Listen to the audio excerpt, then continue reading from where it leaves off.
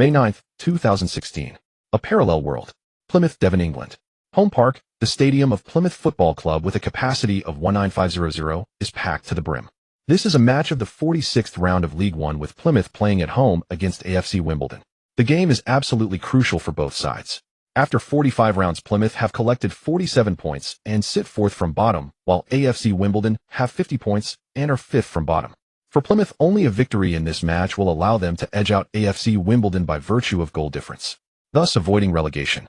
Any draw or defeat is utterly unacceptable. On the giant screen, the score reads 0-2. Plymouth are 2 goals behind at Home Park. From the start of the second half, the atmosphere inside the stadium turns white hot in an instant. The players of both teams begin to throw themselves into ever more physical challenges. Misfortune never comes alone. In the 55th minute, a Plymouth player sprinting with the ball down the byline is scythed down by a flying tackle, writhing on the ground in agony. A massive confrontation erupts between the two sides in an instant. Lin Qi, get up and warm up. Only after the head coach repeats the shout with visible displeasure does Lin Qi scramble up from the bench, looking around in disbelief. I've transmigrated. Just as Lin Qi is about to stretch his legs and start warming up, a sudden wave of dizziness and stabbing pain surges through his mind, and unfamiliar memories flood in all at once. In this life, the original body is 18 years old, of Chinese-Croatian mixed heritage with a Chinese father and a Croatian mother. The powerful paternal genes have granted him a highly recognizable Huaxia face with well-defined features and a strikingly handsome appearance. The Croatian Football Association and the English FA maintain extensive cooperation. Thus, Lin Qi and more than a dozen other young Croatian prodigies were sent by the Croatian FA to England for competitive development. As a youth player for Plymouth, the original Lin Qi usually fought alongside the Plymouth youth team in the U19 Second Division League. However, a wave of injuries has recently swept through the first team. Plymouth's 343 formation can barely field 4 starting midfielders, with not a single recognized midfielder left on the bench. With no other choice, Lin Qi and 2 other youth midfielders have been drafted into the senior squad. Before Lin Qi can fully digest these inherited memories, the head coach urges him again, his impatience growing. This impatient man is Michael Miller, the second coach Plymouth have had this season. Just a few weeks ago, the club had sacked his predecessor. Watching Lin Qi warming up while constantly glancing around, Michael can only shake his head helplessly. If not for the injury crisis ravaging the first team, he would never have given this kid a chance to play. The injured player is carried off on a stretcher and Lin Qi comes on as a substitute. Seeing him step onto the pitch, Plymouth supporters immediately start buzzing with conversation. Why send on a youth academy player at a time like this? God, he has no experience at senior level. I've watched the U19 Second Division. This kid's performances are at best merely average. We're 0-2 down. We should be bringing on a striker to chase the game, not another midfielder.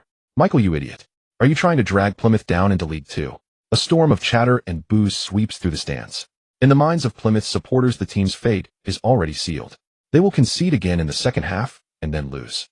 Ultimately, fourth from bottom will slip into League Two. At that very moment, a cold, emotionless female electronic voice suddenly resonates inside Lin Qi's mind. Ding. Top Midfield Master System now loading. System load complete. Congratulations, host, you have obtained top-level passing. Congratulations, host, you have obtained top-level dribbling. Attribute panel updated and ready for viewing at any time. Beginner mission released. Help Plymouth win this match. Mission reward 10 free attribute points. This system is dedicated to shaping the host into an epic-making superstar of the football world. Fight on, host. Hearing the flurry of system prompts, Lin Qi is stunned for a heartbeat, then erupts into wild joy. The essential divine sheet of a transmigrator. In his previous life, he had been a professional footballer forced into retirement by injury, and after leaving the pitch, he spent his days shuttling between both sides of the Pacific just to make a living. Although he frequently led his department to internal championship victories in company tournaments, helping them win unapologetic group bonuses time and again. Being exiled from the professional stage had always remained the deepest, most compassionate ache in his heart. Now that he has a system in this life, he is determined to play with true meaning. To rise as a global superstar. Lin Qi lifts his head to glance at the big screen. Because of the injury and the substitution, the match has already reached the 60th minute. All that remains for him is 30 minutes of regular time and 7 to 8 minutes of stoppage. Within less than 40 minutes, Lin Qi must help the team score at least 3 goals to turn the game around. And that is without even considering the possibility of the opposition scoring again. He has to seize every... Although Lin Qi is not yet fully familiar with the original body's level within the youth team, the system granted top-tier control and passing abilities, given the confidence to change the course of the match. As the referee signals for the set piece to be taken, play resumes. The AFC Wimbledon players' 2 goals to the good seem somewhat intoxicated by their advantage, even as they form the wall their minds are elsewhere. Yet Plymouth are just as distracted. Unlike their opponents' broad grins, Plymouth's players have already lost the courage to claw their way back into the game. Even their execution of the wall-breaking routine feels half-hearted. Plymouth's players are teetering on the brink of collapse. 3 goals. How are they supposed to win? Rely on divine intervention. Lin Qi shakes his head. Counting on these teammates to suddenly rouse themselves, press high, and force several scoring chances is now a fantasy. It would be more practical to rely on himself, descending like a god, to take on 11 alone. The set-piece opportunity left behind by the injured player is squandered just like that. A feeble shot trickles into a defender and ricochets away, landing perfectly at Lin Qi's feet, just outside the left edge of the penalty area. 2 goals up, the AFC Wimbledon players are so careless that none of them even rushes out immediately to close him down or cut off his shooting or passing lanes. How little must they think of Plymouth? Lin Qi, however, hopes they will go on underestimating him, ideally treating him as invisible. With a touch, Lin Qi nudges the ball to his right and bursts into motion. Lin, what are you doing, you idiot? Don't mess around. Give the ball back to Jefferson, switch it quickly to the open space on the right. Attack down the right. Seeing Lin Qi deliberately carry the ball straight into the crowd of opponents, Michael panics, roaring frantically. He deeply regrets ever sending Lin Qi on. Even throwing on the backup goalkeeper as an emergency midfielder would be better than this kid. The very next second, Lin Qi suddenly halts, and Michael exhales in relief. He assumes Lin Qi has heard his shout and is about to play the safe pass and switch to the right. But to his surprise, Lin Qi's pause lasts not even a full second. Dropping his shoulder, Lin Qi darts a few steps to the left, the ball glued obediently to his foot, as if by magic. The defender who rushed in recklessly to press him is left lunging at empty air. Impossible. How can this Asian kid slip through like an eel? In the next heartbeat, Lin Qi feints past another defender and drives straight toward the byline. He swings his leg and whips a low cutback pass toward the goal mouth. The Plymouth striker at the near post arrives right on cue and does not waste the golden chance Lin Qi has created. In the keeper's wide-eyed panic, with a sliding lunge, the ball is in the net. Nearly 20,000 Plymouth supporters erupt into frenzied cheers. In their eyes, the possibility of the team changing its fate finally appears before them. There is still a chance. There is still a chance. Some fans shout in disbelief, wondering if this is truly just a youth team player, because with such strength, he could easily compete in the championship. They scoff at Jack's claim that his performances for the youth side were merely average. They exclaim that if this is considered mediocre, then perhaps his standard is being measured against someone like Yaya Touré. To them, it feels as though a god has descended and this Asian youngster is about to lead them away from relegation. By the touchline, Michael has dropped to his knees, clutching his head in disbelief. A single determined run from a youth player he never truly rated has somehow produced an absolute scoring opportunity for the team. Though it is difficult to explain, these are the undeniable facts. There is no time for Plymouth's players to celebrate by the corner flag. The center forward dashes into the goal to scoop up the ball, then sprints toward the center circle, shouting loudly to Lin Qi as he runs. Hey kid, you were fantastic out there. Michael should have promoted you from the academy long ago. He yells. Compared to the original player in this position, Plymouth would have been doomed to relegation far earlier. Lin Qi ponders for a moment, but offers no reply. He simply races back to his own half and takes his position in midfield, silently repeating to himself, there are still 2 more goals to score. By the touchline, Michael has already risen to his feet. He pumps his fists toward the stands behind him, wildly gesturing to the supporters, hoping they will keep roaring and lend the team their strength. Lin Qi's godlike performance has allowed Michael to glimpse the possibility of an astonishing comeback. Only the head coach of AFC Wimbledon, Jack Jones, wore a dazed expression as the scene of Lin Qi's low cross replayed in his mind. How is that possible? Why didn't Plymouth have such skilled players earlier? It must be a fluke. Yes, it's just a coincidence. Forget about him. However, while he thought this, the reality was another matter. Jack Jones quickly stood by the pitch, loudly directing his players to tighten their defense. Pay special attention to that Asian kid. The ball was kicked off from the center circle. The AFC Wimbledon players cautiously began to pass the ball around in their own half.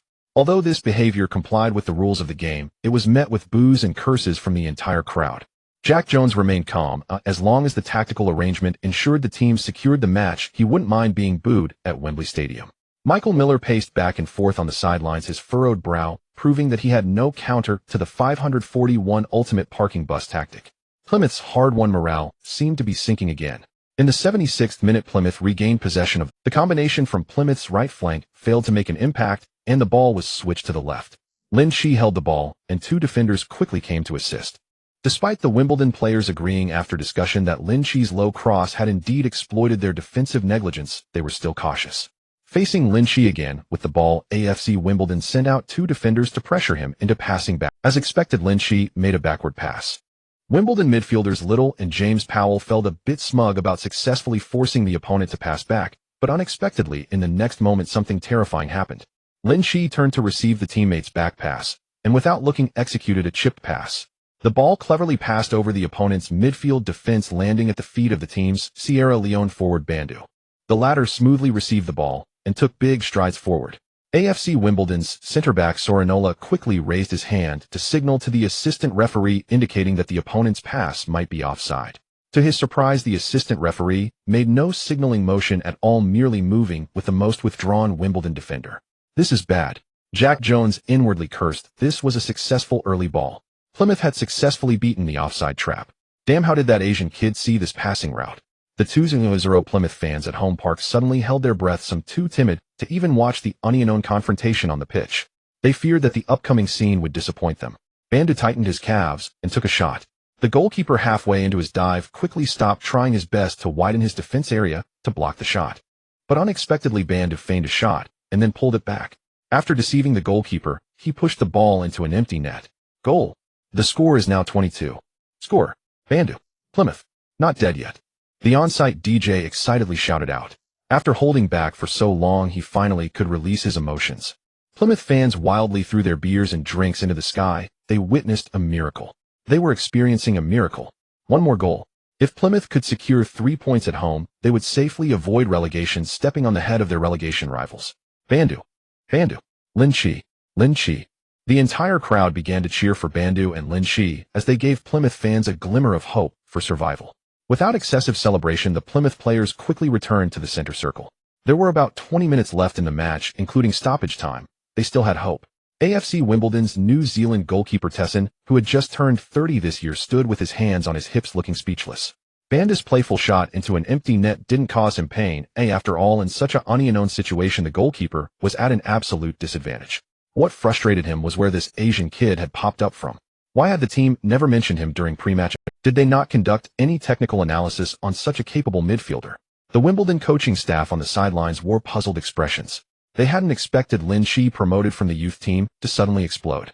He had performed mediocrely in the U19 level. But the strength he displayed now was definitely not what a League One player possessed. He dribbled past two players and delivered a low cross. Without looking at anyone or the penalty area, he executed a chipped pass, as if he fully understood the positions of the other 21 players on the field. This is outrageous. The Wimbledon coaching staff quickly retrieved the technical analysis on Lin Qi. Even though they were reluctant to believe it, Lin Qi, who had provided 2 assists on the field, indeed belonged in the negligible category of technical analysis. Although conceding 2 goals in quick succession was frustrating, Jack Jones chose not to change formations. As long as they secured a point, then 51 points over 48, the advantage would be clear, and it would be obvious who would be relegated and who would survive. You have a better goal difference. Sorry, I've had 3 points more than you from the beginning. The match time reached the 86th minute.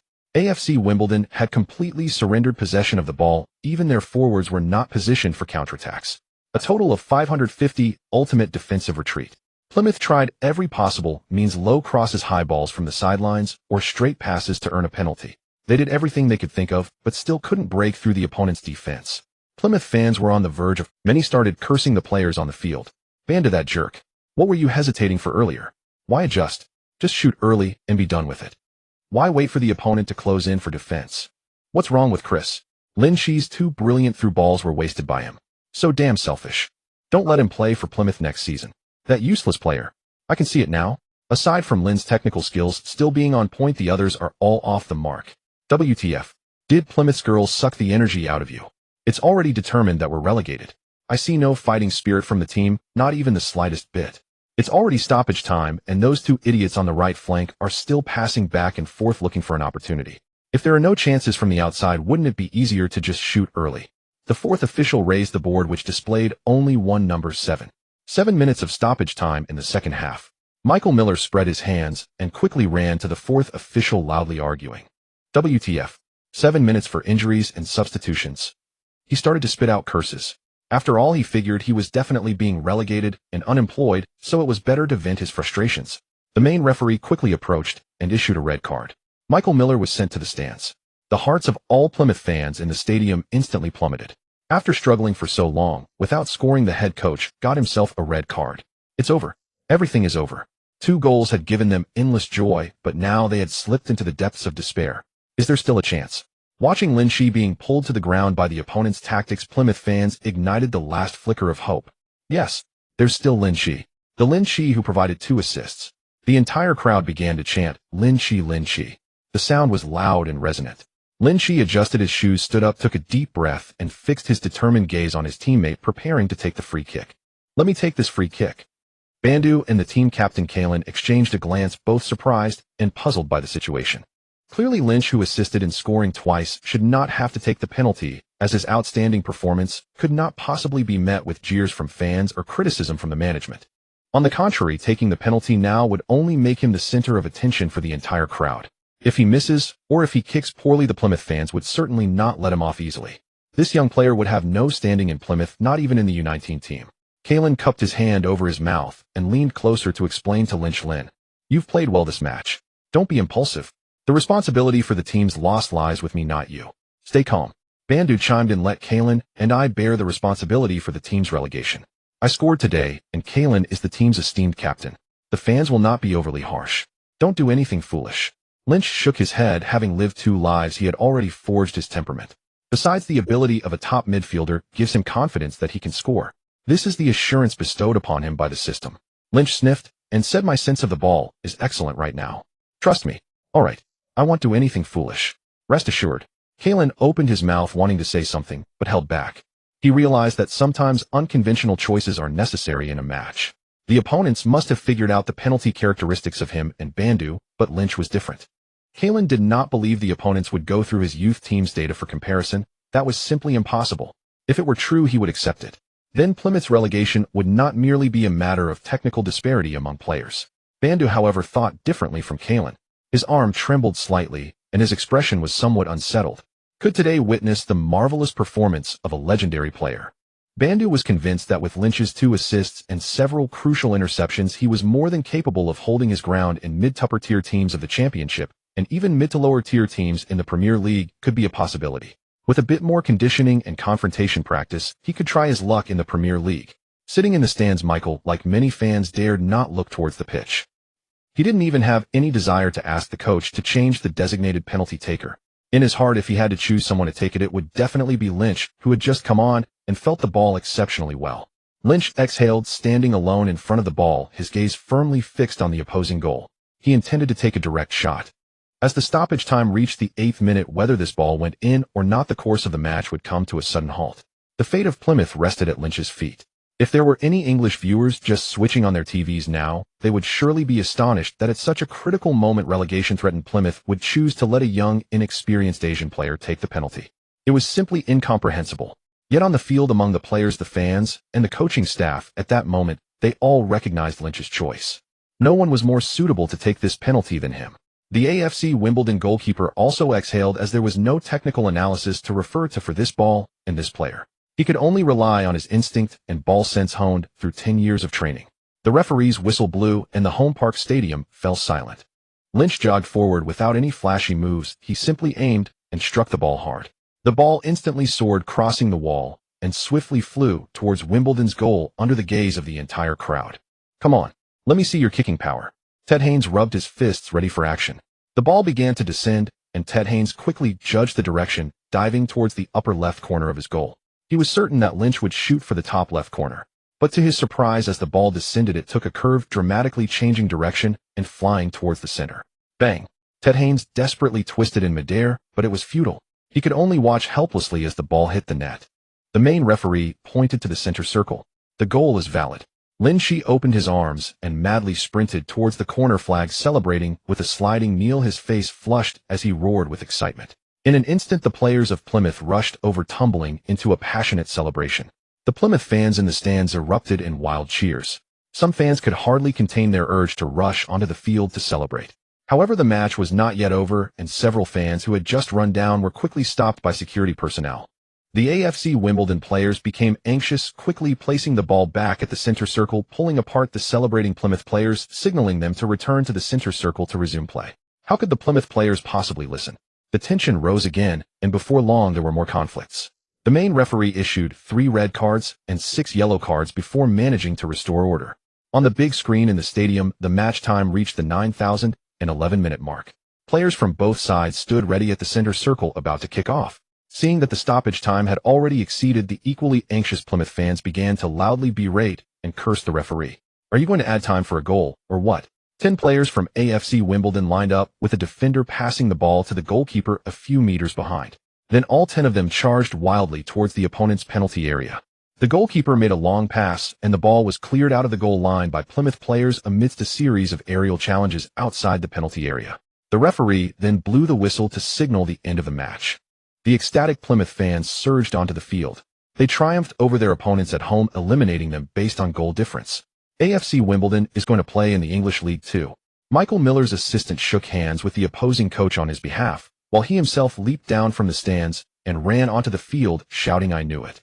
I knew it. Lin Qi is a genius." He completely forgot that he had been criticizing this kid when Lin Qi came on the field. The Plymouth fans didn't give head coach Michael a chance to approach Lin Qi, because there were already fans lifting Lin Qi onto their shoulders, standing up, allowing him to survey the entire stadium like a king. Lin Qi's appearance on the shoulders of the fans ignited another wave of cheers from the Plymouth supporters. The genius from Croatia has conquered their hearts. Looking at the fans surrounding him, Lin Qi extended his palm in greeting, feeling a sense of assurance in his heart. "Oh, England, the Premier League. Here I come." Competitive sports are incredibly cruel. Where there is joy, there is also sorrow. In the stands designated for AFC Wimbledon, the away fans had mostly left, but a few remained to watch. 33-year-old Bisons was brought along by a friend, a loyal AFC Wimbledon fan.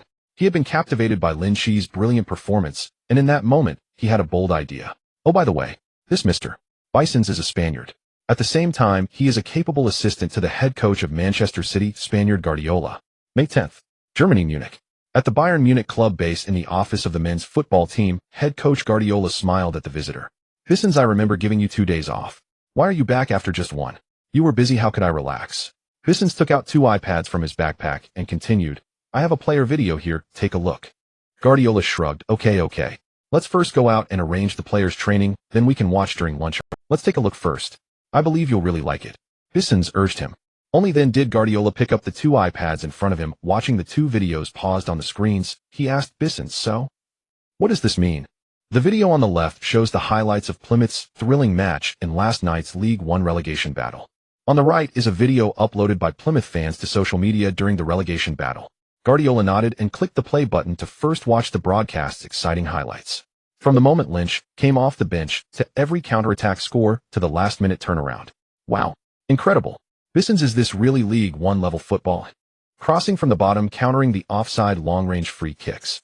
Their ability to find opportunities is very strong.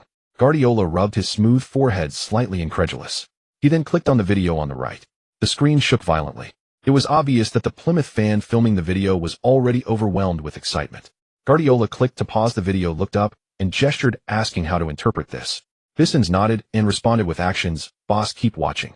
The video continued to play. Lynch's movements before and after receiving the ball caught Guardiola's attention. A midfielder's observation of the field before receiving the ball is the most basic, essential behavior in professional matches. Typically, ordinary professional players will observe 57 times during this process. However, this Asian face in the video observed at least 810 times before receiving the ball. What does this mean? It indicates that this seemingly somewhat slender lad possesses top-level vision and match-reading abilities. In other words, given time, if this kid continues to grow, he will become a top midfield master in the world football scene. A super rising star. Guardiola was somewhat shocked and quickly looked up to ask his assistant, "It's him, right?" "Yes, sir, this is the player I wanted to introduce to you." Lynch, a midfielder from Plymouth's U19 youth team, just joined the Plymouth club in February this year. Lynch. He's Asian. Bisons nodded, then quickly shook his head. He is of mixed Chinese and Croatian descent. His father is Chinese and his mother is Croatian. An impressive young lad. Guardiola did not hold back his praise. "This kid is incredibly creative. His set pieces are also very good. Using paper to block the opponent, just watching the ball, I thought it was messy playing." Guardiola began to gesture. Wait. Guardiola seemed to have caught on to something. He can pass, organize attacks, has high-precision set-piece skills. and his intercepting and tackling are decent. Isn't this the League One version of Havertz? Quick, I want all the information about him. Oh, I want to bring him to Manchester City. In June, Guardiola will take over Manchester City Football Club. Ha ha ha. Bissons calmly took a sip of water. Don't worry, my boss, I already talked to him about preliminary intentions yesterday. You might not know, but at the end of the season the Croatian lad will have to look for another job. Guardiola looked puzzled. Such an amazing kid and Plymouth doesn't cherish him. Bissons quickly explained, in the original plan Plymouth did not consider him as one of the future core players of the team, nor did they sign a contract extension with him. So he is now a free agent. I was also puzzled last night, so I launched an investigation. Through the investigation, I found that in Lin Qi's U19 match technical analysis his characteristics were evaluated as defensively average, good at organizing attacks, and connecting, slightly lacking in physical confrontation, and not strong enough in aerial duels in the middle. It is likely based on this technical analysis that Plymouth did not renew his contract. Moreover, they are also unlikely to renew with the Croat. In their eyes, Lin Qi is merely a product of the collaboration between the Chinese Football Association and the English Football Association. According to the technical analysis, it is understandable that Plymouth parted ways with him amicably. Guardiola shook his head and looked at the spirited Lin Qi in the video. Is this really the same person? Bissons continued. You know, Jose, the U19 match data from Premier League teams is not very comprehensive, let alone U19s under League One teams. I suspect their data is fundamentally incorrect.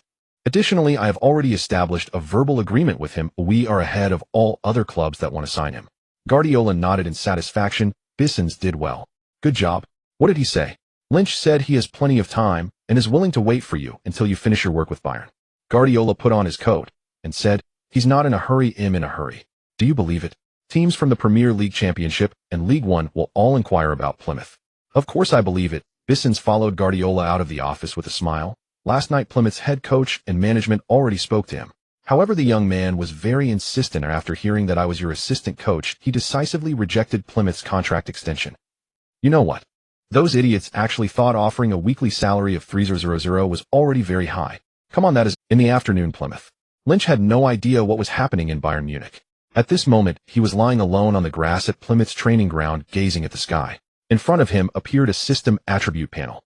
Confrontation 54, endurance 66, speed 61, dribbling 93, passing 95, set pieces 93, aerial 27, vision 96, receiving 93, shooting 70, overall rating 77. Lin Qi was somewhat stunned.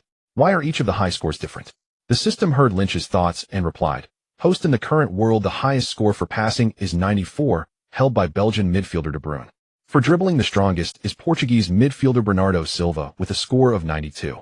In set pieces, the Argentine forward Messi has the highest score, which is 92. The Brazilian international Neymar has the most exquisite receiving technique, reaching a score of 92. Due to the host's own limitations in confrontation power and speed, the score in shooting cannot reach the top level of football, which is 94, held by Portuguese forward Cristiano Ronaldo.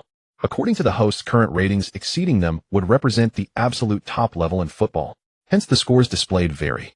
Keep it up, host. Lin Qi realized, understanding the definition. The system detects available attribute points. Oh, would you like to allocate them now? There are two options below: agree or refuse.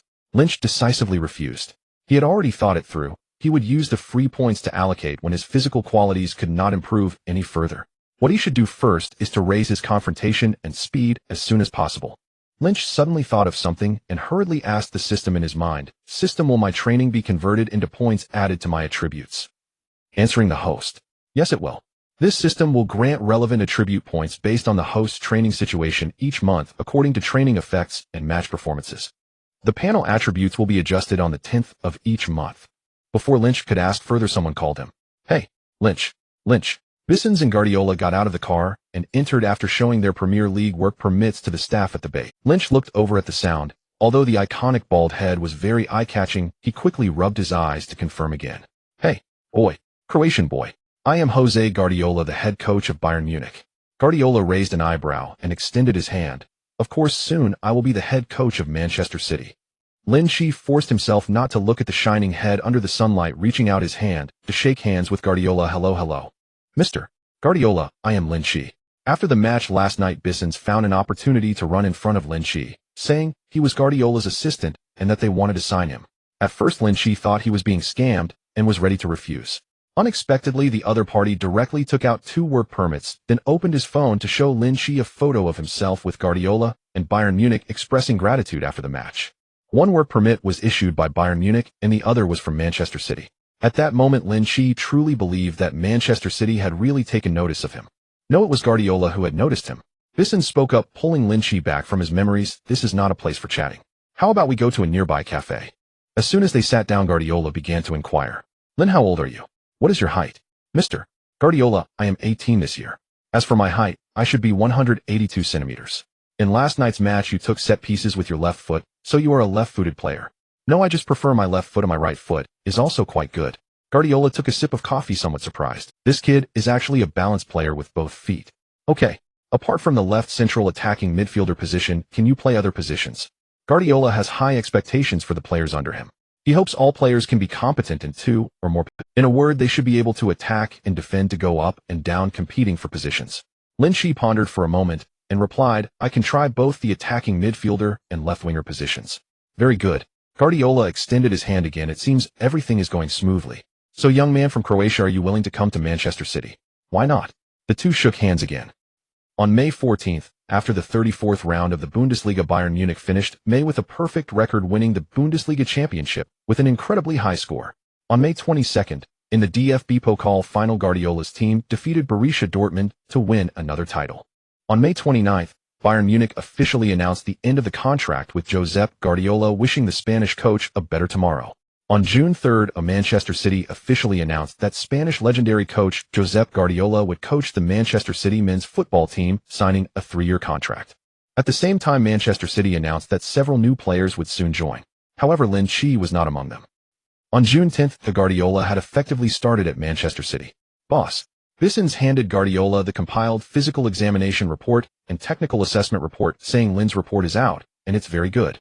I can only say that Plymouth's technical analyst is too outdated. They should hire a new one.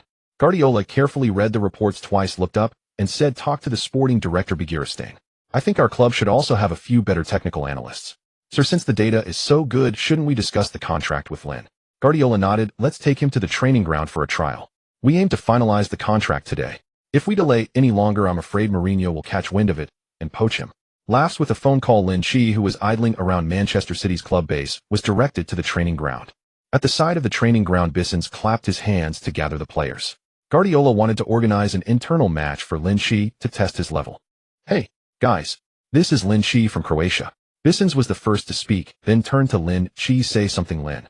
Hello everyone, my name is Lin Qi. I play as a midfielder, and I am from Croatia. Lin Qi waved and smiled. The players lined up across from him looked a bit confused. Wait a minute, with such a distinctive Asian face, you are actually Croatian. Soon the staff pushed over the training balls and training kits with a cart. Guardiola bent down to pick up a few balls, bounced them a few times, and said, split into 2 teams. A Lin wore the red vest. In Manchester City, red signifies substitute players. The teams immediately engaged in a small 9v9 match. On the blue team, there were Nigerian international Iheanacho, Ivorian international Yaya Toure, Argentine international Otamendi, and Spanish defender Jesus Navas, along with 5 youth team players. On the red team, there was Lin Qi, French defender Sagna, English player Delph, Spanish midfielder Alex Garcia, Serbian defender Kolarov, and 4 youth team players. With the season over and the players on holiday, there were not many first-team players left in Manchester City, so they had to make do with youth team players. The others had gone to participate in the European Championship. Although the blue team had 5 youth players, Lin Qi truly did not feel they could win. Iheanacho was the absolute core of Nigeria. Not to mention Yaya Toure, the standard template for modern defensive midfielders capable of both attacking and defending, and an absolute core of space-oriented play. Otamendi was a World Cup winner in 2022. His contribution to Argentina's victory was significant. On Lin Qi's side, Delph and Alex Garcia were decent. All first-team players participating in the internal match did not underestimate Lin Qi. On the contrary, they valued him highly. After all, with the new coach taking office, shouldn't they perform well? Bissons acted as the temporary referee, while Guardiola watched from the sidelines. The match began. The first-team players on both sides did not slow down the tempo. Just because there were youth players on the field, they did not reduce the speed of ball possession transitions. On the contrary, they displayed an even more serious attitude than usual in training, exhausting the young youth players' stamina in less than 15 minutes. Keep in mind that the 9v9 match was supposed to last a total of 60 minutes divided into 2 halves. Originally, Guardiola was a bit worried about Lin Qi's stamina and whether he could endure it. After all, the physical examination report also stated that he could not yet adapt to intense exercise. But Guardiola did not expect this kid to actually become a stationary midfielder. He barely moved while passing. Who did you learn this from? What was even more infuriating was that his passes could convert into several assists. Although it was partly due to the fact that most of the opponents were youth players, Sterling alone could dominate. Yet every time Lin Qi's through ball was played, it brought great satisfaction to Guardiola on the sidelines. He couldn't help but compare Lin Qi to De Bruyne in his mind. The first half of the 30 minutes ended and the youth players lay on the grass exhausted and unwilling to move. Bissons waved his hand. Another batch was substituted. Bissons walked up to Guardiola and asked him, "How is it, boss?" "Very good. The future achievements are immeasurable." Guardiola turned his head and patted Bissons on the shoulder. "Bissons, you have unearthed a flawless gem for me this time. Let me think carefully. What kind of contract should Manchester City offer him?" The training match concluded in a 55 draw. Lin Qi recorded a hat-trick of assists. Bissons escorted him to shower and change while Guardiola headed alone to the team manager's office. "Josep, are you certain?" Ferran Soriano, the club's general manager, leaned forward in astonishment. "Of course I've watched Lin's matches, but that was merely a League One fixture. Bear in mind our U19 and U21 squads already contain players capable of adapting to League One. That's hardly extraordinary." Soriano, observing Guardiola's puzzled expression, finally dispensed with circumlocution. "Very well. What I mean is, are you absolutely sure he merits this weekly wage?" Guardiola replied, "Hey Ferran, trust me, this boy is worth every cent. But he's only 18. What happens when he turns 25 or 30? How do we afford his salary then? Are we expected to hand him the entire club? UEFA's financial fair play regulations pose a serious complication." Guardiola chuckled dryly. "That surely is Mr. Mansour's concern, not ours." Soriano shrugged and acquiesced. "I hope your judgment remains as unerring as ever, Josep." As Guardiola and Soriano spoke, Bissons ushered Lin Qi into the office. Soriano greeted Lin Qi warmly. "The remarkable Croatian boy, please take a seat." Lin Qi complied without hesitation. Soriano continued regarding the contract. "Do you need to consult your agent or family?" "My parents reside in Croatia. I can handle this myself." "Okay." With a crisp snap of his fingers, Soriano retrieved a freshly printed contract, still fragrant with ink, from the adjacent printer. Lin reviewed the contract. "Raise any questions now." He laid the document before Lin Qi, gesturing for him to examine it. Lin Qi picked up the contract. The first page outlined club conduct guidelines. Unremarkable. But on the second page he paused, startled. "Weekly salary 30000. Oh. Suppressing his surprise, Lin Qi continued reading. "A 4-year term, goal bonuses, assist bonuses, attendance incentives, loyalty rewards." Then on the third page, Manchester City explicitly stipulated a 35 million release clause. "Wait, seriously? So confident in me? What if I slack off and collect my wages?" Guardiola remained unfazed by either the salary or the After all, for the future Guardiola, even Rico Lewis, a 19-year-old valued at 38 million, commanded a premium wage. Was 300 weekly excessive for an 18-year-old already displaying exceptional promise? Not at all. In fact, Guardiola believed it should be raised to 500 to demonstrate utmost sincerity in securing Lin Qi's commitment. Yet Guardiola knew well, until Lin Qi fully validated his talent in competitive league play, Begiristain and Soriano would not permit such latitude. "Mr. Guardiola, Mr. Soriano." Lin Qi observed the nameplates on the desk and interjected, "I have a few more questions." "Go ahead. What specific bonuses apply for becoming the team's top scorer or primary assist provider? And what rewards accompany winning the Premier League title or the UEFA Champions League?" Soriano spread his hands, preparing to reply, and inwardly judged the young Croatian as audacious, perhaps even presumptuous. "Lin, do you grasp what you're asking? Winning the Premier League or the Champions League is extraordinarily difficult. Add next season's FA Cup and EFL Cup, and we may face quadruple competition. Even for the battle-tested Josep, that presents no small challenge. Still, I deeply admire your fighting spirit and courage. Manchester needs players like you." Guardiola smiled warmly. "We've signed scarcely anyone this transfer window. Whether we'll even finish in the top 4 next season remains uncertain. And yet, you're already borrowing trophies before they're won." Lin Qi hastened to clarify, "Gentlemen, these are hypotheticals. No reward is due unless the targets are achieved." "Correct." Soriano furrowed his brow, then relaxed and declared decisively, "Fair point. We'll align your terms with those of our senior squad's highest earners. Your bonuses for top scorer and top assist provider, and for Premier League and Champions League triumphs, will match theirs exactly." "Agreed." Guardiola nodded approvingly. Lin Qi likewise assented, satisfied. After finalizing the figures, Guardiola asked once more, "Any further questions? If not, I do have more, boss." Guardiola felt intrigued. How could this youth retain so many details in his memory? Soriano had long since adopted an attitude of indifference. No matter how many demands the youth voiced, if he failed to deliver, not a single euro would be paid. Let the young man indulge in playful negotiation. After all, who doesn't value money? How are selections to the Premier League Team of the Season and Champions League Team of the Season rewarded? And what about the Ballon d'Or and Golden Boy awards? Soriano murmured appreciatively, impressed by such fearless ambition, and answered promptly: Premier League Team of the Season 5-0, Champions League Team of the Season 8-0. For the Ballon d'Or, your current statistics fall short, but we can formalize supplementary clauses later. As for the Golden Boy, Soriano glanced at Guardiola. Under his tenure, Manchester City had never produced a Golden Boy winner, and frankly admitted his unfamiliarity with its parameters. Guardiola stepped in: Golden Boy award 1 million. Moreover, I'm confident Mr. Mansour will gladly contribute personally to celebrate your achievement. Still, the Golden Boy remains exceptionally difficult to win, Soriano remarked while editing the contract on his laptop. That's purely my personal assessment.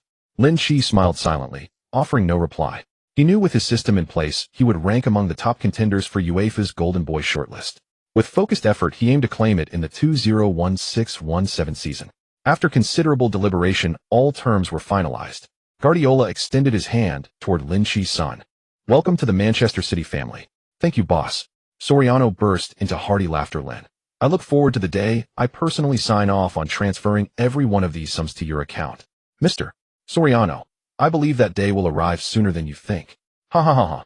While new signings typically warranted press conferences, Lin Qi's free agent arrival attracted scant media attention. Partly this stemmed from the imminent UEFA European Championship. Major outlets had already dispatched teams to France. Only a handful of Manchester City-affiliated publications attended, thus Lin Qi's official unveiling concluded quietly. Yet across the ocean, in a Chinese online forum, users had reposted news of Manchester City's newest signing, Lin Qi. Explosive news. Manchester City signs Sino-Croatian talent. Soon forum members clicked through. A cursory glance reveals the poster is utterly clueless. Wait, didn't the article explicitly state he's of mixed Chinese and Croatian heritage, not ethnically Chinese? He holds Croatian citizenship and an EU passport. This poster clearly conflates ethnic Chinese, Chinese nationals, and overseas Chinese, a fundamental misunderstanding. Hold on, friends above. I just realized something. Given his caliber, could he be naturalized and selected for China's national team? You yourself conceded his talent, so why would he abandon Croatia to provide technical aid to China's nationals? In late June, the UEFA Euro Cup concluded. Portugal triumphed over France with a score of 10-0, securing the championship title for the year 2016. French player Antoine Griezmann received the Golden Boot award. On July 1st, the transfer window opened and Manchester City announced several key signings. The 22-year-old English defender John Stones transferred to Manchester City from Everton for a fee of £55.6 million. The 20-year-old forward Leroy Sane joined from Schalke 04 for £52 million. However, players would not be registered until August. Additionally, there were German midfielder Ilkay Gundogan for £27 million, Chilean goalkeeper Claudio Bravo for £18 million, and Spanish forward Nolito for £18 million. Furthermore, there was Zinchenko bought from Ufa for £2 million. Due to an excess of defenders, Guardiola promptly loaned him to Dutch giants PSV Eindhoven. As new players arrived, some had to leave. The 30-year-old Edin Dzeko transferred to Roma, and 29-year-old English goalkeeper Joe Hart was loaned to Torino. The 38-year-old English goalkeeper, the team's third choice Richard Wright, announced his retirement. With Joe Hart loaned out, Bravo became the first choice, Caballero remained the second choice, and Gunn filled the third spot. There was no longer a position for Richard. On July 5th, the team held a grand retirement ceremony for him. By July 18th, all players under Guardiola had gathered at the club. Lin Qi felt the overwhelming combat power of Manchester City as a club for the first time. Up front, there was Argentine striker Sergio Aguero, undeniably one of the top 3 players in the world during his peak.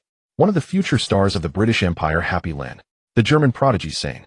Brazilian forward Gabriel Jesus, and Nigerian international Kelechi Iheanacho. The midfield was even more luxurious. Belgian young midfielder Kevin De Bruyne, the future world's Spanish midfielder David Silva, who is fast and low-centered, typical of Spanish players, along with Ivorian international defensive midfielder Yaya Touré. German midfielder Ilkay Gundogan, and Brazilian defensive midfielder Fernandinho. Plus the future backbone of Real Madrid's midfield, Moroccan international Brahim Diaz. The defense line deserves mention as well. Team captain Vincent Kompany, with 1 kick, brought the league championship to Manchester City. Argentine international Nicolas Otamendi, who pairs well with Fernandinho. There's also Frenchman Gaël Clichy, Argentine defender Pablo Zabaleta, and Serbian international Alex. Hey, Lin. The training field's lights had turned on, and Company walked over to pat Lin Qi's shoulder. You've trained late enough today, you need to rest early. I feel I can keep going. You go ahead, Captain. He'll practice a bit more. Lin Qi shook his head and continued with his shuttle runs. The 30-year-old Belgian defender was somewhat amazed he hadn't seen a player take daily training as seriously as Lin Qi in years. Lin Qi was indeed feeling the immense pressure from the team, which led him to train so late. Of course, there was also the allure of the system's attribute rewards, but mainly it was driven by the urgent desire to improve his strength. After all, at Manchester City, no matter how talented you are, if your form is off, you'll be benched immediately. In the following seasons, when Zinchenko and Gabriel Jesus left for Arsenal, this was part of the reason. The most uncomfortable situation was the conflict between Portuguese defender João Cancelo and the team. After being loaned to Bayern and Barcelona, Cancelo never regained Guardiola's trust. The Spanish coach preferred a 3,421 formation, but he also tried 4,231, 4,141, and 3,241. In one match where the starting lineup featured up to 5 midfielders, Manchester City had as many as 10 midfielders in the squad. Given that De Bruyne, Fernandinho, and David Silva would certainly occupy 3 of the spots, Lin Qi needed to compete with the other 6 for the remaining 2 positions. If it were 433 or 4,231, then there would only be 1 position up for grabs. Company was in a comfortable position. Others might have it tough, but regardless of whether the team played 343 or 4,231, his position as a center-back was unshakable. No one could compete for it. Company certainly understood the increasingly complex lineup situation of the team, nodding. Keep it up, young man. Be ready, I look forward to competing alongside you soon. I will seize the opportunity. Lin Qi wiped his sweat, his gaze becoming more resolute. On the evening of July 20th, Manchester City traveled to Munich for a friendly match arranged by Guardiola. In the second half, Manchester City replaced 8 starting players, and Lin Qi came on as a substitute alongside the other 7. At the end of the match, Lin Qi's performance could be described as acceptable. The team's technical analyst assessed the characteristics of each player who participated in the match, including Lin. In Lin Qi's section, the analyst wrote excellent ball control, high passing accuracy, significant threat from crosses, but underneath added a few remarks. Stamina needs improvement, poor in dual, slow in offensive and defensive transitions, recommend increasing strength and speed training. Guardiola was not surprised upon seeing the physical analysis report. It was clear to any discerning eye that the coach had essentially been walking Lin Qi like a dog. At 18, his passing quality and vision were already commendable. As for physical strength and dueling, those can be developed. Back in Manchester, Guardiola asked his assistants to create a customized training program for Lin Qi to help him improve faster and better. Thus, Lin Qi began to experience a mix of pain and joy. The pain was due to the immense training intensity at Manchester City, which he found quite challenging since he had not undergone such physical exertion before. The joy came when on August 10th, just before the first round of the Premier League, he received a point boost from the system. The hard 2 months of suffering finally paid off. Originally, there had been an attribute increase in July, but the system deemed it too low, thus adding June's attribute increase to July. Open the system panel. While enjoying rehabilitation after training in the therapy room, Lin Qi accessed the system in his mind. In combat, 55, 541, stamina 68, 662, speed 62, 611, dribbling 93, passing 95, set pieces 93, heading 27, vision 96, control 93, shooting 70, overall rating 78, 771. Lin Qi felt a surge of joy. The effects of devilish training were indeed remarkable. Not only had I added 4 attribute points, but my overall rating also increased by 1. Converted to FIFA data, this would make him a solid rotation player for mid-table teams in the top 5 leagues, or even a key player for lower-tier teams, right? In the 78 rating range, the most typical examples would be Rodrigo Sanchez from Real Betis in the 23-24 season and Anthony Barak from Fiorentina. Both of them rated 78, playing as rotation players for mid-table teams. In 2016, Lin Qi would have no issue being a rotation player for a mid-table team. Even performing exceptionally well, securing a starting position would not be impossible. On August 12th, after finishing the morning training session, Guardiola gathered all the players at the training ground to announce the squad for tomorrow's first Premier League match. And the starting lineup. Vicens took on the role of Guardiola's mouthpiece. Forward position: Aguero, Sterling, Iheanacho. Midfield: Fernandinho, De Bruyne, David Silva. Lin Qi silently clenched his fists, squeezing them a few times. The training during this period was not in vain. He finally made the roster.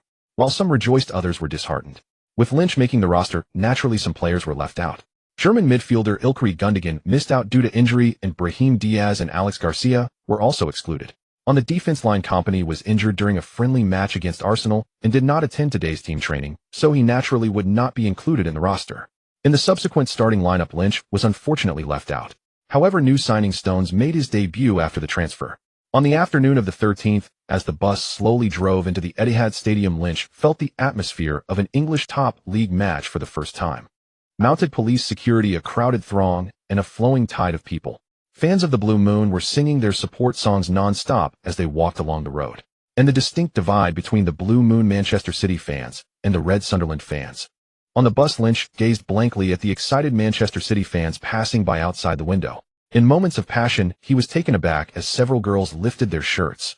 Lynch quickly turned to De Bruyne sitting next to him. "Kevin, is Manchester this crazy?" Hearing the song, De Bruyne took off his headphones and nodded yes. "Lynch, here are the best fans in the world. They cheer tirelessly. They are the best 12th man for the team. What's wrong? Are you getting a bit nervous as we get closer to the stadium?" "Not really, just a bit surprised." De Bruyne chuckled, greeting the fans outside the window as he said, "I was also very surprised and nervous on my first day, but not anymore. Relax, Lynch. Manchester is your home. The fans are your family. Don't be afraid of them, integrate with." By the way, De Bruyne put his headphones back on and added, "That noisy neighbor to the west, I think we should help the Manchester family take them down." Lynch laughed. Was Manchester United not worthy of a name in De Bruyne's mouth? Soon the team bus came to a stop. De Bruyne, sitting by the aisle, stood up first, and Lynch quickly followed. "Woohoo. It's De Bruyne. Hey, Kevin, sign for my kid. Is that one behind Asian?" "I don't remember the team signing an Asian." "You fake fan. That's the team's new signing, a Croatian Chinese mixed blood." Lynch. "Oh, so handsome. Is this the mixed blood cutie? Woohoo. I want to have his babies." Nearby, a second-year student at Manchester University, nicknamed Little Fatty, was taken aback. He was shocked that the English football scene was becoming more like a fandom. Another was surprised that this was indeed a Croatian-Chinese mix. The paternal genes were remarkably strong. He quickly took out his phone, typing rapidly in the Manchester City fan group live streaming. "Guess who I saw?" "No guess. If you guess right, I'll give you half off. Want it?" Little Fatty shrank his body, quickly stopping his riddles. "I'm currently in the home team's player drop-off area at Etihad Stadium. The bus is just over 20 meters away. I saw De Bruyne, David Silva, as well as Fernandinho and Aguero. I can't believe it. Why can you see my Fernandinho up close? English football is just awesome. English football v50, let me buy a KFC to see their strength. Friend, where's your seat at Etihad?" "I'm here too. But I bought the wrong location. Oh, I ended up near the away teams. I was so scared that I didn't dare show off my Blue Moon scarf and jersey." Little Fatty continued typing, "Brother, I'm in the underground parking lot, haven't gone up yet. I also saw someone get off the bus. That's Lynch. Damn, he completely has a Chinese face. You wouldn't know he's Croatian without checking his passport." "So do you mean?" Little Fatty quickly expressed, "He meets FIFA requirements. Lynch can play for the national team." In the home team's locker room, after tidying up, Lynch followed the substitute teammates out of the player tunnel. As players walked out, the packed Etihad Stadium erupted with deafening cheers. The Blue Moon fans were filled with confidence for this season, because the team not only made strong signings in this summer window, but also brought in the championship coach, Bayern's manager Pep Guardiola. With him, many Manchester City fans began to set their sights on the league trophy for the new season. Looking at this grand scene, Lynch made up his mind to become the most outstanding player at Etihad. Let everyone know him and love him. Lynch, go for it. Go for it. Seeing Lynch walk out of the player tunnel, a small group of Chinese students studying at Manchester University was especially excited. After so many years, finally a Chinese face has appeared on the Premier League stage. Even if he still holds Croatian nationality, half of the blood in his veins is that of the Divine Dragon. But unfortunately, amidst the deafening crowd and noise at Etihad, their shouts evidently failed to catch Lynch's. Sunderland is quite an interesting team. After experiencing last season's great escape from relegation, they ultimately managed to stay up. However, the team management did not learn from their mistakes and failed to strengthen their competitiveness. As a result, this season they fell sharply and struggled in the championship. In this match, Guardiola set up a 4-2-3-1 formation. At the front was the team's veteran striker, 27-year-old Aguero, who was in his prime. In the middle was De Bruyne with Spanish forward Nolito and English star Sterling on the flanks. The two deep midfielders were David Silva and Fernandinho. On the defensive line from left to right were Kolarov, Stones, and Sagna. The goalkeeper was Caballero, last season's second-choice keeper. Notably among the new signings in the summer window, Stones, who had succeeded at Everton, gained Guardiola's trust and made his Manchester City debut in the first round of the league. As for the others, including Lynch, perhaps they would have to wait a little longer. The match officially began with the whistle of 30-year-old referee Bobby Madley. Right from the start, the Black Cats, Sunderland, exhibited aggressive threat. They attempted to catch the Etihad Stadium off guard and score first. No newly promoted team is willing to play defensively in their first match of the season. Not only the fans but the players themselves would not choose such a route. The result of this reckless style of play was that Sunderland received 3 yellow cards in just the first. Unfortunately, the free kicks awarded to Manchester City due to these fouls did not create significant threats to the opponent's goal despite several attempts by De Bruyne and David Silva. Sunderland's coach Moyes quickly adjusted the formation. After receiving 3 yellow cards, Sunderland switched to a 451 setup, leaving only former England international Defoe in the front line while the 2 wingers began to retreat to play defensively. Moyes' adjustment proved effective, although Aguero and Sterling tried everything. After 30 minutes of the first half, the score remained 0-0. Manchester City's best chance of the first half came in the 40th minute. David Silva made a forward run, and after De Bruyne passed the ball to him, he quickly moved to the left side.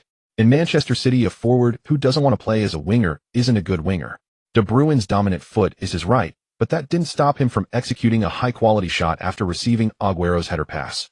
The ball slid past the goal. The entire stadium of Blue Moon fans let out a sigh of regret. The team could have taken the lead in the first half. Guardiola rubbed his neck, equally regretful. At the end of the first half, both teams were tied at 0-0. The atmosphere was a bit dull, and the Blue Moon fans seemed a little disinterested. Perhaps it was related to the early match time. After all, it was 6:30 in the evening in Manchester, and it was summer, making the weather quite hot. Both teams had already taken 2 water breaks in the first half. In the home team's locker room, Guardiola envisioned the team as a unit. When De Bruyne and David Silva began organizing attacks, left winger Nolito could choose to collapse inward to become a shadow striker or make a diagonal run and switch positions with Sterling to confuse the opponent. Instead of just standing there, Guardiola pointed to the small magnets representing players on the blackboard and said to Nolito. After Nolito awkwardly nodded to indicate understanding, Guardiola pulled in Sagna. While fiddling with the magnets, he imparted knowledge to Sagna: make a forward run, fill in the position. When Fernandinho drops back, you should move up to this position. Guardiola pointed to the area behind Sterling and De Bruyne. The opponent's right side, Watmore and Rodwell, will occupy this spot, allowing us to surround them with 5 players for a counterattack. Right. If there's one less person, this tactic can't work. Do you understand? Understood, boss. Sagna nodded vigorously, responding loudly. Okay. Guardiola clapped his hands, signaling everyone to gather around. This is our home. 50,000 fans outside are watching you. Put your heart into it, okay? This is our first match. We must win. The team's second captain, Spanish midfielder David Silva, called everyone together and had them stack their hands together to shout the slogan for Manchester City. Come on, City. Lynch felt his heart racing faster. Guardiola's serious coaching, David Silva's decisive determination, and the collective will of the entire team. Football is such an enchanting sport. The second half resumed. Both coaches chose not to make substitutions and remained calm. Guardiola's reasoning for not substituting was simple. He believed Aguero, De Bruyne, and the others would perform well. It was just a matter of time. Moyes had an even simpler thought: if I can get a draw with the team at the bottom of the league, am I awesome, or what? So why rush to make substitutions? On the field, David Silva began to organize and connect the play. Once he got the ball, he passed it to both sides. Since the ball couldn't penetrate the middle, they tried to use speed on the flanks to stretch out gaps going down to cross. Sterling had incredible speed and could easily evade his opponent. In the 64th minute, Sterling lived up to expectations. He expertly utilized his speed, easily evading Sunderland's midfielder John O'Shea's defense on the right flank, skillfully dribbling into the penalty area. The situation on the field changed dramatically. Sunderland's entire defense began to look precarious. Seeing the situation, Sunderland's left back, Van Aanholt, quickly dove in to try to intercept Sterling's lateral cut to shoot. Unexpectedly, due to a miscalculation, Sterling's shot hit his slightly extended arm. The English star Sterling quickly raised his right hand, signaling the referee that this was a foul. It was a penalty. The referee, of course, saw it clearly without a hint of hesitation, directly pointing to the penalty spot. Plus a yellow card. The Blue Moon fans began to cheer wildly, because they knew the team's first goal of the new season was about to be born. The team's primary penalty taker, Argentine forward Aguero, walked up to the 12-yard spot, holding the ball. The Sunderland goalkeeper wanted to disrupt Aguero, but under the slightly warning gaze of the referee, he reluctantly kept his mouth shut. Aguero jogged up for the kick, slightly hesitating, and unexpectedly took a Panenka penalty. Sunderland's Italian goalkeeper Minoni was completely fooled by him. He could only watch helplessly as the ball found the net. Goal. Sergio Aguero. The first goal of the new season for Manchester City. The live commentator immediately jumped up, hoarsely shouting, "This is the super striker who scored 24 goals last season. From now on, Aguero will aim for the league's golden boot." Incredible. He actually chose to take a panika. So cool. The substitutes on Manchester City's bench also stood up to applaud and celebrate, while Guardiola turned around to shake hands with everyone. When he reached Lynch, Guardiola leaned and closed the noisy Etihad, forcing him to speak loudly. Lynch, go with Jesus, Zabaleta, and Delph. Lynch blinked. 2 midfielders and 2 defenders were warming up. Was the boss going to tighten up the defense? Without giving Manchester City fans 2 minutes to rejoice, in the 70th minute amidst chaos, Defoe scored from inside the box, helping Sunderland equalize. The score became 11. After the goal, Moyes hurriedly instructed his assistant to notify the 4th official for a substitution. He was going to replace the goalscorer Defoe with defender McNair. He was truly going to play 541. Guardiola also quickly made adjustments out where David Silva number 21 and Nolito number 9. In came Jesus Navas number 15 and also number 23 Lynch. In the Sky Sports studio, commentator Daniel Clea was bewildered. What? Carol, my partner. Did you see that? Jose has actually substituted in an 18-year-old Asian player. Has the Spaniard chosen to concede at the Etihad Stadium? The commentator called. Carol quickly flipped through the materials at hand. Okay. Daniel, this guy who looks Asian is actually Croatian and has just joined Manchester City this summer. Moreover, it seems he only has 1 professional match record. He only played in the last round of the previous season's League One for Plymouth. League One. I must say, did Jose buy him to play for the U19 team? Daniel felt that the world had indeed gone mad. Moreover, mates sitting on the Manchester City bench are Delph, Zabaleta, as well as Fernando and Otamendi. I really can't imagine Jose's arrangements. Has he gone crazy? The Blue Moon fans at the Etihad Stadium were equally perplexed, but they still stood up to applaud. Moyes also became serious. The Scottish coach wouldn't think that the former Bayern chief championship coach Josep Guardiola would make a blunder. After a brief contemplation, Moyes quickly called over midfielder Rodwell and attacking midfielder Borini. Make sure to keep an eye on that new midfielder. Jose won't just substitute anyone. Everyone wake up. Don't worry, boss. If you were to ask Lynch what the difference was between the grass at Hometown Park and the Etihad, he couldn't really say. Lynch originally thought that stepping onto the Etihad pitch would bring him immense excitement and a sense of fulfillment in life.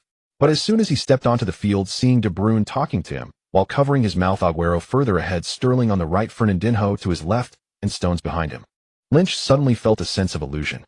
Am I playing VR soccer? There was no time for Lynch to indulge in his feelings as the more vigorous and overwhelming attack from Manchester City was imminent. The match continued. Since Lynch replaced David Silva's position, Manchester City's formation changed to 4,141. The sole striker was Aguero. The left, middle, and right sides of Manchester City began to crowd, but the distance between the front and back widened significantly. Guardiola's idea was quite simple.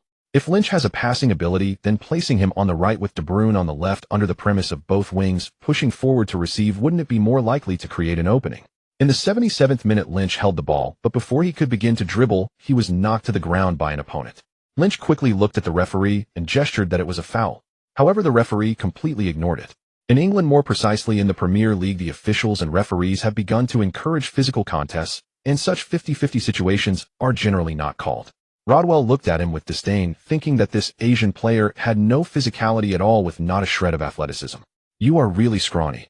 Kid, go home and cry to your mom. You are really skin and bones. Lynch shot him a sideways glance, adjusted his socks and shoes, and stood up to confront him. Players from both sides quickly rushed over to prevent an impending conflict. Meanwhile, Sunderland fans in the stands kept mocking. Is this the level of Manchester City's new signing? Did they just randomly pick someone from the youth academy? Asians are better suited for playing table tennis. This ball is too big for them to handle. Don't hold back. Let Rodwell give him a punch. Teach him a lesson. Some fans even shouted for the coach, attack the right side. That Asian is the weak point. Moyes certainly knew this was his opportunity and quickly began to mobilize his players. Fans watching on the Huaxia broadcast platform were also taken aback, and many started to comment frantically. Is this it? Is Lynch really at this level? Did they buy him with money? I found out. A few months ago he was still playing in League One U19, and he has only played 1 match in League One. How can someone at this level join Manchester City? Could he really be Guardiola's illegitimate son? What a disgrace for Huaxia people. Just a moment ago people were praising this mixed-race kid as the light of Huaxia blood. Get him out. This XXX substitute is embarrassing. If he has to embarrass, at least he should do it without the Huaxia face. I'll spit. Manchester City is really putting on a bad show doing it for the Huaxia market, for the traffic. Just picking someone with terrible skills and physicality. You have to at least do a better job of pretending to fool people. The match continued. Manchester City stabilized the situation on the field, and the ball was still under their control. The discussions from the bench grew louder, but Guardiola remained calm. He believed this kid would surprise him. Between Delph and Lynch, Guardiola was considering whether to substitute Delph. The England international Delph had strong mental attributes, good ball protection, control, physicality, and interception, making him a rare defensive asset. But there was one shortcoming. That was a lack of initiative in pushing forward for attacks.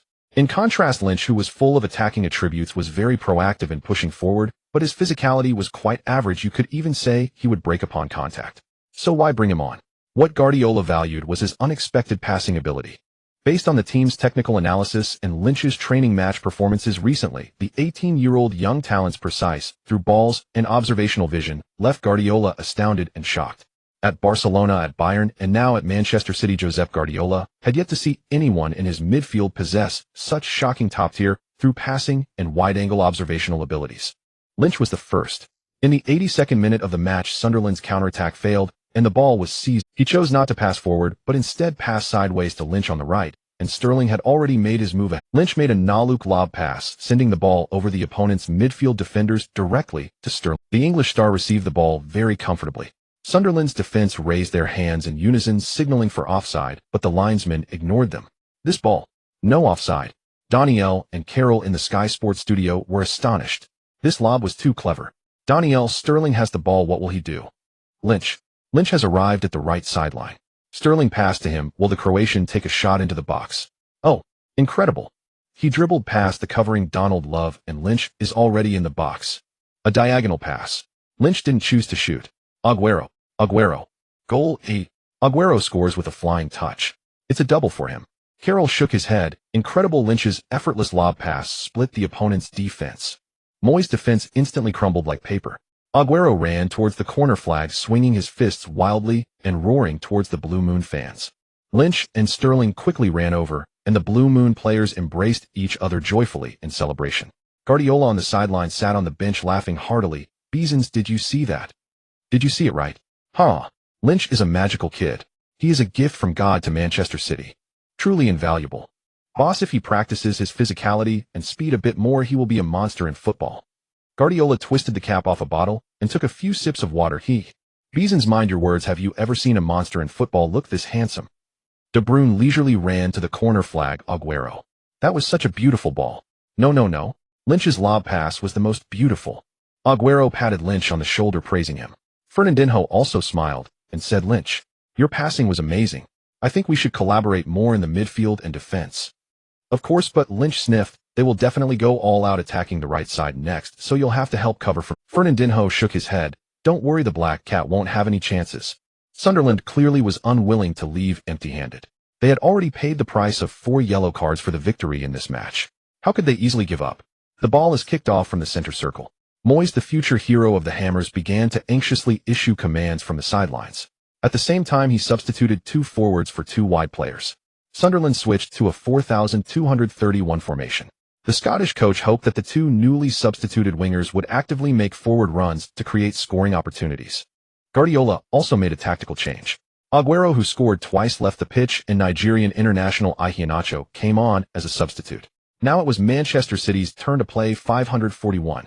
Cheers erupted from the Etihad Stadium as Sunderland's several dangerous attacks down the flanks left the Blue Moon fans in fear. In the 89th minute of the match, it was Manchester City's counterattack opportunity. A shot from outside the penalty area by Sunderland was saved by Caballero, marking the Argentines' second crucial save of the match. Caballero glanced forward and sent a long ball straight to Iheanacho, who was sprinting along the side. 2 of the opponent's center-backs quickly pressured him from behind and to the right. Iheanacho cleverly made a back pass to De Bruyne, turned around, and continued to evade the defender to run forward. De Bruyne immediately pushed the ball to Lynch. Lynch adjusted a few steps and delivered a low curling pass along the right wing. Guardiola's eyes widened as he hurriedly stood up from the bench and walked to the sidelines. Yes. This is it.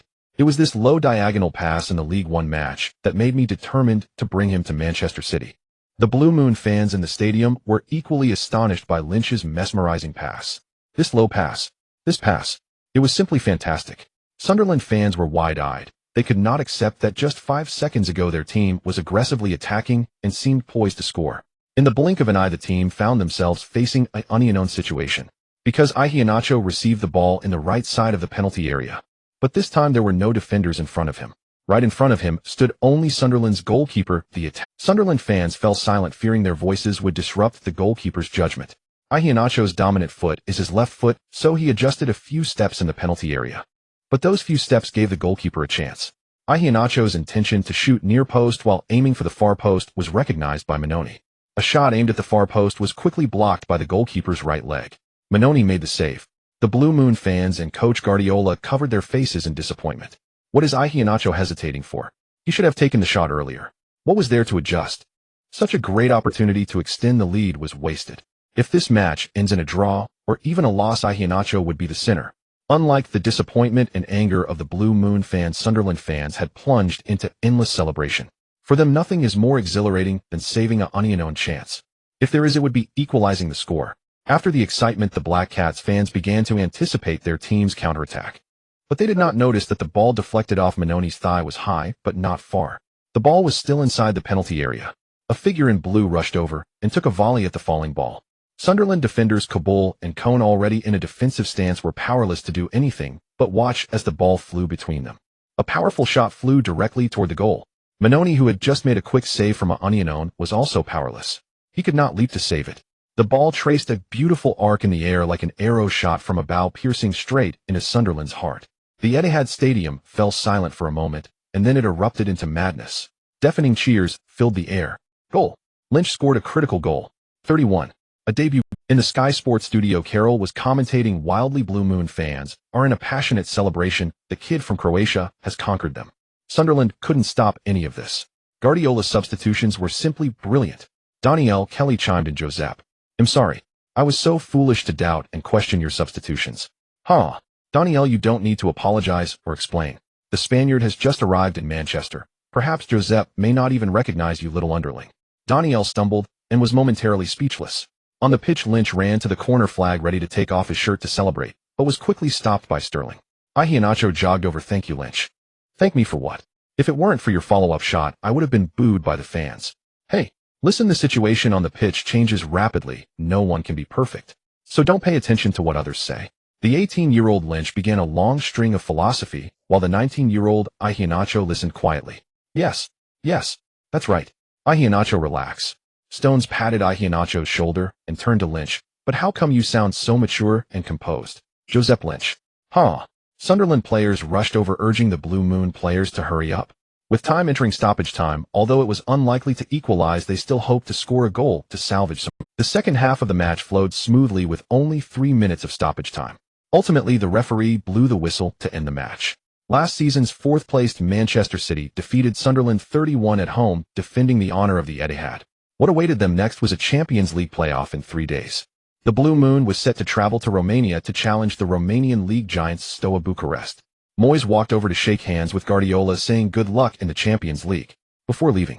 Aguero, who scored twice, was named the MVP of the match, but for the fans who watched the entire game, Lynch, who came on as a substitute in the second half, was the real MVP. His performance was undoubtedly impressive.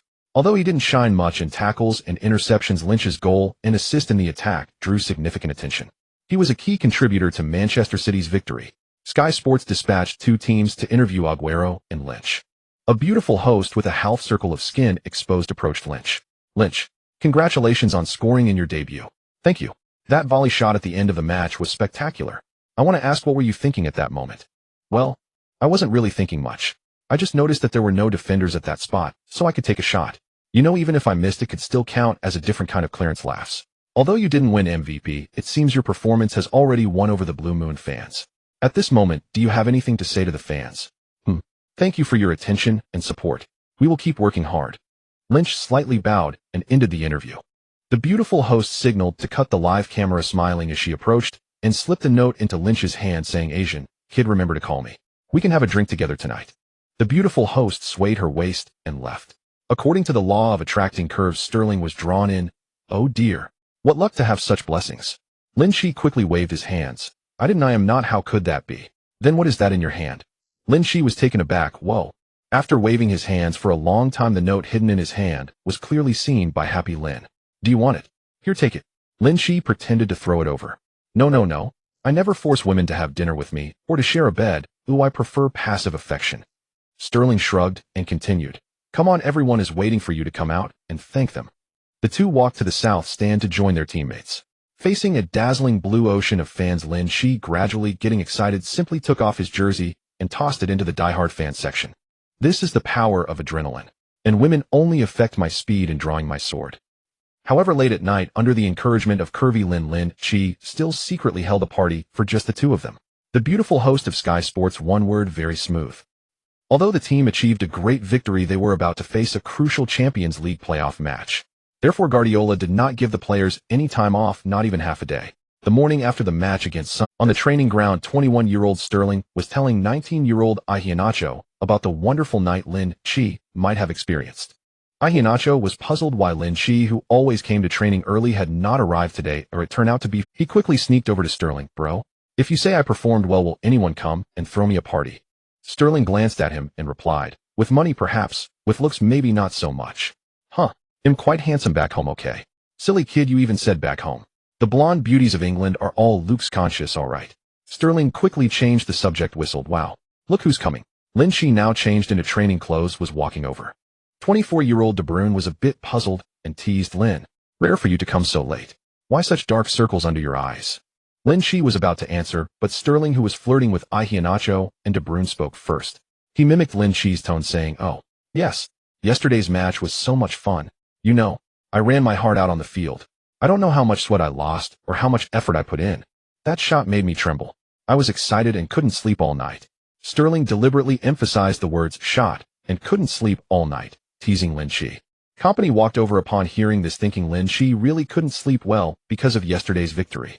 The Belgian patted Lin Qi's shoulder, indicating he could talk to Guardiola about letting him catch up on sleep. Sterling nearby stifled a laugh. Lin Qi quickly stated that he had no issues and could train normally. However, while doing basic training, the Nigerian rookie kept drifting in front of Lin Qi. Lin, are you comfortable? Lin, how do you feel? Lin, Sterling introduced me to a bar. Shall we go check it out? Lin, I notice girls all like you. Is it because of your hairstyle? Bissons.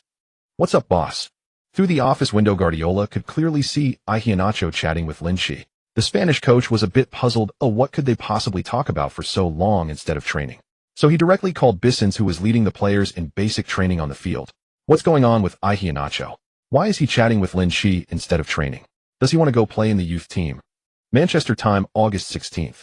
All Manchester City players have flown to Bucharest, the capital of Romania, where they will face the Romanian champions in the first leg of the two-leg Champions League playoff. At the pre-match press conference, the coach of the Romanian champions humbly praised Guardiola as the world's #1 coach. Guardiola rubbed his bald head, feeling somewhat helpless. With such praise, I feel a bit embarrassed to go all out. Agüero scored a hat-trick in the first half, and at the start of the second half, David Silva pushed forward to score, making it 40. The home coach, who had been gathering goodwill before the match, was completely baffled. Later, Lin Qi replaced De Bruyne in the 79th minute, taking the central attacking midfielder position. Once on the field, he performed exceptionally well in attack. In a wall pass with Nolito, Lin Qi helped the span. Thus, Nolito, who excelled in both attack and defense, defeated Agüero, earning the title of player of the match with a perfect score of 10. Lin Qi was rated 8.4. Manchester City 150 against Bucharest Stars away, fully stepping into the Champions League proper. In the hotel, Sterling took Iheanacho along, both looking mischievous as they prepared to go find something to eat, and sneakily knocked on Lin Qi's door to invite him along. Lin Qi shook his head, stating that we should strive for the noble peak of the football world, not just flirtation and romance. Sterling 0. Oh, not going to experience the Eastern European charm. Lin Qi, no? Alright. Mainly Lin Qi was afraid of getting sick. A night of silence. The next morning, Sterling and Iheanacho boarded the team's private jet and immediately fell asleep. 50-year-old assistant coach Lillo expressed envy, saying being young is great, you can sleep whenever you want. Back in Manchester, the City players could not leave the team immediately, because just 3 days later, no, not even 3 days, Manchester City is heading to Stoke-on-Trent to challenge the Potters Stoke City. Therefore, they need to undergo post-match recovery and basic training before they can leave. Stoke City had a good record last season, with 14 wins, 9 draws, and 15 losses, accumulating 51 points and finishing 9th. In front of them is 8th-placed Liverpool. Behind them is 10th-placed Chelsea. Interestingly, the route from Anfield and Merseyside to Stamford Bridge in North London happens to pass through Stoke City. This somewhat aligns with the rankings of the three teams. On the afternoon of August 19th, at the pre-match press conference for Stoke City versus Manchester City, reporters began to ask questions. Of course, some reporters also inquired about Lin Qi. Mr. Pep, I would like to ask if Lin Qi, who came on as a substitute in the first round of the league, will get a starting opportunity in this match. In Manchester, everyone will have a starting opportunity. I will arrange the starting lineup based on training performance and the opponent. Guardiola's response was watertight. He then countered, "Are you a Chinese reporter? You look very much like a Chinese person." "Yes, Mr. Pep. I am a reporter from Sports Channel 5 of Zhuang TV. China is a magical place." Guardiola did not hold back his praise. "I know 8 years ago Manchester City had a Chinese defensive wall. He was simply the shield of Zeus." The female reporter trembled all over, even struggling to hold the microphone steadily. Manchester City has not forgotten the contributions of the Chinese sun. As for tomorrow's match, Lin will be on the field at the right time. In the pre-match press conference, Stoke City's head coach Mark Hughes, who was also the manager of Manchester City during the 08-09 season, praised Manchester City's successful performances in recent years while humbly stating that Guardiola is someone he looks up to. Guardiola quickly responded, "You are the one I learned from." Humility aside, Mark Hughes returned to tell his disciple they must pay attention to Aguero, De Bruyne, David Silva, Fernandinho, and the newly arrived Lin Qi. How can there be so many players to watch out for at Manchester City? The match between Manchester City and Stoke City is about to kick off in the second round of the Premier League 2016-17 season. In the Sky Sports studio, Lin Qi opened the conversation. "Carol, as you predicted before the match, Stoke City showed no signs of retreat today. Mark Hughes set up a 433 formation. You know, last season the front trio of Boyan Mame and Arnautovic amazed us. Their performance in attack was outstanding. Although the team conceded 55 goals throughout the league, it was the highest among the top 10 in the rankings. But their ability to seize opportunities is quite impressive. 36 out of their 41 goals were related to them." Carroll immediately grabbed the microphone. Yes. After all, being able to rank above Chelsea at 9th already proves their strength." Laughs. "Okay." Donick turned to the camera. "Now let's take a look at the starting lineups for both teams. Starting with the away team, Manchester City. Josep Guardiola also set up a 433 formation. On the front line, Sterling is on the left, Aguero is in the center, and the Spaniard is truly creative. He actually has the defender Jesus Navas positioned as the right winger." Carroll said with a tut-tut. During his time in Germany, Josep's starting lineup was already very difficult to predict. Donick continued to announce in midfield David Silva, Fernandinho, and De Bruyne. All of these are not issues. In the last match, Fernandinho played the role of a defensive midfielder excellently. In defense, Kolarov and Zabaleta are positioned as left and right backs, while Stones and Otamendi pair as center backs. In goal, Caballero has firmly secured the starting position, while Joe Hart has yet to get his chance. On the bench, there are Nolito del Fernando and the Croatian boy Lin Qi, who has performed well this season. Carroll nodded. "Now, let's take a look at the home team. The match is about to begin, so please stay tuned to Sky Sport. I am Lin Qi, and the beloved Carroll." With a whistle from the famous blind referee Mike Dean in England, the match officially began. Mark Hughes knew that Stoke City did not have the capacity to contest with Manchester City, whether in stamina or tactics. Therefore, he signaled his disciples to tighten their defense and slow down the tempo of the game. This does not imply that the head coach is retreating. Rather, showing a bit of weakness at the right time allows for a more lethal strike, just like a snake. As a result, all the players of Stoke City executed diligently. They chose not to press high nor engage in heated confrontation. The Potters simply relinquished possession, preparing to counterattack. In the first 15 minutes of the match, Guardiola on the sidelines frowned. At home with 30,000 Potters fans, why is Mark Hughes being so cautious? In the 25th minute of the match, De Bruyne held the ball on the right. Arnautovic came up to press, attempting to force him into a back pass. The Belgian was in no rush. With a flick of his left and right foot, he outmaneuvered the towering 192 defender and took a few steps forward to deliver a cross. Aguero seized the ball at the edge of the penalty area, but was positioned back to goal, so he simply executed a backheel pass.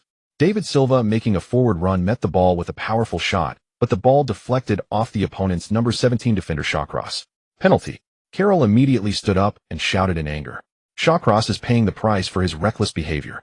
In the 26th minute of the match, Manchester City was awarded a penalty at Stoke City's home ground. Daniel continued. Moreover, he will also receive a yellow card. This is a classic example of using arms to alter the trajectory of a shot within the penalty area. On the field, Shawcross was still pleading with the coach, but Mike Dean is not blind. Or rather, such a blatant foul cannot go unnoticed. Aguero confidently stood at the penalty spot. All eyes were on the 40-year-old Irish goalkeeper, given with Potters fans hoping he could help stabilize the situation. Aguero scored with ease. Stoke City had no chance. The fans of the Blue Moon went wild. The team's lead sent them into a frenzy. The large screen in the stadium quickly replayed the penalty incident. Mike Dean is such garbage. How could he give a penalty for that? What is Shawcross doing with his arms wide open? Get closer. Givens is right behind you. You have to trust him. Josep's tactics are non-existent, it's purely the high-priced players creating chances on their own. If Mark Hughes had this kind of money, he would have won the Premier League title long ago. How can he even show his face after finishing fourth last season? After the celebration, the Manchester City players returned to their half. As the ball was re-kicked off, Stoke City began pressing forward. Clearly, Mark Hughes hoped to equalize in the first half to bring both sides back to the same starting line. But Stoke City was merely wasting their efforts. Manchester City went into halftime leading 10. Unlike the anxious Stoke City, Guardiola seemed quite relaxed. In the last moments of the first half, although the team's possession was not high, it was evident that the rhythm on the field was still controlled by the Blue Moon players. The second half began. Lin Qi, Delph, and Nolito stood up to warm up. In the 60th minute, Manchester City made the first substitution after their prolonged attack yielded no results. Guardiola replaced Jesus Navas, who was temporarily playing as a right winger, and Kevin De Bruyne in central midfield, bringing on forward Nolito and Lin Qi. The team switched to a 4-2-13 formation. The standout player was Lin Qi, who came on as an attacking midfielder with David Silva and Fernandinho sitting deeper. Guardiola fully unleashed Lin Qi's attacking potential. The Spanish coach wanted to see how Lin Qi would perform with complete freedom. In the 64th minute, Lin Qi received the ball smoothly, evading the advancing Stoke City midfielder Glenn Whelan, but was immediately brought down by the covering centre-back Woolshade. "Hey, referee, that's a foul." Aguero quickly turned and raised his hand, making a card-out gesture towards Mike Dean. The North London sniper Mike Dean was utterly oblivious, failing to issue a yellow card or even a verbal warning, merely signaling for an advantageous attack. Lin Qi sat on the grass looking speechless. Just thinking about the other four refs in the Premier League made him want to die. The Blue Moon fans were filled with indignation. Isn't this card worthy? Is the North London sniper here to target Manchester? The FA is just... The fans of Stoke City wore broad smiles. Hehehe. Asian kid, get up. Your acting is terrible. Utterly foolish. Do you think you can fool the referee into giving you a yellow card? Coward. Asians are not suited for football. Their bodies are too frail. Go home and play table tennis. They only enjoy sports without physical contact. Counterattack. Move through the center and switch to the flanks. Mark Hughes. Guardiola covered his head with both hands and rushed over to appeal to the fourth official, completely baffled by how the Premier League referees could be even more amateur than those in the Bundesliga. The fourth official urged him to calm down. "I know I made a mistake, but I can't change it." Guardiola understood this very well. The opponent aimed to completely neutralize the attacking prowess of Lin Qi, rendering Manchester City's midfield organization utterly disconnected. As they disrupted Manchester City's attacking rhythm, they aimed to intercept the ball and effectively penetrate through their midfield defense. In the 70th minute, Lin Qi received the ball. This time the opponent's left midfielder Inubira came sliding in. Luckily, Lin Qi avoided the tackle just in time, otherwise he would have missed at least half a month's matches. However, he was still brought down, ball and all. Sterling was infuriated. "Is this how you treat my brother?" The British star rushed over, pulling Inubira aside in an attempt to help Lin Qi up. "Get lost. You filthy, foolish clown. What did you say?" Inubira was livid, thinking, "How dare you insult?" Fernandinho was equally furious, harboring resentment towards the referee and the opponent. The Brazilian immediately grabbed Inubira by the neck and shouted, "You damn piece of trash. What are you trying to do? If you can't play the game, then resort to fouling. Come on, let's settle this with a fight. Come on." Fernandinho's menacing demeanor frightened Inubira into submission. "Brother, don't be so eager. It was just a foul. I'm willing to take the yellow card. Of course that depends on whether the referee gives it." Fernandinho raised his fist ready to strike, but was quickly pulled back by Aguero and David Silva. Seeing the situation escalate, Guardiola also began to complain wildly to the fourth official, asserting that the referee had no capability to officiate. As the situation worsened, the referee hurriedly dispersed the players from both sides. He first showed a yellow card to Inubira, then issued another yellow card to Fernandinho for grabbing the opponent by the neck. Both sides received a warning. However, it was clearly not enough. The anger of both teams had been ignited by the incompetent referee. The Manchester City fans in the stands were also engaged in a furious exchange of insults with the Stoke fans. Mike Dean lacked the ability to control the situation.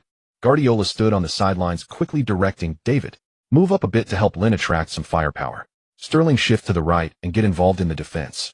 Lin, coordinate more with Nolito and Aguero. Remember one-touch passes. Don't give the opponent a chance." Lin Qi nodded, signaling that he understood. The match continued, and both sides began to open up. Stoke City was also getting agitated. "Damn it, despite our relentless efforts, we just can't score." The 76th minute saw Manchester City finally get their best opportunity in the second half. Lin Qi received a pass from David Silva. Without any hesitation, he sent a low through ball before the two opposing midfielders could close him down. Walshade stretched out his right leg with all his might, but still couldn't make contact. Nolito, who had made a diagonal run, successfully received the ball. A unknown opportunity. Unbelievable. Lin Qi once again delivered a highly threatening through ball. Despite Stoke City's best efforts to defend against Lin Qi, the Croatian found a golden opportunity in this challenging match. Nolito, full of energy, successfully stayed onside. He is not offside. Goal. The ball is in. 20. Daniel was thrilled. Lin Qi's pass was magnificent. I believe that Premier League teams will focus more on limiting him in the future. Stoke City did very well. Although fouling is disgraceful, it has been effective during the brief time Lin Qi has been on the pitch. Hey, Carol, I'm looking forward to next month's Manchester derby to see how Pogba and Fellaini combine to contain Lin Qi in the midfield. Carroll also had expectations. He couldn't wait to see what sparks would fly between the £100 million Pogba and the newly signed Lin Qi. On the field, Nolito ran towards the corner flag in front of the home fans, closing his eyes and spreading his arms wide. Lin Qi jumped from behind and landed directly on Nolito's back. He stretched out his arms and wildly waved in front of the Stoke City fans. Take that for your foul. The Pottery fans have gone mad. Of course, it's not because the team scored a goal. It's because these two audacious Blue Moon players dared to provoke the home fans in their section. Triple X. Stinky Triple X. Get lost. Imbro, why don't you just take care of this guy directly? This kid is too arrogant. IXXXX. The more fiercely the Pottery fans cursed, the more excited Lin Qi became. Yes, that's the feeling. It's that feeling of you not liking me, but not being able to take me down. Back at the center circle for the kickoff, Stoke City has gone wild. They have completely lost all sense of order. The tension on the field has escalated to a point that even Guardiola and Mark Hughes cannot call it off. In the last 10 minutes of the match, both sides contributed a total of 5 yellow cards. Manchester City had one last attacking opportunity. Sterling created a set-piece chance on the right. Clearly the most skillful Lin Qi was designated to take the free kick. Lin Qi took a few steps back and then sprinted forward to strike. With a decisive kick, he broke through the door, falling leaf arc. Incredible. What an outstanding performance. Lin Qi astonishingly scored an ultra-long-range goal. You must know this straight-line distance exceeds 30 meters. At just 18 years old, Lin.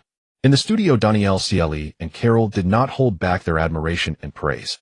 Gwen instinctively covered his head, unable to believe it. The ball, which he had clearly judged the direction correctly, made an astonishing curve. Lin Qi ran towards the corner flag area, took off his jersey, revealing his chiseled 8-pack abs.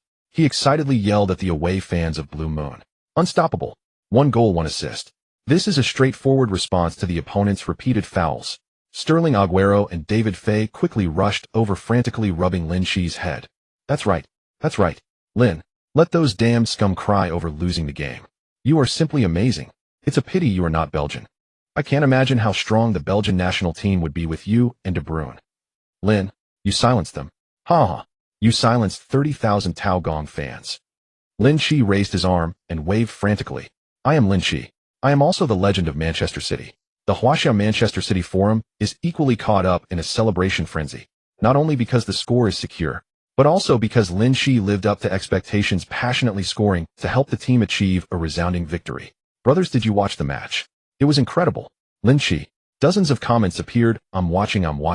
That shot reminds me of someone. A Leafs curve. Beckham. It really resembles Little Beck's free kick. Just the direction is different. A Lin Qi's curves slightly outward. Is this even human? Lin Qi's high-quality shot can be said to be top tier in the football world. He is already a strong candidate for the best goal of this round in the Premier League. Best of the round. Best of the season. Are there any brothers in Manchester? Hurry and grab a shirt for Lin Qi to sign. This future will definitely appreciate 100-fold. With 1 goal and 1 assist, Lin Qi became the MVP of the match. According to tradition, Sky Sports interviewed the best player of the match. Lin Qi was surprised to find that the one interviewing him was that fully automated beauty from before. Wow. After the match, major media outlets also followed up with reports. Manchester City's new prince. 2 goals and 2 assists. Lin Qi conquers the Blue Moon fans in 2 matches. The time's incredible. Lin Qi delivered a stunning curling shot comparable to Beckham. Sky Sports are the other 17 teams in the Premier League ready. Manchester Evening News, September 10th, Manchester City versus Manchester United. Who is the best midfielder in Manchester? The Sun's secret rendezvous. Lin Qi was dining with a female friend. Looking at the beauty host taking a shower through the transparent glass, Lin Qi threw his phone onto the bed, furious. The Sun is simply alarmist, talking nonsense and being contradictory. Where did we have dinner? We only shoot. Later, Lin Qi, still unable to fully vent his anger from the pitch, stormed out of the hotel. In the morning, Lin Qi thought the beauty host would have some romantic moments with him, so he leaned in. Unexpectedly, she patted her backside, put on some barely there clothing, and left. Just left like that. Well, everyone meets by chance off you. Even if it was a fleeting romance, Lin Qi nodded. He enjoyed this kind of non-intrusive interaction the most. After tidying up, he checked out. Although his weekly salary was already substantial, Lin Qi still believed in saving where he could and spending where necessary. He returned to the Manchester City training base dormitory. With some time before the next round of the Champions League playoffs, Guardiola simply gave the players a 2-day break. Thus, when Lin Qi returned to the club, apart from the youth team and women's team training, there were hardly any adults around. Oh, and Iheanacho is still here. Like Lin Qi, Iheanacho did not purchase property, but lived in the club's dormitory. At this moment, a bare-chested Iheanacho was struggling hard on the training ground. Unlike Lin Qi, who showcased top-tier midfielder talent and gained starting rotation opportunities, the Nigerian needed to compete with Aguero, Sterling, Nolito, and the Suntour Coversane for a starting position. In a healthy Manchester City forward line, there was no starting position for Iheanacho, primarily due to his defensive shortcomings. In Manchester City under Guardiola, every player must participate in defense. Of course, there are exceptions. Aguero in the front line and De Bruyne seeking opportunities in midfield are not subject to defensive requirements. And now we must add one more person, Lin Qi, who can create clear scoring opportunities for the team. Lin Qi has David Silva and Fernandinho assisting him with the dirty work. Who does Iheanacho have behind him? Therefore, Guardiola would rather use the versatile Jesus Navas on the right flank than start Iheanacho, who is... Lin Qi felt a pang of sympathy looking at Iheanacho, who seemed a bit unserious, but his training attitude was impeccable. Hey, Lin, you came just in time. I'm practicing defense, you come over. Iheanacho noticed Lin Qi walking over and quickly spoke up. Huh. Lin Qi was puzzled. Did I just hear a declaration of seeking humiliation? On the 23rd, as players returned from their break for team training, Guardiola immediately sensed something was off. Strange, why is Iheanacho looking increasingly confident in his movements now? On the training ground, Iheanacho laughed wildly at David Silva, who tried to dribble past him, but was accurately intercepted. A hint of mockery appeared on his dark face, a hint of coolness, and 2 hints of mediocrity. A pie chart emerged. Iheanacho displayed a dismissive expression. You guys. Still too young. I have already been trained by Lin Qi. On the evening of August 24th, the Champions League, Iheanacho, who shone in both offense and defense during the practice match, earned the trust of coach Guardiola and was appointed as the team's main striker. Josep Guardiola deployed a 4,411 formation at home. Iheanacho was at the front while the recovered Yaya Touré played back to provide cover. Nolito willingly played the supporting role on the left as a wing-back. Other positions also saw adjustment. Yet with such a heavily rotated lineup, Manchester City easily secured a 30 victory over Bucharest Star at home, advancing 80 on aggregate to the Champions League group stage. Iheanacho scored twice and was named the best player of the match. In the locker room, he already regarded Lin Qi as a god of Nigeria. Sterling heard that Iheanacho performed so well because he was trained by Lin Qi. He knelt down pleading like a grandparent, insisting that Lin Qi also train him a bit. Only Aguero and Nolito felt increasingly conflicted inside. Should we also get a training session? On the afternoon of August 28th, before the sun set in Manchester, the third round of the 2016-17 season was about to begin. The home team, Manchester City, faced the Hammers, West Ham United. Before the match, West Ham manager Croatian Bilic used every English word he knew to praise and describe Guardiola and Lin Qi. Regarding the latter, Bilic bluntly stated at the pre-match press conference that he had contacted the Croatian national team coach Kasic, and soon the Croatian national team would send someone to scout Lin Qi's performance. He would also assist in the scouting. This statement shocked not only the media present, but also Lin Qi himself. But more so, it shocked the Manchester University students and a small group of Croatia fans watching Lin Qi. At that time, Manchester City did not have high visibility domestically. Although everyone was familiar with this young man with a Chinese face, not many people paid close attention to him. Many Manchester City fans and a few football fans quickly left messages on the FA's official Weibo, pleading to bring Lin Qi's talent to the national team. That evening, the national team responded to the fans' concerns. But the Croatia fans received a cold response. The National Football News Release Officer bluntly stated on social media that the Croatia national team ranks among the top in Asia and does not accept any form of naturalization.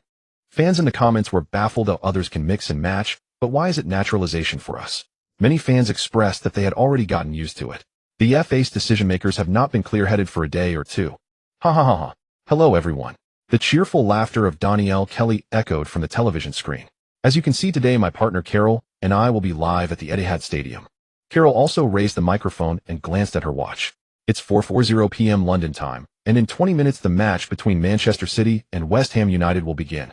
Without further ado, let's take a look at the starting lineup for both teams. The home team Manchester City continues with a 4-3-3 formation. On the front line, Sterling is on the left, Aguero in the center, and the recently impressive Nolito occupy. In midfield, we have our old acquaintance David Silva, Fernandinho, and De Bruyne. As for the recently performing, Lin Qi. Clearly Guardiola is using him as a secret weapon from the bench. In defense, the Frenchman Clichy assumes the left-back position, Stones and Otamendi pair as center-backs, and the right-back is Sabolita. Caballero continues to guard the goal at the Etihad. On their bench, there's Brazilian midfielder Fernando, English midfielder Delph, Nigerian star Iheanacho, and the recently sought-after Lin Qi. Additionally, company new signing Sane and German Gundogan are still sidelined with injuries. Now let's take a look at the visiting team. Carroll signaled for Daniel to start speaking. Daniel began reporting on the visiting side. We can see that both teams' substitutes have entered the field. Now Carroll and I need to move to the studio in the stands to continue commentating on the match. See you later. The first to emerge from the players' tunnel were the coaching staff and substitute players from both sides. Lin Qi waved to the Blue Moon fans behind the substitute bench before sitting down with his teammates. To his left was Iheanacho, who balanced training with entertaining his younger brothers, and to his right was England goalkeeper Joe Hart. On another timeline, Joe Hart failed to earn playing time under Guardiola, thus at the peak age of 29 he was loaned. Potential loan destinations included Torino in Serie A. On September 11th, in the third round of Serie A, Joe Hart was loaned to Torino. Upon arrival, he displaced Torino's original goalkeeper Padelli and secured the starting position. 30-year-old Padelli must be devastated. Now let's shift our focus back to the field. There has been much discussion regarding Lin Qi's outstanding performance, yet lack of starting opportunity. Comments from Plymouth fans have nearly drowned Manchester City's social media. They unanimously demand that if Manchester City doesn't utilize Lin Qi, they should return him to Plymouth. We'll pay any price. We can even sell our hometown Park Stadium. Additionally, many media outlets speculate based on minute details whether Jose Pep and the Croatian have had a falling out. In the pre-match press conference, Guardiola reiterated that he would field Lin Qi at the right time. This is merely a choice based on training results and physical condition. Lin Qi certainly understands why Guardiola hasn't started him. Two reasons. One is that his physical confrontation isn't quite there, and he performs better coming off the bench. The second point is that the three divine midfielders above him, Lin Qi, doesn't really believe he can replace them for a starting opportunity. David Silva, Fernandinho, De Bruyne. Replace whom? Regaining his focus, Lin Qi began to pay attention to the match. At the sound of the whistle by the notoriously blind referee, Andre Mariner, the match officially began. The Etihad Stadium erupted with cheers as loyal Blue Moon fans on both ends stood passionately singing without even touching the seats. Manchester City kicked off first. West Ham United has been struggling lately. With a record of 1 win and 1 loss in the league, not to mention they were defeated 21 over 2 legs by the Romanian Mino Astra in the Europa League playoffs. Why call them Minos? Because this Romanian team soon fell into Liga 2 and later into Liga 3, ultimately Astra, valued at only €1.0, announced its dissolution. Their historical progress is now etched in the 22-23 season's cup match. Their illustrious European record is also limited to defeating West Ham United. Therefore, due to the recent predicament of the team, Bilic emphasized repeatedly in the dressing room, although the opponent is strong, they have a hard spear and a heavy shield, but they are not as young as us. Cede possession and counterattack. We need to score at the Etihad Stadium and win with speed. Bring home the 3 points. Bilic set up a 4,231 formation. Under this premise, West Ham United can switch to a 541 at any time. Breaking the bus is indeed a global challenge. In the first half of the match, Manchester City dominated but failed to score. Despite an 80 possession rate, they could not break through the opponent's tightly packed defense, and then a sudden shot. During the halftime break in the dressing room, Guardiola was equally animated on the mic. Nolito, what are you doing? Why are you dribbling so much on the right? Are you trying to take the ball into the opponent's goal? Pass the ball. How many times have I said this? Sabolita, after making a forward run, if there's no good attacking opportunity, you need to retreat quickly. West Ham United's left side counterattacks are fierce. You can't linger too long in the front. And David, you can choose to weave into the right side for threatening passes rather than forcing the left. Guardiola took a deep breath and continued in the second half. Lin Qi will come on. Lin Qi, go warm up. You'll be on around the 50-minute mark. The last sentence was directed at Lin Qi. Okay, boss. The second half resumes. Oh ho ho. We can see that Lin has finished warming up on the sidelines. The match time has reached 49 minutes. Will Jose Pep choose to bring him on? Carroll responded to Daniel. It's clear that Jose Pep wants to strengthen the attack. Is David coming off? Oh, all 4 of Manchester City's midfielders are actually on the field at the same time. Guardiola has chosen to substitute right winger Nolito. The Blue Moon will switch to a 442. The fourth official raised the substitution board. Lin Qi number 23 comes on. Nolito number 9 goes off. David Silva and Fernandinho will partner in a deeper role, signifying a double pivot. Lin Qi moves to the left, taking up a left midfield position, while also having a hint of left winger, as there is a vast open space ahead of him to exploit. In the 51st minute of the match, Lin Qi held the ball on the left. West Ham United's number 17, Utor, quickly closed in, with Qi rushing over from behind. Clearly West Ham United will not allow Lin Qi to have such an easy time on the ball. Bilic, having watched Lin Qi's games, knows that for this young Croatian protege, he must adopt a 200 serious attitude. In his mind, Lin Qi, who can deliver a sudden pass, is far more intimidating than De Bruyne. At least the Belgians through balls can be somewhat predictable. Lynch naturally sensed the special care West Ham United had for him. Initially, the Hammers thought Manchester City would play with 3 midfielders. If nothing unexpected happened, it would be Fernandinho dropping back, with Lynch replacing David Silva to partner with De Bruyne in a double midfield. Thus, Antonio on the right flank of the Hammers tightly marked the right side, while Torre and Qi could press forward at any time to force Lynch to quickly switch the ball, thereby limiting his ability to make threatening passes. However, as the second half began, Bilic was somewhat puzzled. Is he playing as a midfielder or a winger? He was almost pulling wide to the touchline. Of course, West Ham United could choose to send someone to follow him, but one person was not enough because Lynch's dribbling was too exceptional. With 2 players defending Lynch, they could not cover Aguero in the middle, and Sterling moving to the right, and even De Bruyne was lurking behind ready to strike. When you shrink the defense against Lynch, the opponent will definitely press forward to challenge you. Helplessly facing the precarious situation of central penetration, West Ham could only resort to fouls to stop the attack. In the 57th minute of the match, Aguero and Lynch successfully crossed paths, but after receiving the ball just outside the penalty area, the Argentine was pulled down and the referee awarded a set piece in the attacking half. David Silva, Lynch, and De Bruyne stood over the ball whispering to each other for a while. Then David Silva broke away from the two and ran into the penalty area. With the referee's whistle, the human wall inside the penalty area began to stir. De Bruyne lifted his right leg, his taut calf, gliding over the ball. It was a trick. The West Ham players knew that with 2 players standing over the ball, it was highly likely to be a ruse. But De Bruyne's kick looked too much like a shot. It was so realistic. Thus, the carefully constructed wall of West Ham was instantly breached by De Bruyne, and their defense fell into chaos. At that moment, Lynch seized the opportunity and played a pass, curling the ball with his right foot. The ball traveled from the left side, just outside the penalty area, to the right, perfectly finding Fernandinho, who was making a rapid forward run. The Brazilian met the ball with a curling shot, surprisingly hitting the top left corner of the goal. The Spanish goalkeeper, future Liverpool keeper Adrian, was caught off guard and failed to touch the ball despite diving in the right direction. All that could be seen was the ball turning into a flash of lightning flying towards the goal. Everyone at the Etihad Stadium was focused on this moment. The fans in the north and south stands, who were still singing, suddenly fell silent, their pupils constricting, and then they jumped up in excitement. The ball went in. Manchester City had taken a 10 lead. What a beautiful pass, what a beautiful shot. Daniel could not hide his excitement. Unbelievable. A combination between Lynch and Fernandinho. This coordination was simply flawless. Carroll laughed heartily while expressing his opinion. I can't understand how Lynch found Fernandinho so far to the right. Did he have a God's perspective? Who cares? At least Manchester City fans can relax now. In cross-season home matches, Manchester City has never lost after scoring first. Not just Carroll, even the cheering Blue Moon fans on site looked a bit confused. Did it go in? How did Lynch even think of passing to Fernandinho? If it were me, I would definitely look for Aguero, Sterling, or David in the penalty area. Hey, bro. That's why you're not a professional player, so you're not as clever as Lynch. It's truly incredible. The moment Lynch stepped onto the field, the whole attacking line seemed to come alive. You're absolutely right, my friend. The moment Lynch entered, he attracted the attention of at least 2 defenders. This greatly eased the burden on his teammates. It seems West Ham is very afraid of his through balls. But unfortunately, they still could not stop our Lynch. Do Plymouth fans still want to buy back Lynch?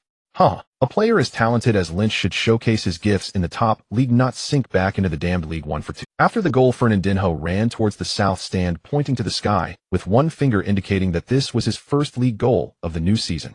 The Blue Moon players rushed over to hug each other, and after more than 50 minutes of back and forth, the Hammers were finally torn open. After celebrating, Fernandinho embraced Lynch as they walked back to the center circle, continuously murmuring praises for Lynch. The Brazilian was filled with one thought. Lynch was simply incredible.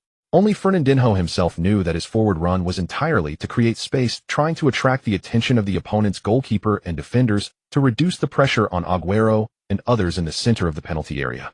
But unexpectedly, through a twist of fate, Lynch's pass landed right in front of him, allowing the right-footed Fernandinho to easily lift his leg for a curled shot. This was all part of your meticulous plan, wasn't it, Lynch? Looking at the inquisitive Fernandinho, Lynch remained non-committal perhaps. Fernandinho's eyes widened as he hurriedly ruffled Lynch's hair. You're not Lynch, you must be some other Rui Costa, Riquelme, or Pirlo. After this little interlude, both sides returned to the center circle to restart the game. After the goal, Manchester City played even more relaxed and freely. Of course, the re-energized West Ham United could not be underestimated. A few counterattack shots from Tory and Fletcher were equally vibrant. As the time approached 90 minutes, a frantic Bilic began to make substitutions. He substituted a wingback and a midfielder for a forward and another midfielder. All three forwards of West Ham came out in a final push, hoping to get a goal opportunity. Guardiola also made adjustments. De Bruyne and Aguero went off. Midfielder Nasri and defender Kolarov came on, shifting the team to a 541 formation. Guardiola was determined to defend the score to secure all 3 points. Finally, the match concluded with the facially blind referee Andre Mariner blowing the final whistle. Why is he called the facially blind referee? It's quite interesting. Because on March 12, 2014, in Wenger's 1000th match managing Arsenal, just 15 minutes into the game, with Arsenal trailing 0-2, Chamberlain handled a certain goal shot from Hazard. Mariner correctly awarded a penalty, but mistakenly sent off Gibbs, thinking he was the one who handled the ball. Hence, he earned the nickname, the facially blind referee. However, after he publicly apologized, Mariner was allowed to continue officiating Premier League matches a week later despite his major error. In the Sky Sports commentary booth at the Etihad, Daniel Cieli looked at the data on his iPad and said congratulations to Manchester City. They secured a narrow victory over West Ham United with Fernandinho's goal, taking home 3 points. On the league table, Josep's team has 3 consecutive wins, rising to first place. Behind them, there are Manchester United and Chelsea, both with 9 points, but United ranks second due to a goal difference disadvantage, while Chelsea is third. Conte and Mourinho's new season performances have been quite good. Carroll teased Tottenham with 1 win and 2 draws as 5 points, and is in 4th place, seemingly stealing Arsenal's 4th spot. Daniel laughed uncontrollably but quickly regained his composure. Live broadcasts cannot be careless. Okay. Additionally, the defending champions Leicester City with 1 win, 1 draw, and 1 loss have 4 points, and Vichai's team is not in good form this new season. And Liverpool, also with 4 points, seem to have had a less than ideal start under Klopp this year. Lastly, Arsenal, also with 4 points under Wenger's management, bought Swiss midfielder Xhaka and German defender Mustafi this summer, but clearly they have not yet integrated into the team. That's all for this week's match coverage. On September 10th, at Old Trafford, we will see you at the Manchester Derby. Goodbye. Lin, you're incredible. No sooner had the match ended than Bissens rushed over and engulfed Lin Qi in a bear hug. You're absolutely monstrous. Iheanacho sprinted over and bumped shoulders with Lin Qi in jubilant celebration. The Nigerians could scarcely fathom what it felt like to attempt 14 dribbles in a single match and succeed in 13. And all of this was accomplished by Lin Qi in just the second half. The sole occasion he lost possession occurred only under double-team pressure. After exchanging a few brief words with Bilic, Guardiola strode onto the pitch. As Manchester City players erupted in exuberant Lapafoner celebrations, West Ham United players discreetly withdrew. Manchester remained sweltering even in late August. Once celebrations concluded, the sweat-soaked City squad hurried back to the dressing room, showering receiving massages to ease muscle tension before dispersing individually. The upcoming international break loomed large. Every Manchester City player received national team call-ups. Even 19-year-old Iheanacho was set to fly back to Nigeria. Yet one exception remained: Lin Qi, quietly recovering muscle fatigue in the hydrotherapy pool adjacent to the home dressing room. As Lin Qi prepared to leave the therapy pool, Guardiola called him over. "What is it, boss? Come with me to the post-match press conference." "Why? Shouldn't it be David Aguero? Or perhaps Fernandinho? You know well enough those rascals bolted off at lightning speed, all racing to report for national duty. So I'm the only one without international fixtures this break." Guardiola shrugged. "Don't worry, it's only temporary. Croatia's national team will certainly summon you." And Guardiola stepped closer, draping an arm around his star pupil's shoulder. "Your future extends far beyond matches, training, meals, and sleep. You possess extraordinary talent. You were born for football. In time, interviews will multiply, not diminish. Come on, let me teach you how to navigate those delightfully vexing yet endearing media hounds." At the press conference, Guardiola glanced at the forest of microphones and cameras below, then simply gestured for the press officer to select a few reporters at random. A young man with thinning hair rose to his feet. Evidently, England's water quality nurtures remarkably healthy hairlines. "I'd like to ask Mr. Guardiola, why did you substitute Lin for Nolito in the second half?" Guardiola scratched his head and lifted the microphone. Clearly our attacking firepower is abundant. Aguero and Sterling are rare prodigious forwards. I trust them implicitly.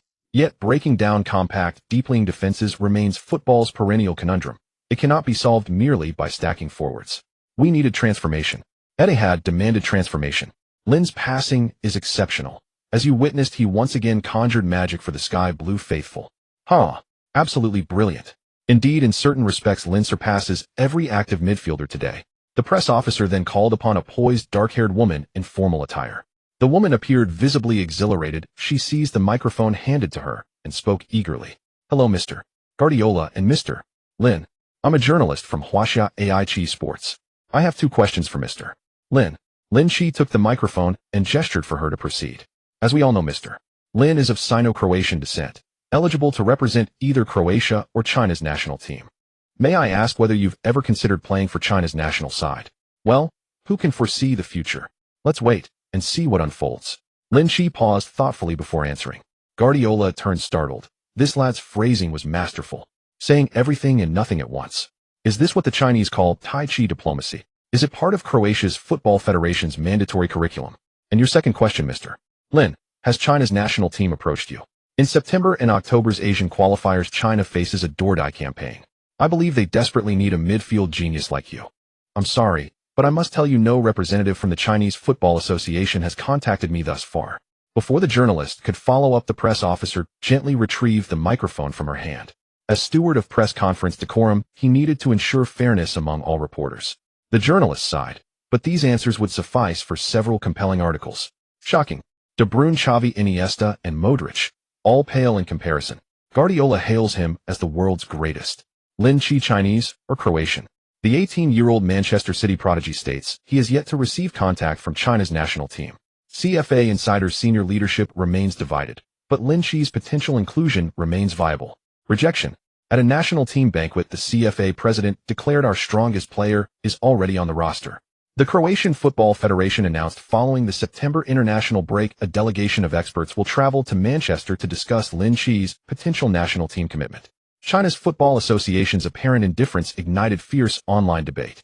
On Dongquidi forums, and Tieba fans had already launched vitriolic exchanges. To represent your country, you say, let's wait and see. Who do you think you are? If you don't love your nation, just leave. A yellow-skinned, black-haired Chinese refusing China for Croatia. Ridiculous. The entire country has fewer people than our city. There's nothing wrong with Lin Qi choosing Croatia. He's half Croatian after all. His mother is Croatian. Your city. Can your city compete in the World Cup or the European Championship? I fully support Lin Qi joining Croatia's national team. China's national side has long since decayed. Kai Hua became CFA president. Brothers, if China fails to qualify for the World Cup, then Croatia becomes our national team. Countless fans scrambled over the Great Firewall to Lin Qi's Instagram and Twitter, some pleading for him to join China's squad, others dreaming of Lin Qi partnering with Modrić to dominate global football. Far away at Manchester City's training complex, Lin Qi scrolled through every Chinese-language comment beneath his social media posts. Truth be told, the moment Lin Qi's reporter posed her question, Lin Qi knew, no matter his answer, he would inevitably spark discussion, criticism, or fervent support. He chose silence, not because he lacked words, but because no choice would escape censure. Lin Qi understood life offers no perfect path. No human being can win universal admiration. Days slipped by in monotonous, rigorous training. By September 7th, all Manchester City players had returned from international duty. This international break brought both triumphs and setbacks. What mattered now was regrouping, for ahead lay Manchester's most electrifying, fiercely contested derby. Manchester City, newly led by Pep Guardiola, versus Manchester United, under Jose Mourinho's recent appointment. From the very beginning, the two teams in Manchester have been in a state of being archenemies. As the match time approaches, the battle online intensifies. Manchester United legend Roy Keane stated on social media, 3 matches unbeaten. Since April 2015, Manchester City has yet to secure a victory against us. Guardiola, the championship coach. Who cares? Manchester United legend Gary Neville remarked during a media interview, Mourinho will continue to bring victories. Whether the opponent's coach is Pellegrini or Guardiola, we will win. As for De Bruyne, Lynch, David and Fernandinho, they will not be the game-dominating players. It is Pogba and Fellaini who will be. Ibrahimovic will turn. Manchester City legend Richard responded on social media, when you compare Pogba, who costs 100 million, with our Lynch, Manchester United has already lost. Underneath his post, countless Manchester United and Manchester City fans began to passionately exchange insults. This is the Manchester Derby. On match day from the Etihad to Old Trafford. In just a short distance of 7 kilometers, fans from both sides have clashed no less than 10 times. As a result, the Manchester police had to deploy more personnel to maintain order on the roads. Lynch sat on the team bus listening to music and resting his eyes until he was nudged by Iheanacho. Only then did Lynch gather his belongings and follow the team off the bus. This time no one chose to sign autographs or greet the nearby Blue Moon fans, instead entering the player tunnel with serious expressions. In that moment, Lynch felt a chill in his heart. He gained a deeper understanding of the Manchester Derby. In the locker room, Guardiola signaled for everyone to gather around and reiterated today's tactical arrangements. Today there is only one goal to win the match. Let Manchester United lose face at Old Trafford. The English Football Association scheduled the match for 4:30 p.m. It should be noted that summer has not yet fully passed, and the temperature in Manchester is still quite high. Lynch speculated that this arrangement was likely made by the FA to accommodate international fans. After all, in the increasingly international and networked Premier League, both Manchester United and Manchester City have large international fan bases. At 4:25 p.m. both teams' starting players have taken their positions on the field, just waiting for the time to start the fierce battle. Old Trafford, which can hold 7,600 people, is packed, and all that meets the eye is a sea of red. Dear viewers, we are now at Old Trafford here in the commentary booth, providing you with real-time commentary. I am today's commentator, Danielle Cleary. And I am Carol. Today marks the 132nd Manchester Derby. In previous Premier League encounters, Manchester United has the historical advantage with 56 victories, 47 draws, and 29 losses. Notably, this is also the first time both coaches have met in the Premier League. Carol nodded. Mourinho, after a 6-month hiatus, was appointed as Manchester United's new manager. As for Pep, he left Bayern Munich and was invited to coach Manchester City by the City Group. I believe these two world-class coaches will surely bring us a unique viewing experience. Danielle laughed a few times. Yes. I can't wait to watch the match. But before that, let's take a look at both starting. As for the home team, Mourinho set up a 4,231 formation. Leading the line is Ibrahimovic, who joined this summer on a free transfer from Paris Saint-Germain. The 34-year-old Swede has earned Mourinho's trust, starting in all 3 matches of the new season. In midfield, Lingard, Rooney, and Mkhitaryan are on the field. In the defensive midfield positions are the Belgian Fellaini, notably his Belgian compatriot De Bruyne, is on the op, and Pogba, who just transferred back from Juventus this summer, costing $105 million for him. In defense, Luke Shaw serves as the left-back, Blind and Bailey partner as center-backs, and the right-back is in goal. Spanish international De Gea guards the net. On their bench, there are last season's standout Rashford, French international Martial, and midfielder Mata. Carroll immediately took over Mourinho's lineup. Might be an effort to break through the opponent's defense with a numerical advantage in the front line. Rooney, Pogba, and Lingard are quite capable in terms of speed and penetrating the defense. But the combination of David Silva, Fernandinho, and De Bruyne is not so easily resolved. Carroll continued. Now, let's take a look at the starting lineup for the visiting team, Manchester City. Pep set up a 433 formation. Aguero, who felt discomfort in his calf during training, did not make the squad, which is likely a significant blow to City's attacking line. Thus, taking his position, Spanish forward Nolito serves as the center forward with Lynch and Sterling positioned as wingers on either side. Yes, you heard that right. After Jesus took the starting right wing position, Guardiola boldly assigned Lynch to the left wing. The championship coach's thought process is always unpredictable. Perhaps when Mourinho received the starting lineup, he was just as bewildered as we are. Back to the point. In midfield, David Silva, Fernandinho, and De Bruyne are starting. Can Manchester United's front line penetrate and tear apart this midfield defense? It's hard to say. In defense, left-back Kolarov with center-backs Otamendi and Stones pairing up. The right-back is the Frenchman Sagna. Captain Kompany is still in recovery. In goal, after Joe Hart was loaned to Torino, Manchester City brought in 33-year-old veteran Bravo from Barcelona. In this match, Bravo has replaced Caballero as the starter for the Manchester Derby. Although online the insults between Manchester City and Manchester United are quite evenly matched. In reality, lacking Aguero and moving midfielder Lynch to the left flank, Manchester City is not viewed favorably. On various platforms, Manchester United with 9 points has odds of 1.90 to win, a draw at 4.40 and a loss at 3.26. At least based on the data from the bookmakers, Manchester City faces a tough challenge.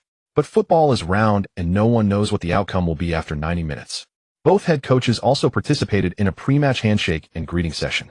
Mourinho announced his return with 3 victories, and his unpleasant experiences with Chelsea have not dampened his passion for football. Under his management, Rashford, Pogba, and Lingard have produced satisfactory results, bringing Mourinho the UEFA Europa League trophy and the League Cup this season. The match is about to begin, and Manchester United has the first kickoff. With the sound of the whistle from the referee, one of the Premier League's legendary officiators, Clattenburg Ibrahimovic, passed the ball back to Rooney, and the 132nd Manchester derby officially commenced. Both sets of fans began singing their anthems from the very first minute. However, it was evident that Manchester United fans at Old Trafford outnumbered their counterparts, their voices ringing out louder. As a result, the unified cheers surged towards the Manchester City bench on the field, creating a sense that the Blue Moon Army could collapse at any moment.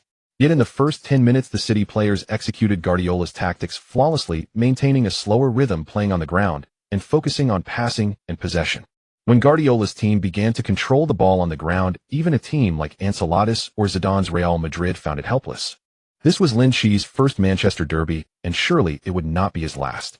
Feeling the deafening cheers around him, Lin Qi felt his blood racing through his veins, experiencing a surge. However, the Manchester United players seemed even more excited and impatient. In the 12th minute of the match, Lin Qi, dribbling on the left, held off Pogba and pushed the ball forward. The ball went past, but the player did not. It turned out that Pogba, seeing he couldn't defend against Lin Qi's dribble, angrily stepped on his shoe, causing Lin Qi to fall. Lin Qi tumbled forward and looked back, and sure enough, it was that bastard Pogba. "You're too weak, Asian." The referee quickly blew the whistle, showing a yellow card, indicating it was a foul. Manchester City players rushed over to separate Lin Qi, who was about to get up, and exchanged trash talk with Pogba. For a moment, the scene hinted at a potential brawl. Seeing the yellow card, Pogba quickly clasped his hands in defense. "Hey, I accidentally stepped on him. It wasn't intentional. I didn't even see him when I turned." The head referee, Clattenburg, expressionless, repeated his decision and warned that if Pogba continued to argue, he would receive a red card. Manchester United players quickly gathered around to pressure the referee, but Clattenburg stepped back and reiterated that it was indeed a yellow card foul. Manchester United players began glaring at Lin Qi, while Fernandinho and Sterling widened their eyes in response. Fernandinho even shouted loudly, "Come on, I want to see who dares to throw a punch." The emotions of the Manchester derby surged. The game continued, and Manchester City earned a free kick. Lin Qi's foot still hurt a bit, and this free kick was taken by De Bruyne. Sterling got a touch on the ball, but his shot turned out to be blocked by Blind in the box, giving Manchester United a chance to counter. Fellaini's long pass found the sprinting Ibrahimovic, who adjusted a few steps before delivering a tricky shot that was deflected by Bravo. The Red Devils fans let out an "oh." They felt regret for not converting that chance into a goal. However, immediately after, waves of applause erupted from Old Trafford as Manchester United fans were delighted to see their team fighting hard, which was more commendable than a series of goals. The traveling City fans were drenched in cold sweat. Clearly, it was their free kick opportunity, yet they almost conceded a goal. Fortunately, Bravo was focused. In the 15th minute of the match, Manchester City had a counter-attacking opportunity. David Silva brought the ball down the left, skillfully evading Mkhitaryan's defense, and with a flick he passed it to Lin Qi, who was sprinting down the left flank. Lin Qi dribbled the ball, and before Pogba and Valencia could close in, he crossed the ball into the box for Nolito. Nolito lunged for the ball, but missed. Fortunately, Sterling was there to follow up, but his shot unfortunately did not connect well and was easily caught by De Gea. In the 17th minute, Manchester United had their chance. On the right side, Lingard received the ball, prepared to cut inside and dribble into the box, but was pulled down by Sagna. Sagna received a yellow card for his actions. However, the Frenchman believed it was necessary, for if Lingard had been allowed to enter the box, whether he chose to shoot directly or pass to the advancing Ibrahimovic or the far side Mkhitaryan, it would have posed a significant threat to Manchester City's goal. Old Trafford was filled with intermittent jeers. They showed no regard that their team still had Pogba, a Frenchman, and loudly insulted him with remarks like "French monkey thief" and "go back to Africa." Rooney's shot went high and wide, completely missing the frame of the goal. Manchester United wasted a great free kick opportunity. From the first 20 minutes of the first half, both sides' transitions between offense and defense were quick. Both sets of fans were nervously biting their nails, waiting to see who would score first to relieve the tension. Considering Lin Qi's stamina and physicality, Guardiola's only requirement of him was to disrupt the opponent as much as possible in the front line without needing to track back. Lin Qi's attack from the left put immense pressure on Manchester United's defense. Pogba had already received a yellow card and couldn't make any reckless moves. Right-back Valencia and centre-back Bailey needed to be cautious of any sudden incursions from the opponent, unwilling to press forward recklessly. Moreover, they had no confidence in being able to steal the ball from Lin Qi. Now everyone knew that Manchester City had a midfielder on par with De Bruyne, whose passing was precise and dribbling was exceptional.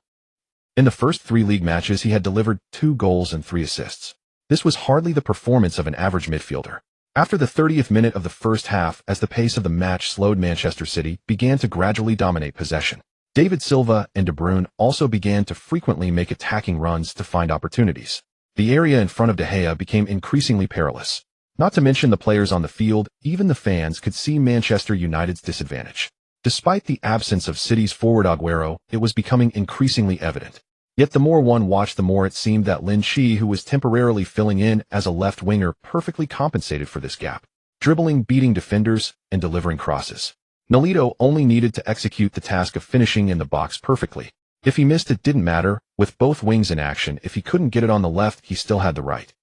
Pogba began to regret his reckless actions early in the game. Now, seeing Lin Qi appear on his right side, he found himself in a dilemma. Whether to press or hold back was a tough decision. For a moment, the game became extremely uncomfortable.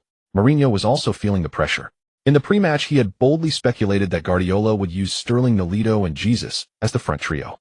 If not, he might have considered the returning Sane to replace the right side. But he never expected Lin Qi to appear. His tactical arrangement for Lin Qi was set for the second half, meaning the Portuguese believed that the slightly fatigued Lin Qi would come on as a substitute in the second half, most likely to replace David Silva. After that, Mourinho would pair Mkhitaryan and Pogba to cut off the connection between Lin Qi and his teammates. In the midfield, they would complete the task of limiting Lin Qi. Thus, by targeting one player, they would subsequently restrict the left winger and force Manchester City to attack down the right. But now all tactical arrangements had turned to dust. Donier in the broadcast booth also noticed Mourinho's predicament. He said, "The situation for Manchester United isn't looking good. Pogba received a yellow card too early, which has emboldened Lynch on the left flank. Lynch's cross from the left and De Bruyne's long ball from the right are making it difficult for Manchester United." As the match approaches the 40-minute mark, Manchester United has only managed a pitiful 4 shots, with just 1 on target. Perhaps the Portuguese should consider how to respond in the second half. It's well known that Lynch doesn't have the stamina to last the entire match. Carroll quickly added, No. Donier, did you see that? When Manchester City defends, Sterling and Nolito both drop back to assist, but Lynch hasn't participated in the defense. Therefore, his energy expenditure in the first half isn't actually that significant. In fact, it's quite the opposite. In the attacking third, Manchester United has to allocate 2 players to defend against him. After all, Pogba, who has a yellow card, can't afford to make reckless moves. Just as Carroll said, compared to Lynch's stamina issues, it's the 2 Manchester United defenders watching Lynch who are truly suffering. They can't defend him, yet they also fear that Lynch might suddenly accelerate and break through the defense for a chance. As the match reached the 44th minute of the first half, it was the last minute of regular time. A chance for Manchester City on the right. De Bruyne dribbled past his marker and swept the ball into the center, where Nolito let it go, allowing Lynch, who was making a diagonal run, into the middle to receive it. Lynch carried the ball laterally, evading the recovering Bailey, and before Blind could intervene, he struck the ball cleanly. A sudden shot was tipped out by De Gea with one hand. This frightened De Gea, but thankfully he reacted quickly, making a one-handed clearance. Otherwise, that shot would have surely found the net. De Gea stood up and yelled at Pogba, "Keep an eye on him, Pogba. Don't let him come through easily. Damn it, foul. Do I really have to commit a foul myself?" Pogba felt helpless. As a midfielder, he should be charging forward, but now he was reduced to cooperating with the defenders to mark Lynch. Damn it, this guy is really something. At halftime, the score was temporarily 0-0, as both teams headed into the break. Back in the away team's locker room, David Silva sat on a chair, breathing heavily. In this match, due to Lynch's tactical arrangement on the left, David Silva, positioned behind him, not only had to push forward to create a numbers advantage, but also had to quickly drop back to partner with Fernandinho in defense. His coverage in this match cannot be considered small. In previous matches with Aguero up front, both Nolito on the left and Sterling on the right would drop back to support, allowing De Bruyne in the right center to temporarily find space to seek counterattack opportunities with Aguero. Lynch felt a bit embarrassed. His teammates sacrificed their energy to help him, yet he couldn't provide the team with good scoring opportunities. Guardiola pulled out the tactical board, signaling everyone to look over. He was relatively satisfied with his tactics in the first half. Aside from not scoring, Lynch had perfectly contained the 2 opposing players on the right flank, especially Pogba, who found himself in a passive position due to his reckless fouls. Unless something unexpected happens, he will have to endure another half of being defensive. Additionally, Mkhitaryan will have to drop back to assist Pogba in defense. Thus, the chances created by the opponents can be described as few and far between. But Guardiola doesn't believe Mourinho is of such a low caliber. He believes the Portuguese will make significant adjustments in the second half. With this in mind, Guardiola quickly made some notes on the tactical board and said, "Guys, everyone's performance in the first half was quite good. Although we didn't score, we were the team that controlled the ball completely. So don't rush. Take your time with the ball, try to compress the opponent's formation and space. Especially here. Guardiola drew a circle with his pen as Pogba needed to defend Lin Qi. The gap between him and Fellaini was becoming larger. Bailey and Blind need to defend against the forwards or midfielders making runs. Thus, in this position, there are indeed some opportunities to hold the ball, transition, or shoot. Guardiola's idea is to exploit this point. The second half of the match continued. Mourinho immediately substituted Mkhitaryan and Lingard, who had performed poorly in the first half. He brought on Rashford and Herrera. The team shifted to a 4-3-3 formation, with Pogba moving inward to play as an attacking midfielder, undermining Guardiola's midfield tactics. Because Pogba and Fellaini became much closer. Seeing this, Guardiola made a substitution adjustment during a dead ball opportunity in the 49th minute. David Silva and Sterling were replaced by Sane and Fernando. Sane positioned himself as a right winger while Fernando matched up against David Silva. In the 51st minute, Lin Qi broke through on the left, and after getting past Herrera, he sent a direct pass to Nolito, who had moved into the center striker position, successfully receiving the ball, but his powerful shot hit the post and bounced out. De Gea dived, but couldn't get a touch. This means that if Nolito had just aimed a bit better, he could have scored the first goal for Manchester City. This shot startled the Manchester United fans as the previously orderly cheering suddenly became chaotic. In the 57th minute of the match, Lin Qi sent a long crossfield ball from the left, finding De Bruyne on the right. The Belgian midfielder controlled the ball, then sent a diagonal pass towards the front line near the baseline.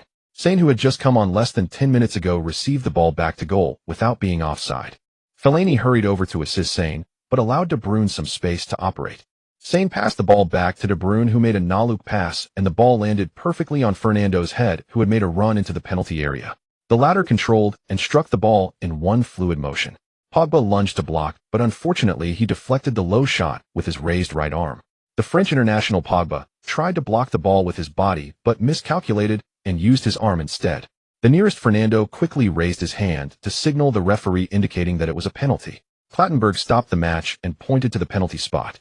At the same time, he issued a yellow card to Pogba. Subsequently, 2 yellows turned into a red as Clattenburg showed him a red card. Pogba looked incredulous, but the referee insisted he leave the field quickly. Pogba glanced at Mourinho on the sidelines, who hurried to plead with the fourth official. Seeing Mourinho return to the bench dejectedly, it was evident that the fourth official made no effort to alter the referee's decision. Nolito stood at the penalty spot. The Spanish forward, who had wasted several scoring opportunities, was unwilling to miss this golden chance again. He struck the ball. A perfect finish. Manchester City took the lead away from home. Old Trafford fell into endless silence as the previously outstanding De Gea finally crumbled before the penalty spot. A small group of Manchester City traveling fans in the stands went wild. There's nothing more exhilarating than taking the lead while stepping on one's bitter rival. If there is, it's a double victory over the opponent, taking all 6 points. Nolito spread his arms and ran to the corner flag, finally able to break into a joyful smile after a frustrating match. After a high-five celebration with Lin Qi, De Bruyne, and Sane, they returned to the center circle to kick off. There was no so-called war god card effect, and Manchester United's defense became increasingly precarious. The alarm bells were ringing in front of De Gea's goal. At Old Trafford, in front of 7,600 Red Devils fans, Manchester City turned what should have been a closely matched contest into a half of attacking and defending practice. Many Manchester United fans internally grumbled, "It's all Pogba's fault." Manchester City dominated the field with absolute control. The Red Devils were forced to adopt a 531 formation at home. Mourinho no longer hoped for a comeback. He now only wished for his team to execute a counterattack and snatch a goal. The Red Devils fans in the stands were also praying, unwilling to be humiliated by a big scoreline and mocked for 3 or 4 seasons. Bang! Lin Qi sent a long pass into the penalty area once again. Since assisting De Bruyne with a long pass that helped the team take the lead, he had become increasingly proactive. However, a 1-goal lead was still not enough to turn Old Trafford into a silent library. Heading the ball was not Sanesh's strong point, but as he watched the ball soar towards him, he chose to leap high and meet it with a powerful header. Bang! The ball pierced through De Gea's fingers with force. The Spaniard found himself helpless once more. Sanesh's casual header led to a goal. Sane, who scored the goal, could no longer restrain his excitement. He ran to the corner flag, and facing the loyal Manchester United fans, removed his shirt to show off. De Gea helplessly retrieved the ball from the net. There was nothing he could do. Sane had too many options. He could have controlled the ball with his chest and swept it towards goal, or he could have stopped to shoot. The main issue was that Luke Shaw was easily beaten. The left side defense was completely non-existent. Blind was also outmaneuvered by Sane, and Fellaini couldn't afford to abandon his marking of the advancing De Bruyne for Sane. It all comes back to blaming Pogba. Luke Shaw shrugged his shoulders, even blaming De Gea for not saving. De Gea, huh? Oh, 0. When this goal happened, Mourinho on the sidelines instantly felt regret. He shouldn't have brought on Rashford. He should have put in Smalling or Mata for defensive purposes. Old Trafford began to buzz with noise as Red Devils fans loudly condemned Sane's provocation. To show their care and affection for their opponents, the Manchester United and Manchester City fans seated closer began to throw small objects at each other, expressing concern for each other's families and friends. Discussions about the match were also happening on Huasha forums. Laughs, I didn't think we could win after Pogba was sent off, but when Rashford came on, I genuinely felt like Manchester United was playing with 2 men less. This goal was caused by Luke Shaw's mistake. How can he still blame De Gea? When Pogba gets home tonight and lifts the blanket, he will see Lin Qi everywhere. Luke Shaw lifted the blanket and found nothing but Sane. So far, Manchester United had been shot at nearly 20 times by Manchester City. Adding to that, with Pogba sent off and undercover Luke Shaw giving away goals, it was remarkable that they had only conceded 2 so far. De Gea had done everything he could in this match. There's really nothing to say. Luke Shaw is utterly foolish. Even De Gea couldn't save that. Sane was unstoppable. Lin Qi operated on the left flank as if there were no defenders at all. He was proficient in organizing plays, passing, dribbling, and his shots had considerable power. Both of his goals were connected to him, and one couldn't see any signs of fatigue in his performance. Such an impressive player. Doesn't the Football Association consider this? Guardiola substituted in Sane, who scored a goal, while Mourinho brought on Rashford, effectively playing with 1 man less. We all have a bright and beautiful future. Thanks to our friends from Arsenal, Liverpool, Chelsea, and Spurs for cheering us on. We've won 4 in a row and remain at the top. Seated in the locker room, Pogba watched the replay and was suddenly left speechless. The hope he had for the team to equalize shattered into pieces with Sane's goal. The Frenchman wrapped a towel around his head, his face filled with regret and pain. But the outcome was already decided. Manchester United was destined not to win today's match. Back in the center circle, Ibrahimovic received a yellow card for complaining about the opponent's prolonged celebration, while Fernandinho, who mocked him, was also cautioned by the referee. The match continued, and in the 82nd minute, Manchester City's offensive surge commenced. Lin Qi dropped back to collect the ball. This time Rooney pressed him, but Lin Qi remained calm, deftly maneuvering the ball.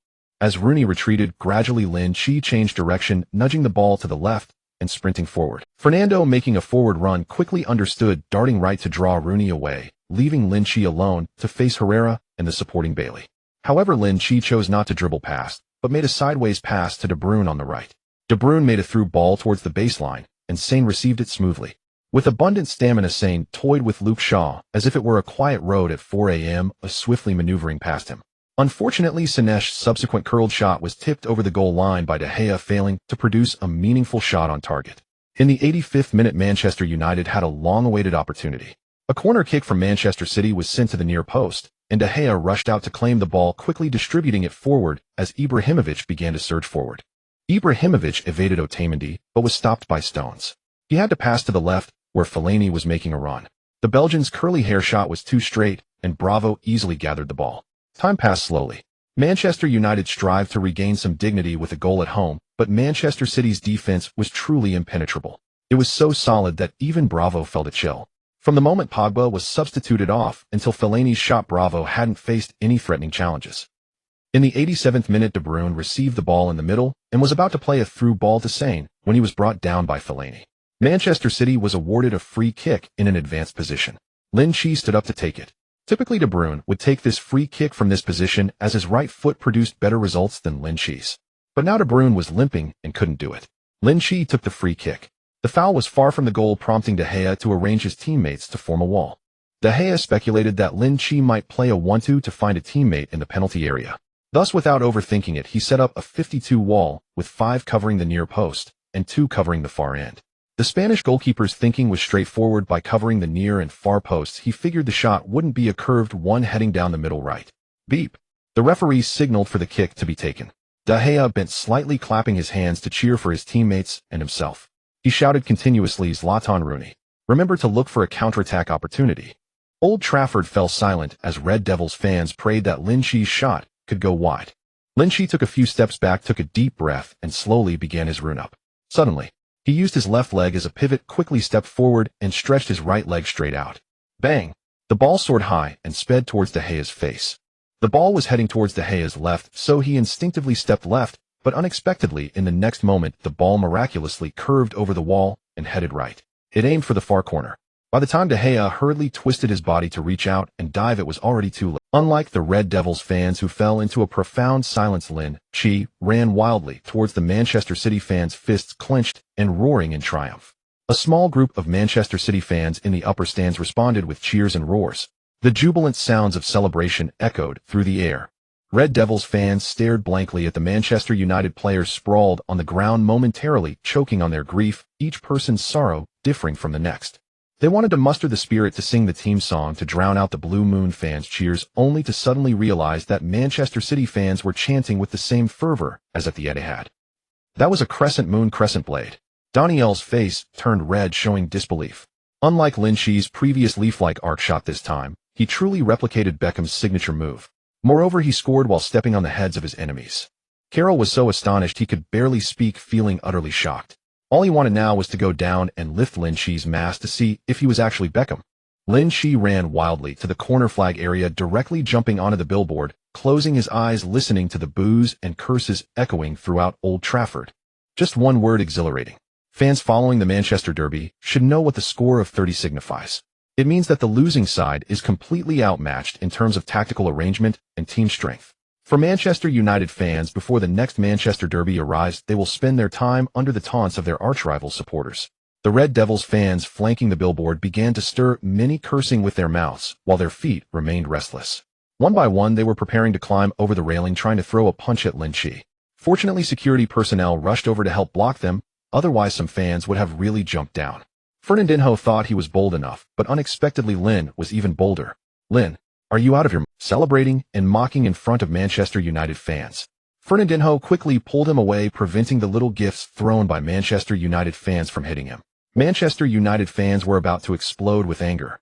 Mourinho was also on the verge of exploding. What on earth were they doing sprawled out like that? The match wasn't over yet. Get up, all of you. The match isn't over yet. Do you idiots want to go play for the youth team? The Portuguese shouted loudly from the sidelines, as these were the worst players he had ever coached. Especially Pogba. Growing tall, but lacking intelligence. This guy is bound to get into trouble. The players from the Blue Moon celebrated and returned to the center circle with little time left in regular play. Before long, the fourth official at the sidelines raised a board indicating 5 minutes of stoppage time. Guardiola, sitting on the bench with his legs crossed, saw that there were only 5 minutes of stoppage time and stretched out his palm to Bazins, gesturing. Bazins, 5 minutes. Even if they were given 50 minutes, they wouldn't score a single goal. Bazins retorted, No, I don't think so. He pointed to Sane and Lin Qi, who were still sprinting on the field, and continued, We might even score 3 more. With Manchester United in possession, all players from Manchester City pushed forward. Luke Shaw had no good opportunities to pass forward and returned the ball to De Gea. De Gea received the ball, observed for a moment, and simply kicked it forward to Rooney. The Spanish goalkeeper was before the half, or rather before the 57th minute, he was the best performing Manchester United player on the field. As a result, Pogba conceded a penalty, Luke Shaw lost his mark, and Lin Qi struck again with a stunning shot. Who could stop that? On the field, Rooney held the ball in the forward area, passing it to the right wing. However, that pass was immediately intercepted by Fernandinho. Fernandinho quickly passed it back to Stones.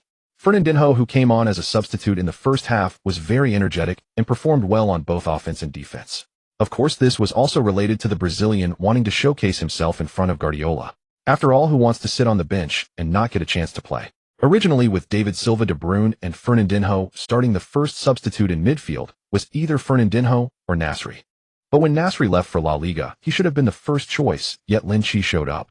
The talent Lin Qi demonstrated far exceeded Fernandinho's expectations. Now he had resigned himself to his fate, only hoping to make the most of his limited playing opportunities to perform well. He aimed to push his Brazilian compatriot out. In the 3rd minute of stoppage time, Fernandinho once again held the ball. This time, he directly found Lin Qi on the left.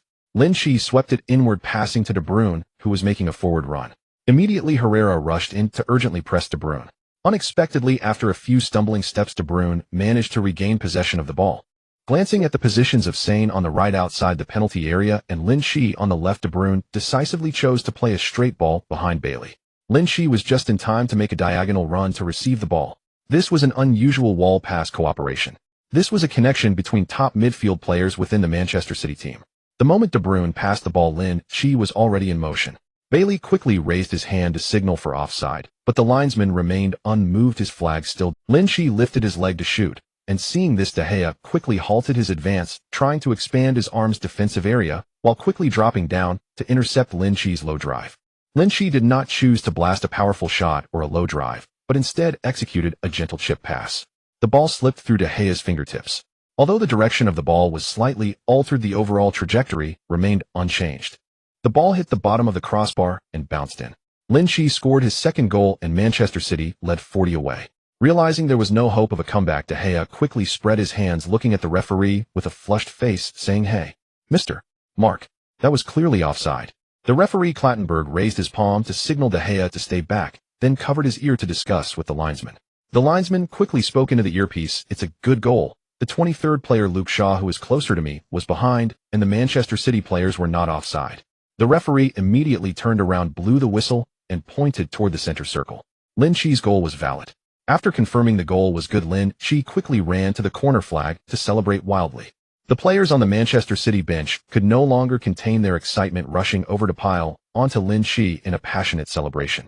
"I can't believe it." What was touted as a Mars colliding with Earth Manchester derby turned out to be a one-sided slaughter. Manchester United lost face at their home ground. Donnelly shook his head and continued, "The last time Manchester United lost to Manchester City by 4 goals or more in the league was back on October 23, 2011, in the 9th round of the Premier League. In that match, Manchester United lost 16 at home." Interestingly, Rooney and De Gea were both on the field. On the Manchester City side, Aguero and company did not make today's squad, but David Silva and Zabaleta had experienced that match. In 1998, Colombian goalkeeper Mondragon first witnessed Manchester United's number 7 Beckham's stunning shot. Today at Old Trafford in front of De Gea, Lin Qi's stunning shot broke through Manchester United's goal, and then he quickly scored again. "What a monster." Donnelly picked up the conversation. "Yes, that's right. Today Old Trafford has completely turned into Lin Qi's personal showcase." Lin Qi can be said to be a Manchester United killer. Old Trafford had turned into a silent library. The only noise came from the high-spirited Manchester City fans. As the referee blew the final whistle, Manchester City won 40 away against Manchester United. The Blue Moon fans had already started looking forward to the second half of the season. If they could win 40 away, shouldn't they aim for 70 or 80 at home? The match between Manchester City and Manchester United has ended, but on various platforms and social media, another battle has just begun. Mourinho, "It's like our neighbor drying peppercorns, making the other side numb." Lynch let De Bruyne and the others take the spotlight. "I'll praise David Silva. He is truly selfless and a team player."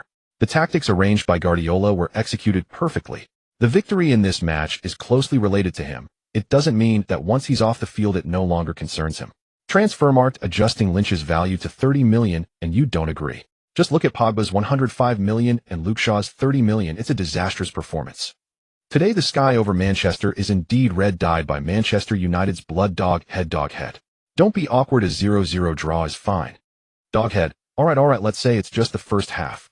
Actually, Manchester United fans shouldn't be too disheartened. If they draw 0-0 in the second leg, then this 40 can be split into 20, right? Isn't that acceptable? Previously, my team won 32 against Manchester City in a friendly, rounding it off as 50 against Manchester United, right? Manchester United fans simply cannot lift their heads online. The dismal performance of the team leaves them with no confidence to vent their frustrations. In the Manchester derby, Lynch, who scored twice and provided an assist, has suddenly become a hot topic. Multiple media outlets have reported that Ligue 1's Paris Saint-Germain, Spain's Barcelona, and Real Madrid, as well as Germany's Bayern Munich and Italy's Northern Trio, have all expressed interest in Lynch to varying degrees. It's worth noting that this 18-year-old midfielder, who just made a leap from the English League One to join Manchester City this summer, has averaged 1 goal and 1 assist in the first 4 rounds of the Premier League, yet his release clause is only 35 million euros. The Northern Trio in Serie A will have to weigh their options. Florentino and Paris Saint-Germain are likely to trample all over Manchester City's threshold. As the recent focal point of European football, Lynch is currently on vacation in his dorm, just opening the system panel to check the system attributes that have increased over the past month. Confrontation 57 552, stamina 70 682, speed 64 622, dribbling 93, passing 95, set pieces 93, heading 27, vision 96, ball control 93, shooting 70, overall rating 79, 781, 6 attribute points added. Lynch jumped up directly from his bed. The system is too powerful. But why did the overall rating only increase by 1 point? As the overall rating rises, the difficulty of increases also rises. Please be aware, host. Lin Qi suddenly realized that indeed it's just like leveling up in a game. The system has detected that the host's training intensity and benefits have not met the minimum requirements. Therefore, this system will provide a 3-month training plan for the host. Upon completion, attribute points will be awarded based on the host's training results. Wait a minute. Lin Qi was somewhat surprised. As one of Europe's top teams, Manchester City is always among the top 3 in Champions League odds. You are telling me their training effectiveness is low and doesn't meet the system's requirements. The training plan of this system is 175 more effective than the host's training with the team. Shall we start immediately? Lin Qi took a deep breath. He was already accelerating his development every month, and now this system wants to impose additional training on him. Is it trying to turn me into a hexagonal all-round golden warrior dominating the football world? Wow. Start immediately. Lin Qi hurriedly replied. This system kindly reminds you 1. If the daily training plan is not met each month, this plan will be instantly withdrawn. Please pay attention. 2. Any muscle fatigue or injuries sustained during training will automatically recover after midnight. Go ahead and strengthen yourself. Host, the training plan has been issued. Please click on the daily training plan in the system attribute panel. Lin Qi opened the training plan and found that the duration of these trainings was not very long, only fluctuating between 3 to 4 hours as the training days increased. Even on match days, it was enough for him to complete the plan. Lin Qi felt reassured. The system mentioned a refresh status at midnight, so he could just train vigorously. Lin Qi's overall rating of 79 was already enough to stand firm in the Premier League, but compared to De Bruyne, David Silva, and Agüero, there was still a significant gap, let alone the gap between him and Messi from Barcelona or Ronaldo from Real Madrid. Therefore, Lin Qi had to seize every training opportunity to strive for a high score in the system evaluation 3 months later. To earn more and better attribute points, Guardiola gave the entire team a 2-day break to celebrate their victory over Manchester United, as well as to allow the players to rest and adjust, preparing in better condition for the upcoming matches. Just a few days later, on September 14th, they would host the first round of the Champions League group stage match. And 2 days after the Champions League group stage, they would welcome their Premier League 5th round opponent Bournemouth, nicknamed. After that, they would face Swansea City away twice in 3 days, once in the League Cup and once in the Premier League. This means from September 14th to September 29th, the Blue Moon would play 7 matches before the second round of the Champions League. And crucially, after finishing on the 29th, they would have to challenge Tottenham Hotspur away on October 2nd. This is Manchester City's devilish schedule for September. September 14th.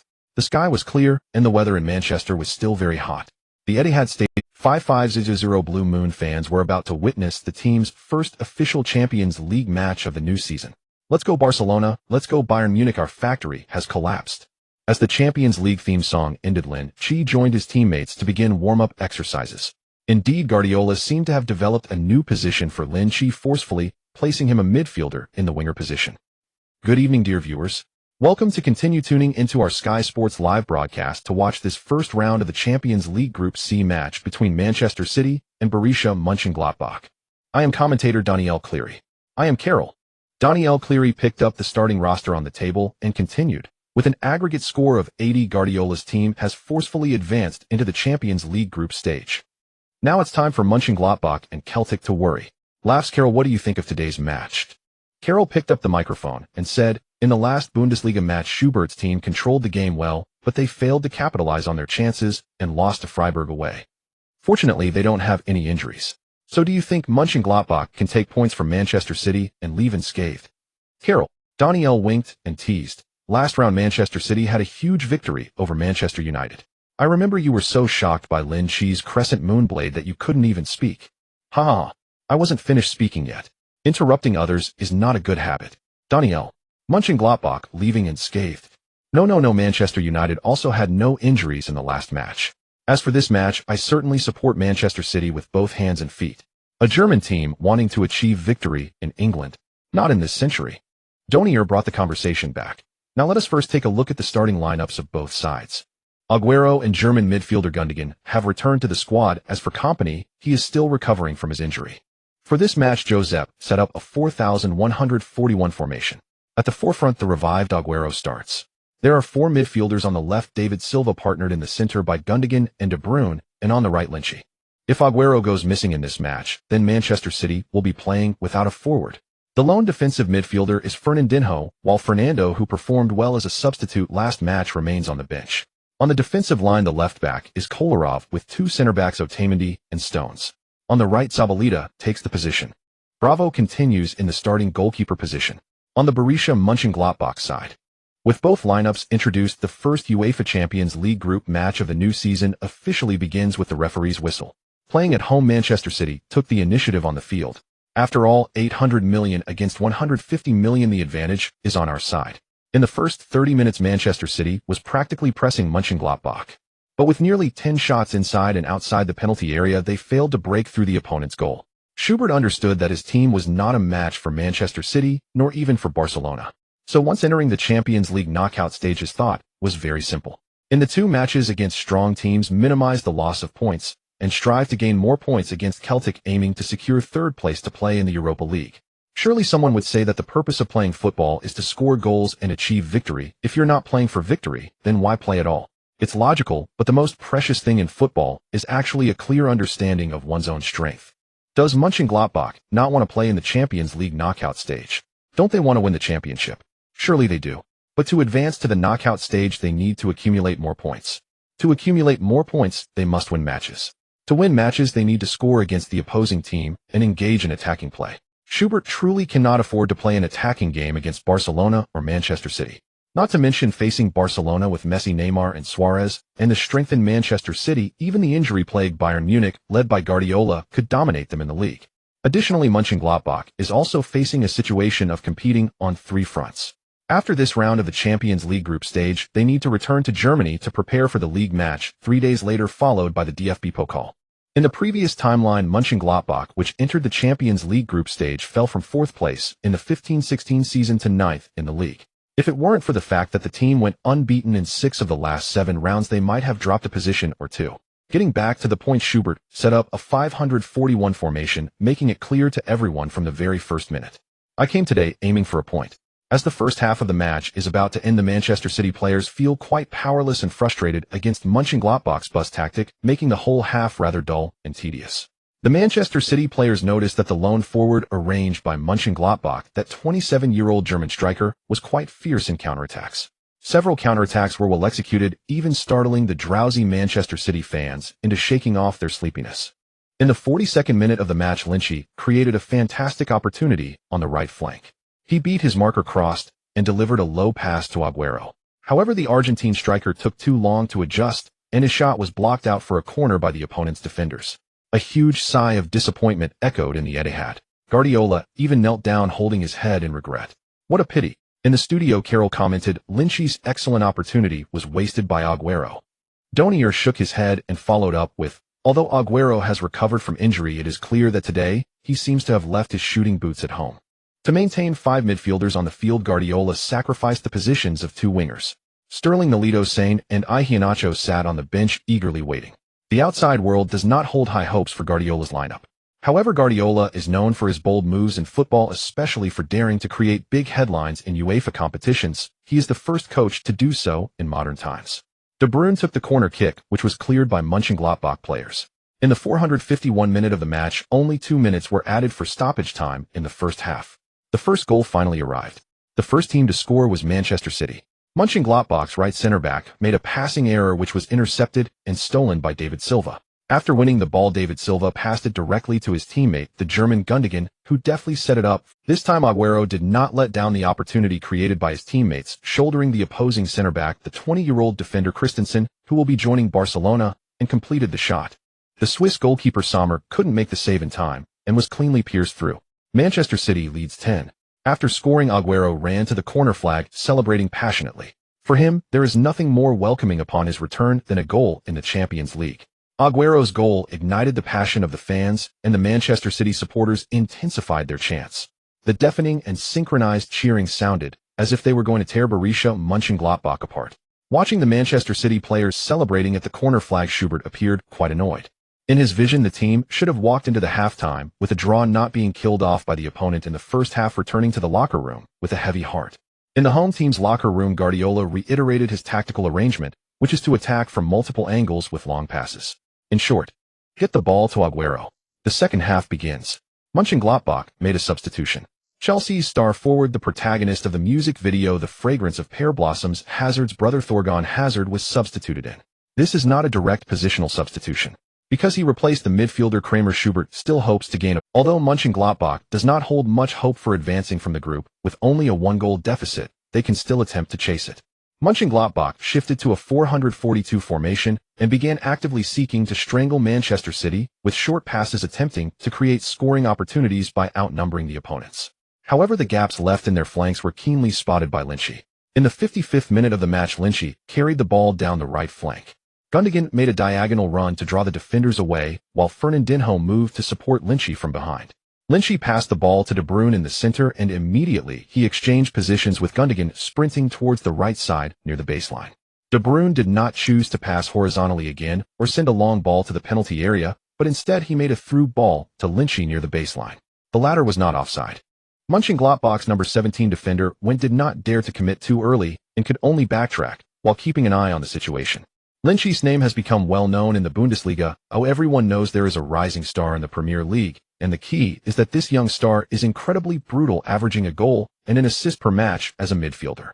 Lin Qi faked a couple of times, but remained unmoved. After a few seconds of silence, Lin Qi suddenly dropped his shoulder, and as was caught off guard, he changed direction twice and entered the penalty area. This is a Messi-style shoulder drop. Lin Qi made a back pass to the center, and the on-rushing Gundogan scored in one motion. Puff! The ball hit the net. At the Etihad Stadium, the Manchester City fans, leading by 2 goals, excitedly sang their anthem, finally able to relax their anxious hearts because the goals came far too easily.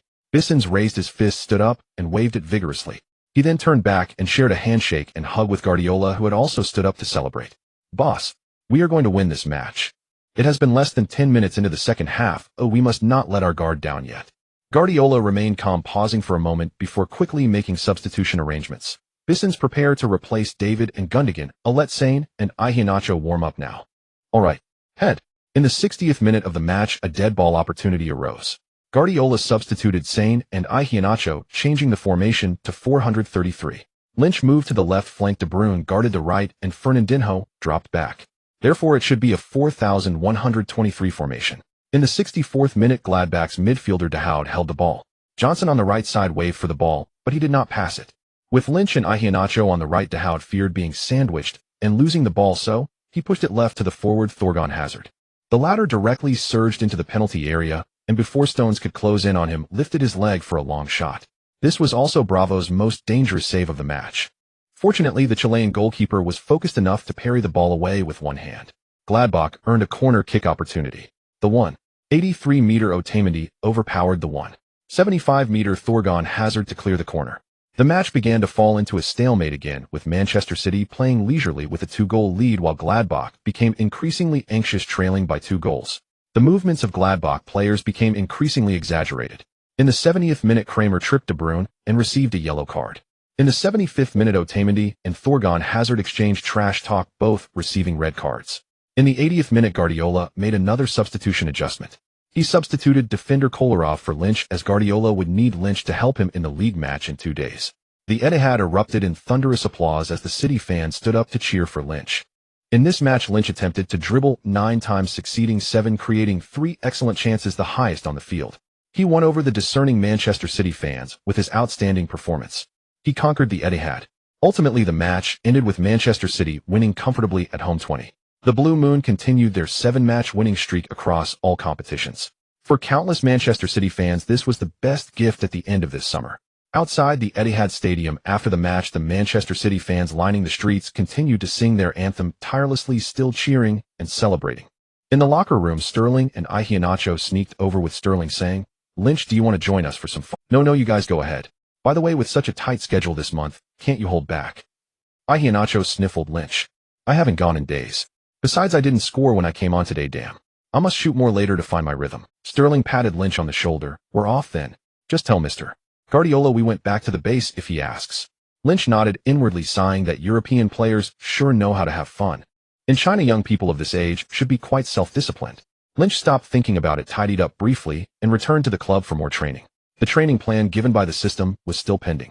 Since signing with Manchester City, Lynch had not had an age. However, now, with his improving performance and rising market value, relevant endorsements would soon come knocking. Several leading companies in Croatia had already approached Lynch, but he had temporarily set them aside. Even far away in China, some companies expressed interest in collaborating with Lynch. On the European side, Adidas and McDonald's had contacted Manchester City and Lynch. Therefore, for Lynch, finding an agent and a professional lawyer was becoming urgent.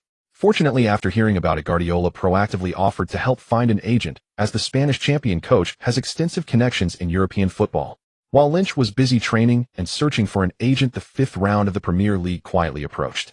Unlike Manchester City's two-day rest, Bournemouth's last match was a week ago, giving them a full week of. Manchester City had previously submitted a request to postpone the fifth-round match, but it was denied by the officials. However, the good news was that the Blue Moon did not have to travel far for the away game, as they would still be playing at home. Welcome everyone to continue watching Sky Sports. I'm commentator Danielle. Carol is commenting on Arsenal's match scheduled at the same time. Therefore, I will be the only commentator for this match. Now let's take a look at the starting lineups for both sides. For Manchester City, Guardiola has set up a 4,231 formation, with the sole striker the Argentine forward Agüero. Behind him, Nolito and Sterling are positioned on either side, with De Bruyne playing as the attacking midfielder. The two defensive midfielders are Fernandinho and German Gundogan. In defense from left to right, they are Kolarov, Otamendi, and Sagna. In goal, Bravo continues to start. Due to the recent match schedule, Stones, Saint Iheanacho, Zabaleta, and Lynch are all on the bench. For Manchester City fans, there's both good news and bad news. The good news is that Kompany has recovered from injury and is back on the bench. The bad news is that David Silva got injured in training and could not make the matchday squad. Additionally, according to Manchester City's official statement, the return date for the Spanish midfielder remains unknown. Guardiola's bench has never been fully intact. On the visiting side, Bournemouth. Alright, the match is about to start. Let's focus on the field. With the referee's whistle, the match officially begins. The visiting team, Bournemouth, kicks off first. Coaching Bournemouth in his fifth season is English manager Eddie Howe, who has adopted a very humble posture. Perhaps having learned from Manchester United's lesson or reviewing Gladbach's tactical arrangements, future Newcastle United head coach Eddie Howe has opted for a 451 formation. In the forward line, only Joshua King remains to launch counterattacks. The Norwegian forward did not get many starting opportunities last season, but this season, after the team transferred 3 forwards, he finally received more starting chances. With less than 10 minutes into the match, Bournemouth's 2 counterattack opportunities were surprisingly well executed. The combination of Kolarov and Otamendi could not contain Joshua King at the moment. A glancing header. Joshua Jean has squandered yet another golden opportunity. His header skimmed past the post, and Joshua Jean slumped onto the turf just outside Manchester City's goal, his face etched with frustration. Al Ittihad's goal once again came to the rescue of the Sky Blues. Surviving against the odds left every Manchester City fan breathless. Bravo frantically clapped his hands, beckoned Otamendi over, and tapped his own temple. Focus, Nicholas. Concentrate. Win that damned aerial duel. In the broadcast booth, Donnelly remarked, Otamendi's performance tonight has been subpar. He lost all 3 aerial duels against Joshua Jean, and he gifted the opposition 2 clear chances. Yet neither Joshua Jean nor right winger Jordan Ibe seem to have brought their shooting boots to this match. Otherwise, we might well have seen Manchester City trailing 0-2 within the first 15 minutes. Chuckles. The match resumed with a Manchester City goal kick. Pep Guardiola stood on the touchline, gesticulating wildly. He was deeply dissatisfied with his team's display. Otamendi and Gundogan were both in woeful form. Sterling, too, delivered a lackluster performance. Why did his legs seem so leaden? He hadn't even featured in the Champions League match just 2 days prior. In the 21st minute, Bournemouth launched a counterattack. De Bruyne's corner sailed into the box, only to be flicked on by the opposing center-back, right to left-back Daniels. Daniels surged forward a few paces then before Sterling could close, and coiled his left leg and unleashed a laser-guided diagonal pass across half the pitch to right winger Jordan Ibe, sprinting along the right touchline. Gundogan's positioning lagged badly, leaving Ibe a clean path to cut inside. Ibe opted not for a shot, but instead floated a delicate chip, catching Otamendi and Kolarov utterly off guard, and placed it perfectly onto Joshua Jean's forehead. This time Joshua didn't falter. His glancing header arrowed into the far corner. Goal. Donnelly's face flushed crimson as he roared into the mic. Who could have imagined it? Bournemouth have struck first. Daniels' long pass found Jordan Ibe on the right flank. Gundogan was completely out of position. Joshua seized his chance at last. Had he missed again, Eddie Howe would surely bench him for an entire season. Joshua Jean sprinted to the corner flag, celebrating wildly amid a storm of boos and jeers. Bravo retrieved the ball with weary resignation and launched a towering clearance. Exhausted. Just in it all. The restart took place at midfield. Manchester City intensified their attack. Guardiola even instructed both fullbacks to push forward more aggressively. It was unmistakable Guardiola craved victory in this match. Yet Bournemouth, now leading by 1, simply retreated, battling to hold on for 90 minutes and claim all 3 points. In the 25th minute, a throw-in for Manchester City on the right flank. De Bruyne fed Sterling, who instantly returned the ball with a crisp one-touch layoff. De Bruyne launched a curling cross toward the box, but the goalkeeper rushed out decisively and punched it clear with both fists. In the 31st minute, Manchester City created another promising chance. Aguero dribbled near the edge of the penalty arc, then went down under a clumsy tackle. They earned a free kick from that exact spot, but De Bruyne's direct effort struck the wall and rebounded harmlessly. In the 33rd minute, Bournemouth countered and won a right-wing set piece. 25-year-old German midfielder Gundogan committed yet another reckless error. Suleiman took the kick. Inside the box, Joshua rose again to meet the ball, but rather than controlling or shooting, he slipped a precise through ball to Harry Arter, lurking unmarked at the far right post. The Irish midfielder was perfectly onside. Bravo failed to drop in time. The shot rocketed between his legs and nestled into the net. Bournemouth takes a 2-goal lead away from home. The Etihad Stadium falls into a deathly silence as the Blue Moon fans cannot believe their team has conceded another goal. Gundogan, how can you not see what's happening? The previous foul can be overlooked, but this time you didn't even help Klitsch at the back post. Bravo shouted angrily as he approached Gundogan. Gundogan shrugged off Bravo's grip on his shirt, equally furious. Hey, everyone calm down. De Bruyne rushed over to pull the two apart. Listen to me. The match isn't over yet, we still have a chance. Everyone pull yourselves together. The camera cuts to the Manchester City bench. From the audience's perspective, Guardiola, who has seen his team concede 2 goals, is surprisingly still sitting there in a daze. The camera pans forward, sweeping across the faces of the substitute players. In the frame, midfielders Alex Garcia and Lynch, as well as defenders Company Stones and Zabaleta appear. It seems the director is saying, hey, Josep, are these midfield and defensive talents on the bench really not coming on? In the remaining time of the first half, Manchester City is engaged in futile efforts. It looks like the Bournemouth goal is under siege, but the shots that genuinely threaten the goalkeeper are few and far between. At halftime, Manchester City is trailing 0-2. In the home team's dressing room, Guardiola waits for the players to come in and shouts loudly, listen up. Hey, everyone listen to me. Everyone sit down and don't talk anymore. He moves the tactical board and gestures. I am not a god. I am not omnipotent, I know that. Do not give me sour faces. Of this is the one thing I do not want to see in the team. A few years from now, you may be the coaches of the team, and then you can make all the faces you want. But for now, I am the boss, and I make the calls. Today, you all have to fight for 2 reasons: the injured David and the over 5-0 fans in the stands. When you are under pressure, try to pass to Fernandinho and De Bruyne. When the opponents are not pressing high, just take the ball and compress the opponent's space. Turn, dribble, pass, and direct. You are all top-level players. Remember that. Guardiola signals to his assistant to move the tactical board aside and continues. In the second half, Otamendi and Gundogan will come off, while Company and Lynch are getting ready to come on. Guardiola turns to Lynch and Company. Now you go out to warm up. I will substitute you around the 50th. The second half resumes. In the Sky Sports studio, Daniel is analyzing in front of the television audience. The 2 goals Bournemouth scored in the first half were completely due to the mistakes of Otamendi and Gundogan. Clearly, Otamendi's performance today has been quite average, and as for Gundogan, his cooperation with Fernandinho is evidently not as good as with David Silva. Josep will likely make some substitutions. We can see that Captain Company and Lynch are warming up. In the 49th minute of the match, Bournemouth kicks the ball out of play, and Manchester City takes this opportunity to arrange substitutions. Number 30 Otamendi and number 8 Gundogan come off the field. Captain number 4 Company and young number 23 Lynch come on. Daniel's eyes lit up. Manchester City finally made a substitution. His words left no mercy for the substituted Manchester City player. Josep made a substitution adjustment.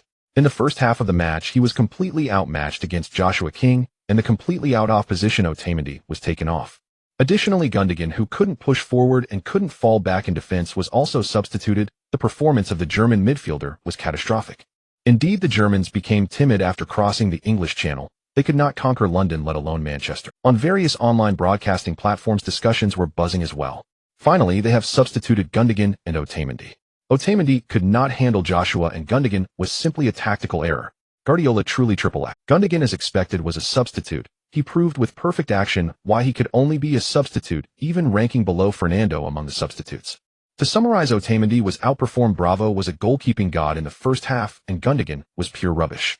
Otamendi Gundogan, this central axis was paralyzed. It is not an exaggeration to say that based on the performance shown by Manchester City in the first half, they resembled a pure relegation team in the Premier League. Oh no, the unbeaten record is about to be broken. Arsenal, Manchester United, Tottenham, Chelsea, and Liverpool fans, why didn't Manchester City play like this from the start? Joshua wasted 2 excellent chances. Otherwise, the first half would have been truly disastrous. In contrast, what were Nolito, Aguero, and Sterling doing? Especially Sterling, did he go to a nightclub and order 10 cherry girls? On the pitch, looking at the prominent 20 on the big screen, Lynch took a deep breath. After Aguero kicked off, he immediately ran towards the left sideline. With Nolito and Sterling up front, Lynch replaced Gundogan as the left midfielder and De Bruyne moved to the right. Fernandinho stayed back. Guardiola's 42-31 transformed into a 4,123. In an instant, Bournemouth felt the hardness of their opponent's attacking front. On the left flank, Lynch knew his physical confrontation ability was not enough to clash with his opponent, but his top-notch dribbling skills allowed him to evade the opponent's attempts to engage him closely. Therefore, he could conserve his energy well, while also avoiding many unnecessary physical confrontations. On the left, the balls he delivered enabled Nolito to create threats towards the goal. In defense, Kompany did well to restrain Joshua King. Overall, Manchester City's attack underwent significant improvement. Their goal seemed imminent. In the 56th minute, left-back Clichy took a throw-in passing to the nearby Kolarov. Kolarov sent a long pass to find Lynch on the left flank. Lynch, who had been swaying along the left sideline, received the ball, turned, and dribbled all in one smooth motion. Of Bournemouth's right-back Adam Smith couldn't keep up. He simply would not engage in a confrontation with you. He just toyed with you using his dribbling. Crucially, Lynch was as agile as a slippery eel. Smith didn't even have a chance to commit a foul. Centre-back Francis and midfielder Harry Arter hurried back to defend, but Lynch swept the ball into the middle just before they could close the gap. Nolito timely appeared at the edge of the penalty area. The Cherries' left centre-back, Cook, found himself momentarily hesitating. He didn't know whether to step up for a close tackle or retreat to cut off any potential passing lanes. Nolito wasn't much of a threat with the ball, but Nolito had Aguero beside him, which was a significant threat. Cook feared a diagonal pass. Left-back Daniels was busy assisting Sterling, while midfielders Wilshere and Sermon were urgently retreating, but in terms of speed, they would definitely not participate in the current defense. Noticing the goalkeeper moving towards the right side of the goal to prepare for Nolito's shot, Cook immediately understood. He quickly retreated to cut off any possible passing route between Nolito and Aguero, leaving Nolito to face the goalkeeper 1v1. In a flash, Nolito attempted to curl the ball into the corner, but the ball was indeed blocked by the goalkeeper. The Etihad Stadium erupted in loud boos. The Blue Moon fans felt a sense of regret. After Nolito's shot, he lost his balance and fell in front of the goal, filled with regret. I should have passed it. Although Boruc managed to deflect the ball, it remained in the penalty area. Cook turned and cleared the ball, but it struck Lynch, who had moved to the top of the penalty area after his pass. Without much hesitation, Lynch stopped the ball and shot directly from the spot, curling it towards the top right corner of the goal. That was a dead angle. Boruc touched the football, altering its trajectory, but the ball still flew in. 12. The substitute Lynch has scored for the team. The previously quiet Etihad Stadium suddenly erupted with thunderous cheers. Manchester City fans saw hope for a comeback in the match. Boruc stood in front of the goal, hands on his hips, looking helpless. That shot was too sudden. For the Polish goalkeeper to react in time to touch even a little was already a blessing. Aguero hurriedly ran into the net to retrieve the ball. There is still a chance they have time to equalize or even take the lead. Eddie Howe was somewhat annoyed of why was the midfield so slow and retreating. From the right side, how could they let Lynch make that cross? Were IBE and Francis dead? If it weren't for the constraints of the camera broadcast, the Englishman would have erupted in anger just like during practice. The ball was played from the center circle. Eddie Howe looked up at the big screen. How was it only 57 minutes? He hurriedly signaled for the players to tighten their defense. A one-goal lead is still a lead, but they must not let the opponent easily penetrate. He also called over left midfielder Stanislas to relay a message telling right side players Jordan Ibe and Harry Arter to tightly mark the opposing number 23 Lynch. Do not let him have the chance to shoot or pass. Even if it means committing a foul, do not let him reach the baseline. As the match continued, Lynch noticed that the opponent had indeed intensified their defensive efforts against him. But my friend, if you have two players watching me, what about De Bruyne on the right? Lynch once again held the ball. He chose not to dribble forward because 2 or 3 defensive players from the opponent were already closing in. Seeing this, he directly sent a long ball to the right to De Bruyne. De Bruyne skillfully controlled the ball and smoothly dribbled forward. Stanislas attempted to commit a foul, but De Bruyne executed a Marseille turn, evading him. A direct pass to Sterling and De Bruyne followed into the penalty area. Sterling stopped the ball. He immediately lifted a cross into the penalty area. The ball passed over Aguero, over De Bruyne, and even over Nolito. Wait, who is Sterling trying to pass to? There is no one at the back post. No way. When did Lynch appear here? He shot flicking it, and the ball went in. Boric couldn't catch it. 22. Less than 15 minutes into the second half, Manchester City equalized the score. The substitute Lynch has scored twice. He is the savior of Manchester City. 6 goals and 5 assists. It is unimaginable that these are the statistics of a midfielder. In the Sky Sports studio, Daniel's eyes widened in disbelief. He simply could not understand how Lynch had made his way to the back post. After scoring, Lin Qi spun his finger in circles, leaping high in the corner flag area to celebrate with a 180-degree turn. The Blue Moon fans enthusiastically echoed the sound of Siu.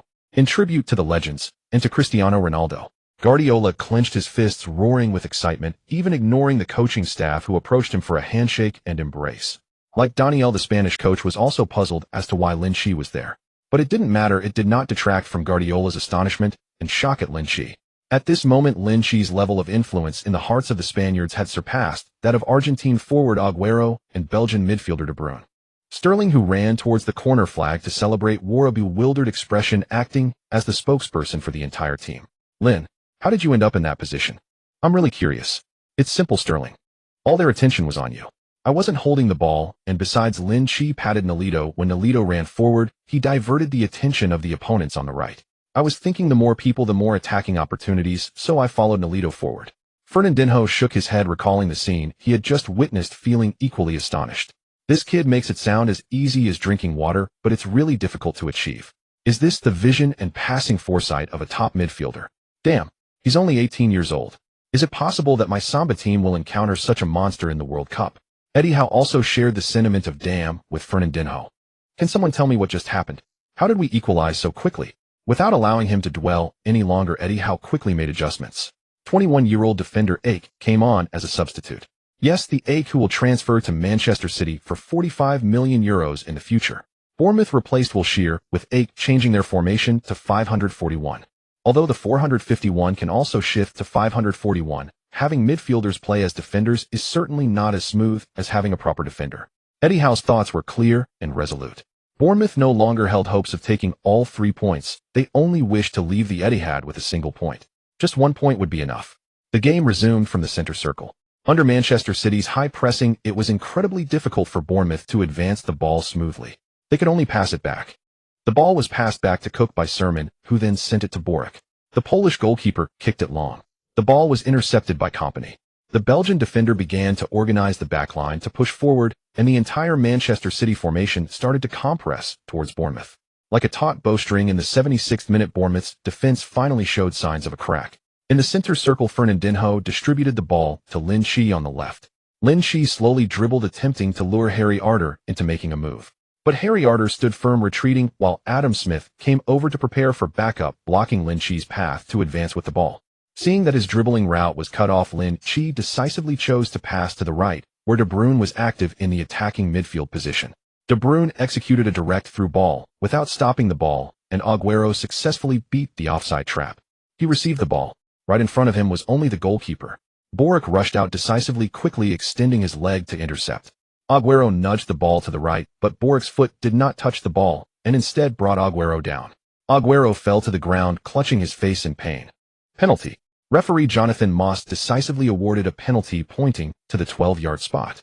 At the same time, the Bournemouth goalkeeper was shown a straight red card. This was an obvious obstruction of a clear scoring opportunity. Boric quickly stood up, trying to plead his case. Seeing this, his teammates rushed over with their hands joined together to explain as well. Adam Smith took an unconventional route, returning to the penalty area, crouching down to try to pull Agüero's arm away, showing the referee this Hollywood-trained clown. Nolito sprinted over to swat Smith's hand away, shouting, "Get away from him, bastard." The two instantly got tangled up. Smith grabbed Nolito by the neck, and Nolito retaliated by swatting his arm away, quickly returning the neck grab. Players from both sides hurriedly pulled them apart. The referee stepped back slightly, and once the situation became clear, he approached and issued a red card. 10 against 9. When it rains, it pours. Eddie Howe was at his wit's end. The goalkeeper was sent off, and now the right back was out too. Reluctantly, Eddie Howe could only substitute in second-choice goalkeeper Friedrich for Harry Arter. Let's save the penalty first. There's still a chance. The Blue Moon fans near the Cherry Army began to voice their frustrations madly.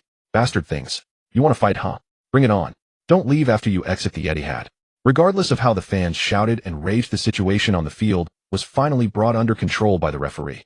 Aguero sat up, adjusted his socks, stood up holding the ball, and handed it to Lin Qi. Go ahead, Lin. Your first hat trick. Lin Qi was somewhat surprised and touched. As the team's primary penalty taker, Aguero had the ultimate right to shoot. But unexpectedly, Aguero was willing to give up his scoring opportunity to fulfill him. Rubbing his face, Lin Qi accepted the ball and gently kissed it. Oh. Daniel was equally surprised Aguero didn't choose to take the penalty. He left this opportunity for Lin Qi. He is willing to help his teammate achieve a hat trick. The deafening roars of the Etihad began to calm down. They all did not want to affect Lin Qi's performance. Placing the ball on the penalty spot, Lin Qi took a deep breath, facing what could be his first hat trick in life. He seemed a bit nervous and lost in thought. Shaking his head upon hearing the referee's whistle, Lin Qi adjusted his steps. He used his right leg for support, with his left leg straightened, directly striking at the bottom left corner of the goal. The Australian goalkeeper Friedrich guessed the right direction, but the ball was too fast. He simply couldn't make the save. He could only watch helplessly as the ball entered the net right before his eyes. Goal! What a beautiful shot. 30. Hat trick. Lin Qi has become the savior of the team. Guardiola's team has turned the score around at home. It's simply unbelievable. The Blue Moon fans erupted in ecstatic cheers. They couldn't find any words to describe Lin Qi's performance today. They could only say it was too perfect. Lin Qi was like a general who always wins, scoring 3 times and breaking Bournemouth's spirit.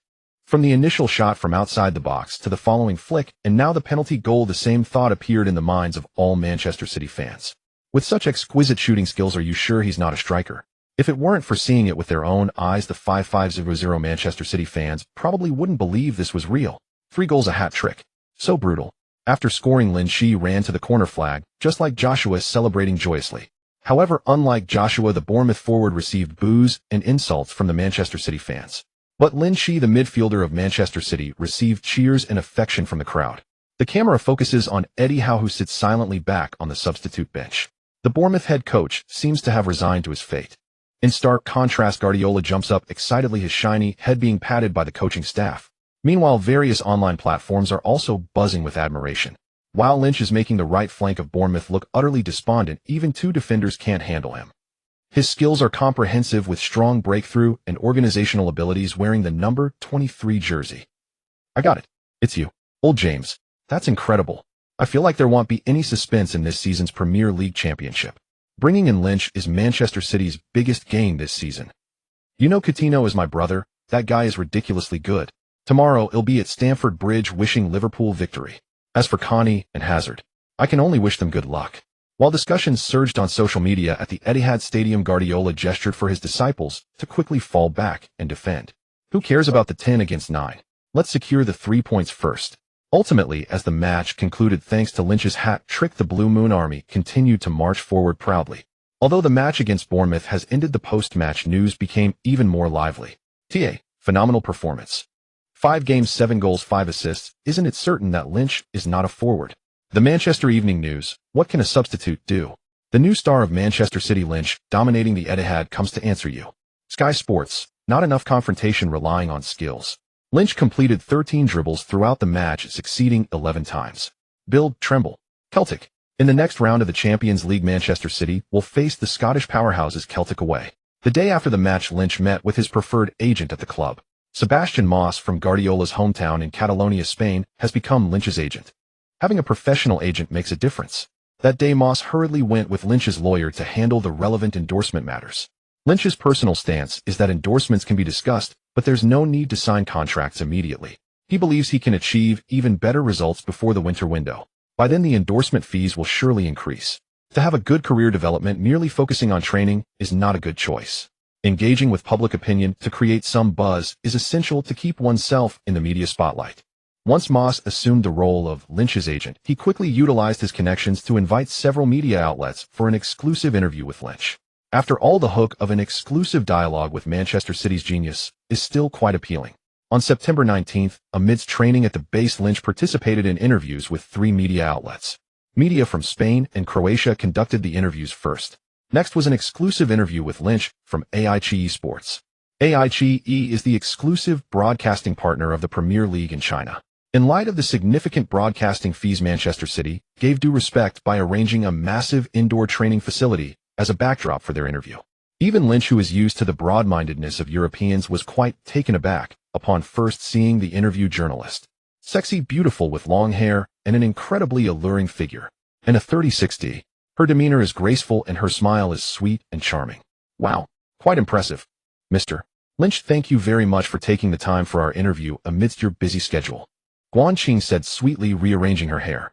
Quickly shifting his gaze away from the alluring 30-60, Lynch straightened his posture looking at the camera. Not at all, I'm also very happy to be on your show. Guanqing chuckled a few times, causing Lynch to feel dizzy looking at her swaying chest. What's going on? I've heard of getting dizzy over 3D, but how about getting dizzy over 30-60? Lynch quickly shook his head, trying to stay alert. So Mr. Lynch, Guanqing handed over a form. Here are the questions we will be asking in the interview. Please take a look. If there are any topics you find inappropriate, we can skip them. There's nothing I can't discuss, go ahead. As the camera started rolling, Guanqing sat up straight, her ample bosom occupying Lynch's line of sight. Mr. Lynch, please greet the viewers of AI Qi Esports. Looking at the camera, Lynch extended his hand to wave. Hello, everyone. I am Lynch. The first question is, within 3 months, how did you jump from League 1 to the Premier League? Focus, persistence, and patience. Opportunities will come. Then could you briefly describe your performance since the new season began? Not bad, but there's still room for improvement. Room for improvement. Guanqing leaned slightly forward, puzzled. Could you elaborate? As a professional football player, the goal is to win and continuously progress. Looking solely at the first 5 games of the season, my performance has been quite good. However, in terms of my entire career and the history of football, I still need to work hard. There are many football icons I must catch up with. What about the atmosphere at the Etihad Stadium? Incredible. You know, the roar of over 5,000 people is so overwhelming. Manchester City is a very inclusive city with the most passionate fans in England. Of course, this is limited to the east side of Manchester. Laughs. Can we talk about the national team? Many Chinese fans hope you can join the national team. I really appreciate their... Thank you. Actually, I have been evaluating that recently. Of course, people from both the Croatian Football Association and the Chinese Football Association have reached out to me. I will find a suitable opportunity to chat with them. What about the eating habits in England? I have been in England since I was 13, with a few returns to Croatia, and so I have adapted to English cuisine. But my father took me back to China for ancestral worship, you know. My father's prideful signature dish can't even be presented in Chinese restaurants. Haha. Barcelona is a very strong team, but their start seems a bit rocky. Is this good news for Manchester City? I never think about how strong the opponent is. If you want to win the Champions League, you must overcome all strong. What are your goals for this season? The Premier League, the Champions League, I want them all. Laughs. Is that too greedy? Guanqing smiled and continued. Last question, do you have anything to say to your Chinese fans? You have many fans on AI Qi and Tieba. Thank you for everyone's support. As a mixed blood of China and Croatia, I will never forget where I came from. I have the blood of the yellow race flowing in me. Additionally, Lynch took a deep breath and said with a serious expression, I will work hard. I will carry everyone's hopes and blessings to reach the pinnacle of football. After the interview, Guanqing was inspired and temporarily requested to film a half-day session of Lynch's personal training.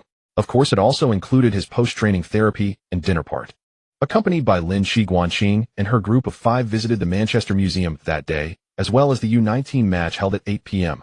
The next day, the AI Qi interview team flew back to Croatia. They needed to cut the footage quickly to release it online as soon as possible. Lin Qi continued his routine of training, eating, sleeping, and training. The monotonous life made Sterling, who lived next door, feel utterly overwhelmed. The English superstar couldn't believe that such a dull person existed in the world. Lin Qi remarked, I also wish I could find something exciting. However, the partner from Sky Sports was sent to the North American branch, and with all that pent-up energy, he could only practice more to relieve his frustration. Actually, Guanqing, who had just turned 25, was quite impressive. If she were to invite me out for a meal or a drink, she would probably agree, right? Lin Qi thought to himself. On the 21st, in the 3rd round of the English League Cup, Manchester City would challenge Swansea away. Swansea is not a football club from England, they are a team from the Swansea area of Wales. Before the Welsh League was established, the Swans had already fought in the Premier League. Therefore, Swansea has always played in the English League system instead of leaving to join the Welsh League. This choice brought them considerable income. Although they couldn't compete with the top teams of the Scottish Premiership, they still had a surplus. There is another similar case. Cardiff City in Wales is also due to the same reasons. Returning to Swansea in the 2010-11 season, they defeated the Championship regulars Reading in the playoffs and entered the Premier League with an impressive 3rd-place finish. After struggling in the Premier League for 7 years, Swansea was relegated to the Championship in the following year, the 2017-18 season, ending their journey in the Premier League. The English League Cup matches are somewhat of a mixed bag. Of course, this is true for the Big Six. Guardiola made significant rotations. Aguero, Lin Qi, De Bruyne, Sterling, Fernandinho, and goalkeeper Bravo were all rotated. Only Stones and company remained as the two main players on the field. Fernando, Alex Garcia Sane, and Iheanacho were given their starting opportunities. Ultimately, Manchester City's substitute lineup defeated Swansea away 3-1, with successfully advancing to the round of 16 in the English League Cup. In the Liberty Stadium, what made the 20,000 Swansea fans even more miserable was that 2 days later they would face Manchester City again, this time in the 6th round of the Premier League. This time Guardiola fielded a full starting lineup. De Bruyne and David Silva returned from injury to start with Lin Qi partnering with Sterling, while Fernandinho played deep. Manchester City, in a 4,141 formation, overwhelmed their opponents. In this match, the Swansea goalkeeper retrieved the ball from the net 6 times. They were thrashed 0-6 at home. Aguero, who completed a first-half hat-trick, became the best player of the match. Unfortunately, Kompany, who had just returned from injury and played only 1.5 good games, was injured again and missed the second round of the Champions League group stage. Additionally, De Bruyne felt discomfort in his calf during training. Considering the Belgian's injury, Guardiola decided not to force him to travel to Scotland. On September 28th, Scotland. Glasgow has two famous teams. One is Glasgow Rangers, and the Celtic has been having a tough time lately, suffering frequent defeats in the league, and then being battered 70 by Barcelona, led by MSN in the first round of the Champions League. Rodgers, the Northern Ireland coach who took office in May, desperately needed a soft target to exploit. Unfortunately, Manchester City is clearly not that soft target. Hi, good evening everyone. Welcome to continue watching the live broadcast from Sky Sports of the 201,617 UEFA Champions League Group stage match, Celtic against Manchester City. I am Danielle Cleary. I am Carol. The players from both teams are slowly walking out of the player tunnel at Celtic Park. In the studio, Danielle raised the microphone and continued. In the first round of the Champions League, Celtic had a very tough time against Borussia Mönchengladbach because they both lost their opening matches. It's worth noting that Borussia Mönchengladbach is ranked third in the group due to having conceded fewer goals. In this match, former Liverpool coach and current Celtic manager Rodgers must have valuable insights into playing against Manchester City. I believe the Northern Irishman will do his utmost to help the Scottish Warriors defeat the Englishmen. It's clear they will go all out. Laughs. Carol laughed as well. Of course, he got Danielle's joke. The Scottish Warriors, who fail every year, shout for independence referendums, but are thwarted every year by the English Parliament and Prime Minister. Danielle picked up the starting information sheet and addressed the camera. Let's take a look at the starting lineup for the away team. Guardiola has deployed a 433 formation. On the front line, Nolito, Aguero, and Sterling. This is not surprising. The three midfielders from left to right are David Silva, Fernandinho, and Lin Qi. De Bruyne is injured during training, and the Spanish coach did not bring him here. On the defensive line, Clichy is the left back, while Kolarov and Otamendi continue to partner as starting center backs. Kompany's recurrence of injury is not good news for Manchester City. The vulnerabilities in the defense will be exposed again. Hopefully Pep will have a good response for this match. At right back, Zabaleta. In goal, Bravo, who rested in the last league match, starts. Carroll took over. Let's take a look at the home team, Celtic. Celtic's key players are all out. They are eager to achieve victory at home. Although before this Champions League match, Celtic failed to effectively suppress those rebellious underlings in the league. But there are always some extremely stable things in the world. For example, Celtic, who could still win the league title despite not winning any of their first 5 matches. Therefore, for the Scottish Premiership overlords, unlike Borussia Mönchengladbach, who are content with their league ranking, they need to make breakthroughs in the Champions League to better reward their fans. In the home team's locker room, Rodgers repeatedly emphasized that today victory is the only option and failure is not allowed. Let those English bastards go back. After the match started, Celtic played very proactively, but the first shot on goal was made by Manchester City. In the 7th minute, Manchester City had a corner opportunity. Lin Qi took the corner kick. Nolito got a touch with a header, which was comfortably caught by the goalkeeper. In the 11th minute, it was another chance for Manchester City. Zabaleta surged forward from the right flank, receiving the ball near the opponent's baseline. After 2 feints, he found space to shoot. Aguero tapped the ball in with his toe, and it went in. However, the assistant referee promptly raised the flag, indicating an offside. The big screen started replaying the previous scene. Indeed, at the moment Zabaleta struck the ball, Aguero was clearly in an offside position. The Celtic Park, which can accommodate 6-0, erupted with waves of cheers. They applauded the diligent referees. The Scottish people had just walked through the gates of hell. In the studio, wait. The assistant referee raised the flag.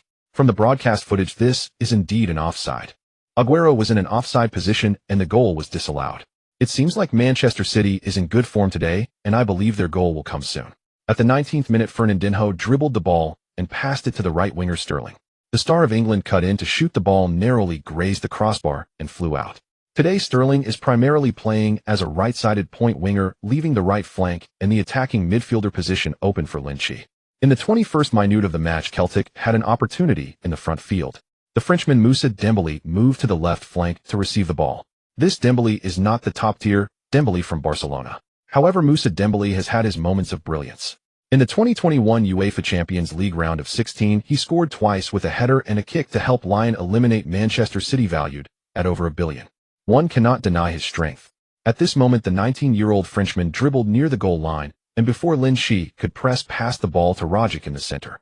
Then it was picked up by the advancing right midfielder Scott Brown, who shot directly a powerful strike that pierced through Bravo's fingers. The ball is in. Celtic scored first at home. Kolarov and Otamendi had already made their attempts to save, but it was futile. The ball curiously passed through the gap between the two. In the 25th minute, Manchester City launched an attack. David Silva's counterattack pass was blocked by the opponent's centre-back Kolo Touré, just in front of the penalty area. Manchester City had a corner kick. The corner was taken but cleared away by Celtic defenders. In the 26th minute, Lin Qi made a through ball. Sterling received the ball sweeping toward the edge of the penalty area. Aguero rushed in to take a shot, but unfortunately it went high. The Manchester City players were a bit anxious, hoping to equalize quickly after conceding early. Guardiola hurried to the sidelines, repeatedly instructing his players to maintain their formation and not leave gaps for the opponents. Rodgers' tactics were clever. With a lead, he did not adopt a 541 defensive formation. Because against Manchester City, a 541 formation would definitely collapse faster. He chose to apply high pressing in the half. When the opponent brings the ball into the half, I will press. If they don't, it doesn't matter if they pass horizontally, diagonally, or long. The opponent has too many defenders clustered in the circle, and Lin Qi's few precise through balls failed to create good opportunities. Even when Sterling and Aguero received the ball on the right, they had no chance to shoot accurately. In stoppage time of the first half, David Silva made a long pass to Lin Qi, who was charging in on the right. Lin Qi deftly maneuvered past the opposing left-back Tierney and delicately chipped the ball to the back post. Nolito met the ball shooting without adjustment, but the ball grazed the crossbar and bounced out. The goalkeeper quickly went down to secure it, then sent a long kick forward.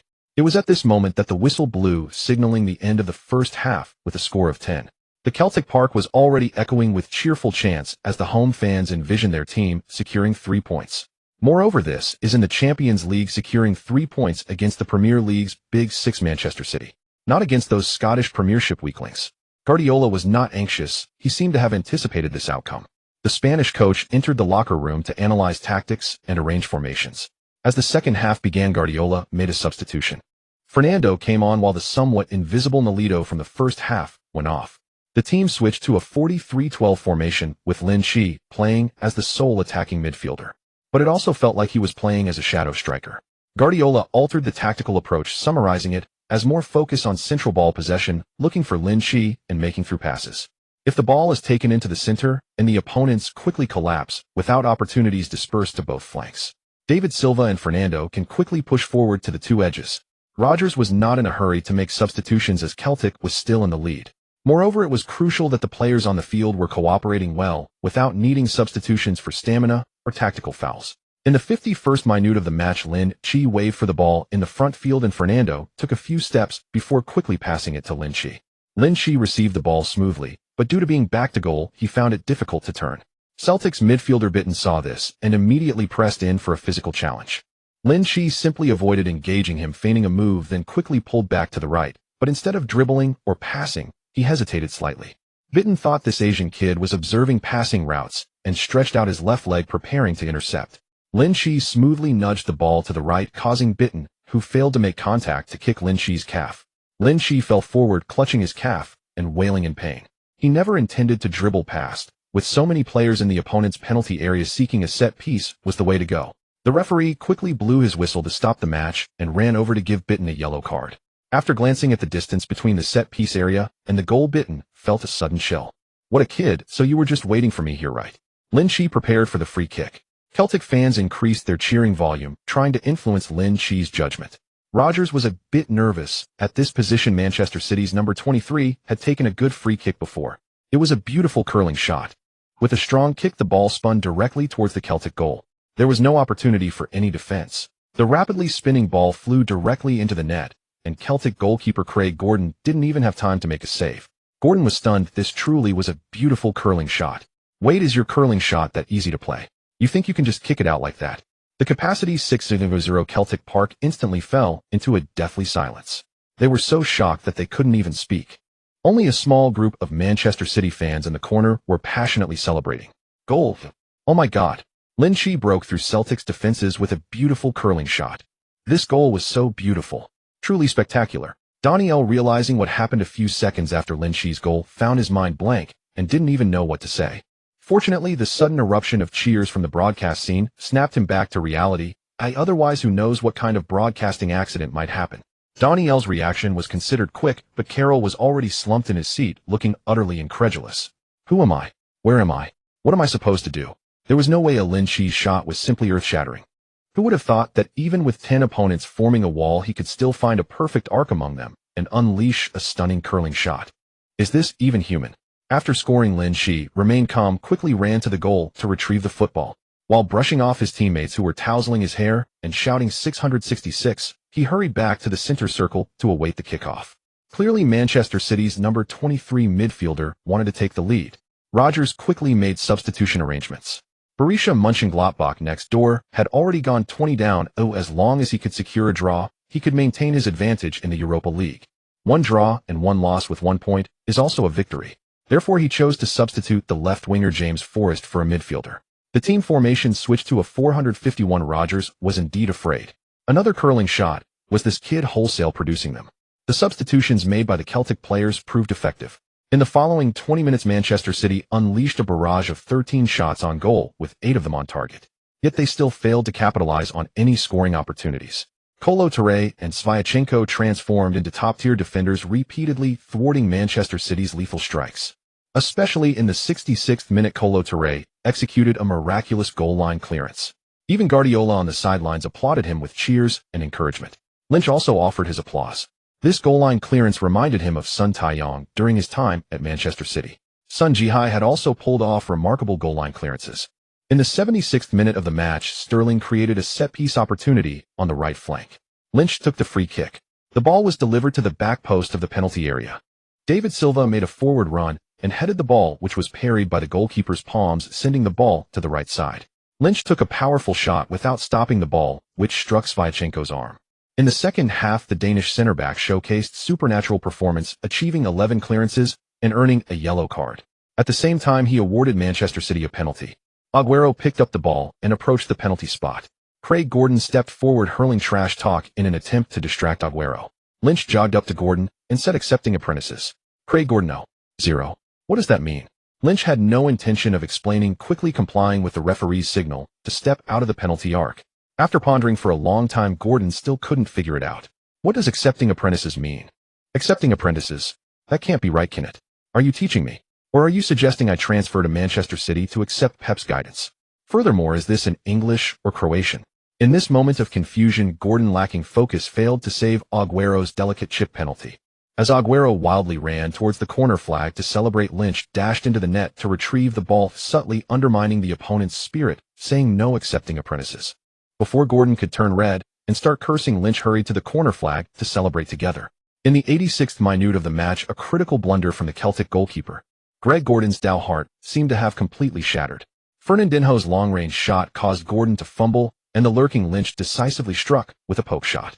Lin Qi, having scored his second goal, slid directly to the corner flag, palms together, his body leaning at a 60-degree angle, bowing in reverence. The 2000 loyal Blue Moon fans shouted with the might of 4000. In Celtic Park, their voices drowned out the stunned 6-0 home fans. The Blue Moon supporters had only one thought in their minds: Barcelona, we are coming. Gordon, feeling dejected, retrieved the ball from the net and gazed at the Manchester City players celebrating in the corner flag area, feeling something different. This Blue Moon team might really become the Champions League champions of this season. After the celebrations, a person's bottom line keeps being pulled down. So does Rodgers. When he learned that the competitor had been defeated 50, the Northern Irish coach only wanted to maintain the score at 13. Because they could secure third place based on goal difference. Couldn't a 23 or 33 score be possible? Or even a comeback? Rodgers wished for that too. But with the opponent attacking in the 87th minute, where was the opportunity? Gradually, the added time elapsed. With a whistle, this second round of the Champions League group stage match concluded. Lin Qi, who scored twice, was awarded the MVP of the match. His stunning curved shot is expected to be the best goal of this round of the Champions League group stage. It could even be the best goal of this Champions League edition. However, the second half of the match has yet to begin, so it's too early to say. What if Lin Qi surprises us with another astonishing shot? In the AI Qi Sports live broadcast room, as the only broadcasting partner for the Premier League in China, there are countless fans watching the matches. Lin Qi's double not only left Celtic in awe, wondering is there really such a fierce player in the world, but also stunned fans in China. Scoring 1 is a fluke, scoring 2 is a coincidence, but scoring more truly makes him the best. Lin Qi, the absolute best midfielder in the world. Did you see his expression while taking the set piece? He's definitely a player with a big heart. In the morning, Fernando clearly made a difference. It felt easier for Lin Qi to pass the ball. Where are Liverpool? Where is Chelsea? Where is Barcelona? The next player worth over 100 million. Lin Qi dribbles inwards. His through passes and curved shots are smoother than my FIFA character models. Is FIFA considering creating a Lin Qi template? It seems like he's not yet added in FIFA 16. After evaluation, Fernando is definitely the top player at Manchester City, and Nolito is one of the best too. It's all in good fun. After the match, MVP Lin Qi was caught by UEFA's official reporter. Lin, congratulations on winning tonight's MVP. As the key player leading the comeback, what are your thoughts? Lin Qi took a deep breath, wearing a smile. To be honest, I just want to go back and rest. I'm exhausted. Tomorrow we will have a day off, but I still have a lot to do. After defeating Borussia Mönchengladbach and Celtic, your points have reached 6. Unfortunately, due to Barcelona having a better goal difference, you are currently placed second in the group. At this moment, do you have anything to say to your next opponent, La Liga's Barcelona? Many people say we cannot compete with the Cosmic Barcelona or the MSN trio. But for Manchester, our sky is blue and we will not fear any opponent. Although the match has ended, various media outlets have started to cover the story, leading the team to a comeback. The best forward or the best midfielder? Is it serious or just a joke? Lin Qi speaks out fearlessly against Barcelona after the match against Celtic. From the EFL League to U19 to scoring twice in the Champions League group stage, a deep dive into Lin Qi's story. Unique celebration. Lin Qi pays tribute to the gods of China. Is he dominating the weaker teams or truly strong? Key statistics for Lin Qi in this match: 6 key passes, 3 successful through balls, 3 shots on target resulting in 2 goals. As the match concluded, news regarding Manchester City versus Barcelona began to proliferate. This strong clash has already attracted massive attention. On October 20th, Guardiola's team will travel to Catalonia to visit the Camp Nou, facing the Spanish giants, a world-class team, Barcelona. In the post-match press conference after Celtic versus Manchester City, Guardiola spoke candidly. How would you evaluate Lin Qi? I would say Lin Qi is the new era's Messi plus Iniesta. He possesses top-tier vision and control abilities that surpass everyone. Moreover, his shooting skills are quite impressive. The curved shot against Manchester United was definitely not just luck, as the media suggests. Lin Qi can replicate that shot 1, 2, or even more times. As for the away game against Barcelona, I will bring the full-strength Manchester City team. I want to see how their tactics have progressed in the 45 years since I left Barcelona. Of course, before flying to Catalonia, Manchester City must first travel to White Hart Lane to face Tottenham Hotspur, led by Mauricio Pochettino. Tottenham also made several key signings this summer. Moussa Sissoko arrived in London for 35 million, while Vincent Janssen joined from AZ Alkmaar for 22 million. Additionally, Kenyan midfielder Victor Wanyama and Cameroonian forward Georges-Kevin Kudu also joined the club. This transfer window significantly strengthened Tottenham's midfield depth and attacking options. In the first 6 matches of the new season, they secured 3 consecutive wins and remained undefeated, with 4 victories and 2 draws, amassing 14 points. The Lily Whites sit third in the league table. Undoubtedly, this clash between Manchester City and Tottenham promises a high-stakes top-tier encounter. Last season's Son Heung-min, the South Korean superstar, failed to deliver, scoring only 4 goals and providing a single assist. This season, however, he has already won back Pochettino's full confidence within just 3 matches. Across the opening 5 league fixtures, Son started 4 times and came on as a substitute, once scoring 3 goals and registering 2 assists. Son's form is surging dramatically. On paper, Manchester City hold a clear advantage in overall strength, but Pochettino disagrees. Even before kickoff, the pre-match press conference crackled with palpable tension. In his 3rd year at Tottenham, Pochettino asserted that Pep Guardiola had been overrated and claimed Manchester City's recent wins relied heavily on the extraordinary performances of Croatian midfielder Lin Qi. What if Lin Qi were absent? What if he were effectively neutralized? In Barcelona and Bayern Munich, the Spaniard always depended on world-class individuals. In response, Guardiola told reporters, firstly, Lin Qi is exceptional. I'm astonished and delighted by his outstanding performances. I feel profoundly fortunate to have him in our squad. Yet I must emphasize we are a team. Even without Lin Qi, we can defeat any opponent. As for my past at Barcelona and Bayern. First, Mr. Pochettino should urge Levy to invest more. Second, win a major European trophy before debating me. As both press conferences concluded, the media landscape erupted instantly. On AIG Sports match commentary platform, one fan remarked Pochettino is absolutely right. Haven't City's recent results hinged entirely on Lin Qi? With De Bruyne and captain Kompany injured, Lin Qi has essentially assumed the role of chief playmaker and tactical orchestrator. Have you watched that AIG interview? Absolutely loved it. Brilliant skill and genuine camaraderie. This Lin Qi has won my heart. Me too. I watched that interview. Who was that female host? Her voice is utterly captivating. Haha. Pochettino really thinks he can challenge Guardiola. Win the Europa League first. A coach who's never lifted a significant trophy in major competitions. How dare he question Guardiola? Is it merely because he possesses Son Heung-min? Come on. Lin Qi's league goals alone outnumber Son's combined goals and assists. Pochettino is clearly envious of Pep. Seeing how consistently Guardiola commands elite squads, he's grown deeply unsettled. For heaven's sake, tell tight-fisted Levy to open his wallet. Son Heung-min, a striker, has these numbers. Lin Qi's goal tally already surpasses Son's across 2 full seasons.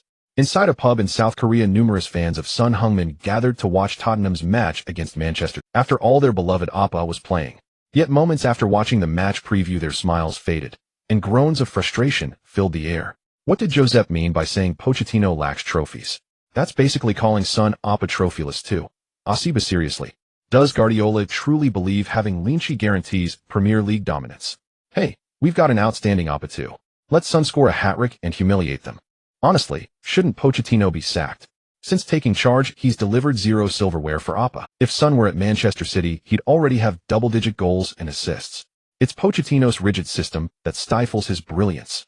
Sisters, let's flood Tottenham's social media demanding Pochettino's sacking. On Sunday, October 2nd, at 3 p.m., kickoff loomed. Media outlets scrambled to intercept Lin Qi for pre-match interviews, but he granted none, refusing to indulge sensationalist journalism. London's autumn air grew subtly crisp. Manchester City players donned light jackets during their pre-match pitch inspection. Hi there. Welcome to match day 7 of the 2016-17 Premier League season, featuring league leaders Manchester City versus third-place Tottenham Hotspur. I'm commentator Danielle Cleary. I'm Carol. Cleary continued in last week's Champions League fixtures. Tottenham comfortably defeated CSKA Moscow away, while Manchester City staged a dramatic comeback victory over Celtic in Glasgow. Physically, Tottenham appears better rested. Let us now examine the home side's starting lineup. Today, the Argentine manager deployed a 4,231 formation. The lone striker is South Korean star Son Heung-min. Since his transfer from Bayer Leverkusen, this second-year Tottenham forward has entered the most prolific phase of his professional career. He featured in all 5 league matches this season, scoring 3 goals and assisting once. In the Champions League, he also netted 2 crucial goals for Tottenham. The 3-man midfield consists of Eric Lamela on the left, English prodigy Dele Alli centrally, and Danish playmaker Christian Eriksen on the right. Alli's stellar performances earned him the trust of England's then head coach Roy Hodgson. However, the 68-year-old Hodgson has since stepped down, succeeded by Gareth Southgate as England's new national team manager. Given Tottenham's strong start, 6 matches unbeaten, Alli is almost certain to secure a starting berth under Southgate. In defensive midfield, newly signed Victor Wanyama partners Moussa Sissoko in the starting 11. The backline from left to right, Danny Rose, Belgian centre-backs Jan Vertonghen and Toby Alderweireld, and Kyle Walker on the right. Yes, Walker was still at Tottenham then. His move to Manchester City would come only next summer. In goal stands French international Hugo Lloris. Carroll interjected. Now, let's turn to the visitors, Josep's Manchester City. Nolito missed this match due to suspension after receiving a red card last round and was omitted from the squad. De Bruyne and Kompany remain sidelined through injury. Notably, Lin Qi is also absent from the starting. So the question remains, is Pochettino correct that City rely entirely on Lin Qi, or does Guardiola speak truth that they can triumph even without him? Their lone striker is Sergio Aguero, who starts once again. The 3-man midfield features Raheem Sterling on the left, Spanish maestro David Silva centrally, and Jesus Navas on the right. The double pivot comprises Brazilian duo Fernandinho and Fernando. At the back, Alexander Kolarov at left back with John Stones and Nicolas Otamendi forming the central pairing. Right back is Pablo Zabaleta. Claudio Bravo starts in goal. Following this fixture, players will disperse for international duty. After the international break, Manchester City will travel to face FC Barcelona. an epic clash between the respective domestic leaders vying for top spot in their Champions League group. But for now, let us focus our attention squarely on White Hart Lane. In the Catalonia region, the Espanyol and Barcelona clubs have always been fierce rivals. Therefore, Mauricio Pochettino, who once played for Espanyol, feels indifferent towards Pep Guardiola, who played for Barcelona. Although his playing career does not compare to Guardiola's, the Argentine coach is unwilling to remain overshadowed by Josep in his coaching career. As the game commenced, Tottenham took a proactive approach in their home ground. They aimed to stretch their opponents with quick runs in the first half, seeking to exploit gaps in Manchester City's defense for scoring opportunities. In the 7th minute, Son Heung-min, who was highly anticipated by South Korean fans, took a big stride with the ball, delivering a brilliant through pass to the rapidly advancing Eriksen on the right. Eriksen glanced up, exchanged glances with Lamela in the distance, and then delivered a precise diagonal long pass. At the far post, Argentine international Lamela made a header, but the ball was blocked out by his compatriot Otamendi. Oh, the entire stadium of Lily White's fans felt a deep sense of regret. This was a great opportunity. Fernando and Zabaleta on the right had effectively lost their markers. Pochettino held his head in frustration. Just a little more, and he could have given Josep a warning in his own backyard. For Guardiola, Otamendi had done well. As a national teammate, Otamendi could tell at a glance that Lamela was trying to sneak in and knew exactly what the young man was up to. Guardiola on the sidelines looked a bit flustered. How could they allow such a large gap so early on? Hey, Navas, drop back a bit more. Fernando, keep an eye on the right flank and let Fernandinho handle the center. Guardiola shouted from the sideline. Worried that his players might not understand him, he quickly called over left-back Kolarov to relay the message. Tottenham had a corner opportunity. Tottenham gathered 5 players in Manchester City's penalty area. Son Heung-min and Ali stood next to the goalkeeper, trying to distract Bravo. Due to tactical arrangements, Son Heung-min and Ali even got close to Bravo. The Chilean goalkeeper instantly felt overwhelmed. Hey, don't pull me. Get your filthy hands off me. Bravo glared at Son Heung-min with disdain. This guy was neither tall nor handsome, a far cry from Lin. Son Heung-min smirked. What the heck are you talking about? Are you looking for a fight? The referee quickly blew his whistle and rushed into the penalty area to separate the two, and issued a warning to both Bravo and Son Heung-min. The corner for Tottenham was taken. The ball was headed out of the penalty area by Stones. Moussa Sissoko received the ball outside the box and passed it to Eriksen on the right. Eriksen took a glance at the penalty area and then delivered another long pass. The football swiftly soared towards the box. It was a thoroughly dangerous ball. Tottenham's chance. A long pass from Eriksen on the right. Although the previous corner was cleared by Manchester City's defenders, the ball remained under Tottenham's control. The 24-year-old Danish international utilized his strong passing ability. In the blink of an eye, Eriksen's pass arrived at the edge of the penalty area. The previous long pass was aimed at the back post, but this ball landed too far forward. Fortunately, Sissoko had already made his way into the penalty area. This elegantly executed pass was successfully received by the Frenchman. Moussa Sissoko unleashed a powerful shot. The football instantly flew towards the goal. The ball slipped through the defensive gap between Fernandinho and Stones. It was truly a brilliant shot. Sissoko was ecstatic. This shot was a sure goal. Not just him. The 6-0 Lily White's fans at White Hart Lane couldn't stay still either. The team's frenzied attack at the start of the match thrilled them.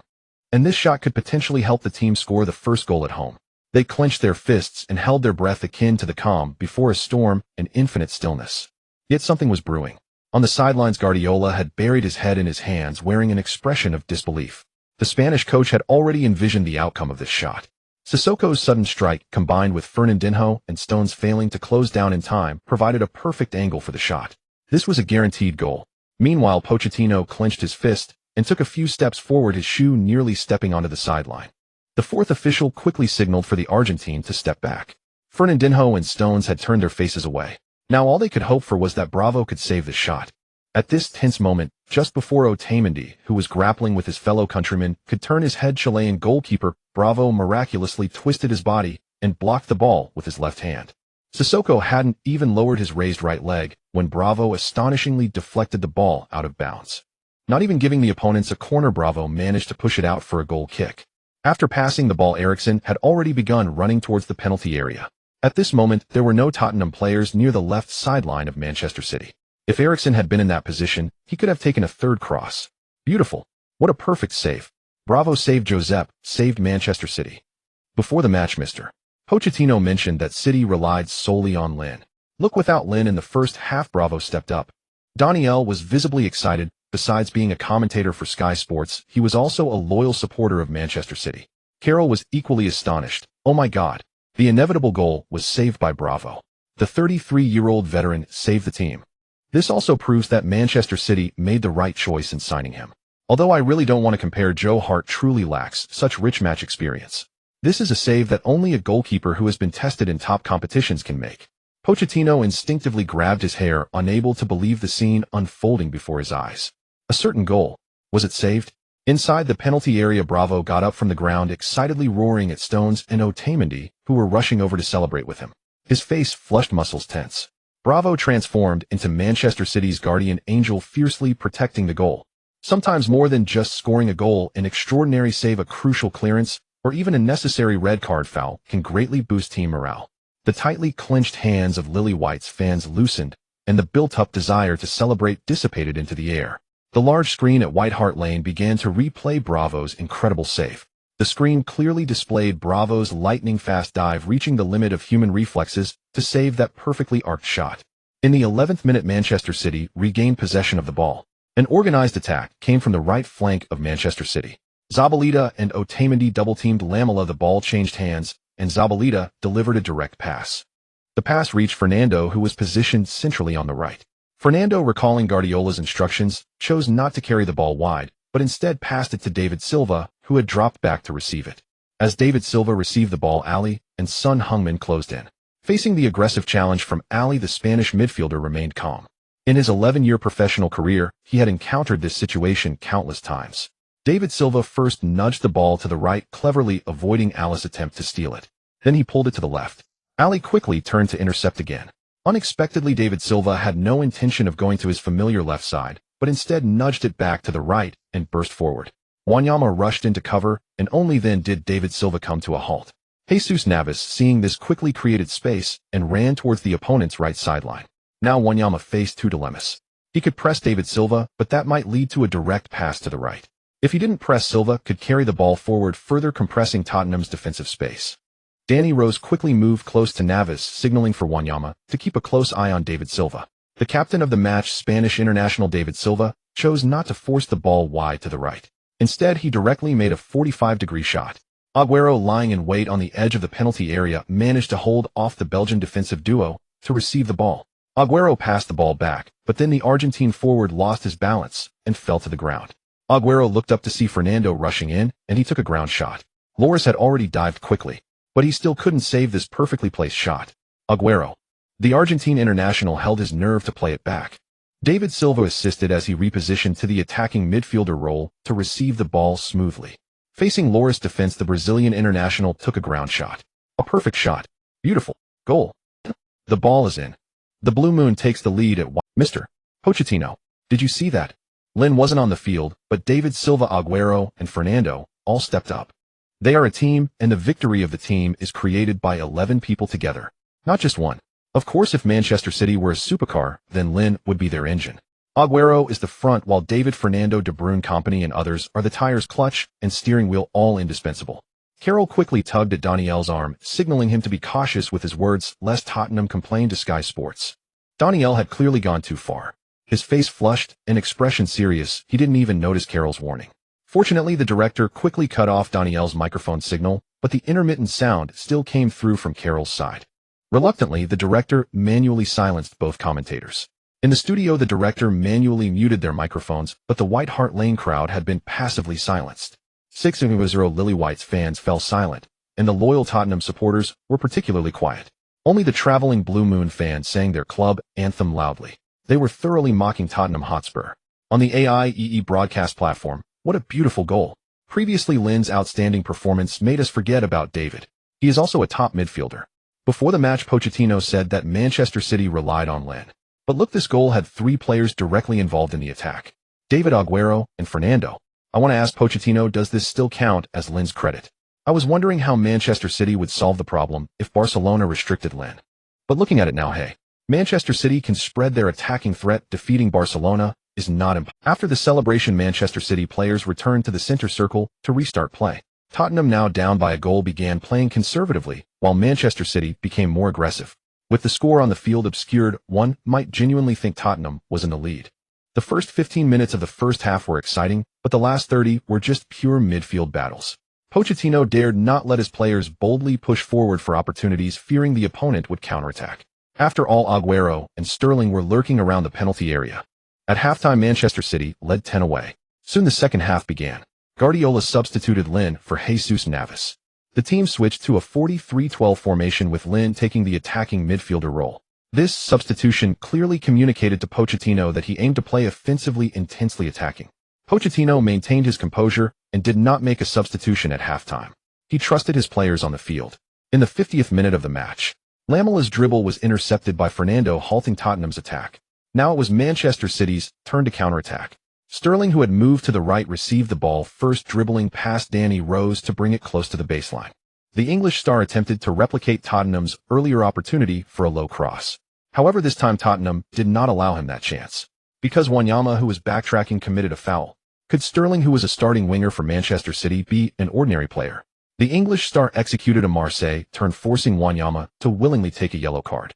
Otherwise, if the diminutive Sterling got into the penalty area, Lloris would be in trouble. Lin took charge of this. Tottenham must have analyzed Lin's free kick habits, as they set up a 55 defensive wall just to deny Lin any opportunity. Ultimately, Lin delivered a horizontal pass. Stones, positioned outside the penalty area, made a direct pass that accurately threaded through the crowd to find Sterling. Unfortunately, the English star couldn't control the ball, and his weak shot was saved by the French goalkeeper Lloris. In the 66th minute, Pochettino finally began making substitutions.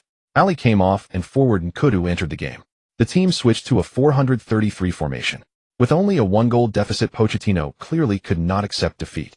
Tottenham Hotspur was about to launch an attack. However, this moment marked the beginning of their ineffective In football, it's not enough to just have many forwards to win. It also depends on the support from your midfield and defense. Eriksen's return to midfield from the right reduced the threat on Manchester City's left flank. Fernandinho and Kolarov could finally breathe a sigh of relief. Pochettino's decision was akin to cutting off his own arm. With no defensive worries on the left flank, Lin began to actively engage in the attacking front. His exquisite through balls consistently sent shivers down the spines of Lily White's fans. Unfortunately, both Sterling and Aguero missed out on excellent scoring opportunities.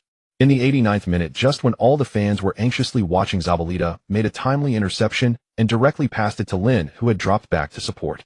Lin passed to David Silva, and they executed a wall pass. Then, just before Wanyama's pressing tackle, Lin delivered a delicate lob over the left center-back Vertonghen, finding Sterling on the edge of the penalty area. Sterling completed a header pass, and the ball flew into the net, defended by Lloris. There was no offside, the goal that killed the match. Son Heung-min stood with his hands on his hips, looking at Lin Qi in the corner flag area, celebrating with a bitter expression. Indeed, does hard work pale in comparison to talent? Seeing the inevitable defeat, Pochettino dejectedly returned to the bench. Though he was reluctant to believe it, the match was truly undeniably about to be lost. The Argentine coach now only wished to sell all 11 players on the field to relieve the gloom in his heart. Damn, Levy has betrayed me. The Southern baseball fans are utterly perplexed. How come our player struggles so much while Lin Qi seems to play so leisurely? What the hell is this guy made of? How does he dribble like it's as easy as drinking water? Amidst the boos and jeers from the Tottenham fans, the match ended with the referee's whistle. In this clash of titans, Manchester City triumphed 20 over Tottenham, maintaining their lead at the top of the standings. Pochettino helplessly stood up for the customary handshake with Guardiola, then quickly withdrew his hands, stuffing his hands into his pockets as he walked down the players' tunnel. Lin, you were amazing. After we get back to Manchester, shall we go out for a stroll? There's a bar up north with some events coming up, and a lot of beautiful girls will be there. Sterling jogged over and hugged Lin Qi, winking. It's all serious. After you return to training at the club, we'll go check it out together. Lin, it's settled. Lin Qi wanted to refuse, but Sterling didn't give him a chance. The English star quickly ran to find Iheanacho, both harboring mischievous intentions as they chuckled in a sinister manner by the bench. Soon after, Son Heung-min approached Lin Qi and asked Lin, "Can I swap jerseys with you?" Lin Qi was taken aback and quickly responded, "I'm sorry, son. Eriksen just made a deal with me to swap jerseys. I can't give mine to you." Laughs, how about we swap shorts instead? Son Heung-min's forced smile instantly froze. Damn Eriksen. In truth, Lin Qi didn't mind swapping with Son Heung-min. His claim of having a prior arrangement with Eriksen wasn't merely an excuse. Regarding the prospect of winning the Premier League Golden Boot, and in some sense surpassing Park Ji-sung as the leader of the southern football scene, Lin Qi didn't believe that swapping jerseys with Son Heung-min would diminish his value. But all of this was viewed differently by the southern fans. Damn, he refused to swap jerseys with our player. I really can't believe it. What an arrogant jerk. At this rate, you'll never become a football superstar. Forget about jerseys. Even if our star asks me, I'd be willing. Really? Damn it. For the media, there were too many highlights in this match. The anticipated showdown of Son Heung-min versus Guardiola versus Pochettino. A unique showdown between the Spaniard and Barcelona, the first battle of Manchester teams storming London. Wait. In the post-match press conference, the reporters eagerly scrambled to ask questions, but failed to obtain any good news. Guardiola didn't confront Pochettino with achievements as anticipated, nor did he compare Lin Qi with Son Heung-min. He simply praised his opponents and his team, then looked ahead to the next match. But this almost dismissive attitude left Pochettino utterly speechless. The Argentine coach, in a fit of anger, snapped for a moment. The evening was still early, and the entire Manchester City team boarded the bus back to Manchester. After resting, and Manchester players required for national team matches would fly from Manchester Airport to various destinations.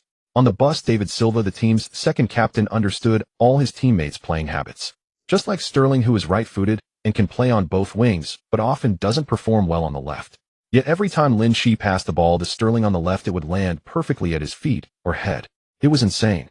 This precision was simply unreal. It felt as if it had been preset by a computer system. David Silva began to ponder deeply. Although he was also a top midfielder in football, the Spaniard didn't believe he could deliver such precise long passes or through balls. It was unimaginable. David Silva shook his head. This guy was simply born for football. Praise and accolades for Lin Qi poured in like snowflakes from the outside world. But at that moment, Lin Qi had no time to pay attention to those.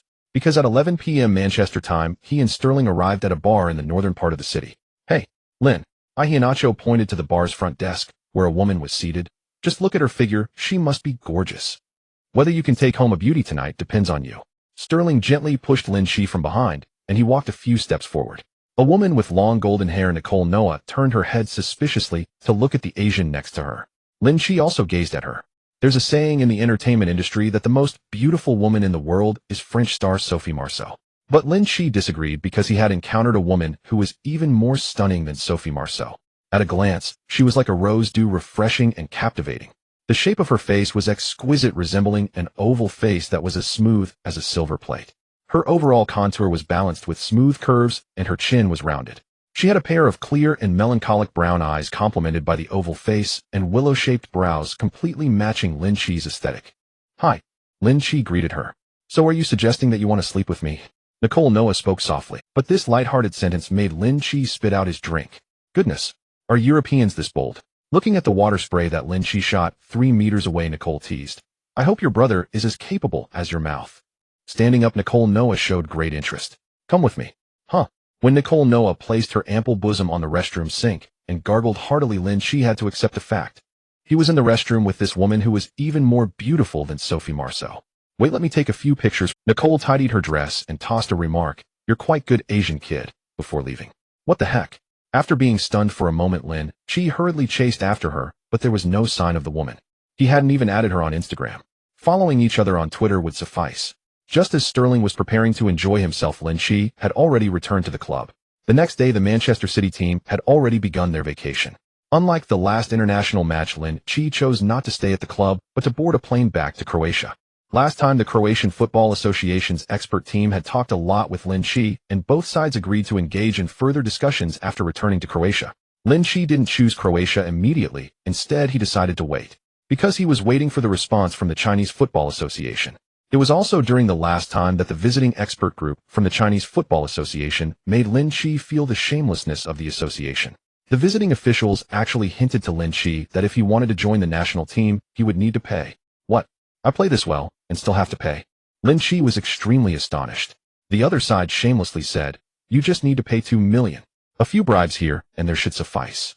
Why should I pay 2 million when others pay 500 or 1 million?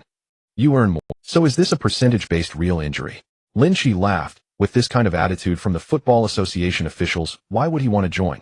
With half Croatian blood running through him, Lin Qi decisively chose to fly to Croatia with a lawyer and agent during this international match, following his mother's wishes to join the Croatian national team. In Zagreb, Lin Qi met with Casic and Modrić. The legendary Real Madrid midfielder was still a 30-year-old young lad.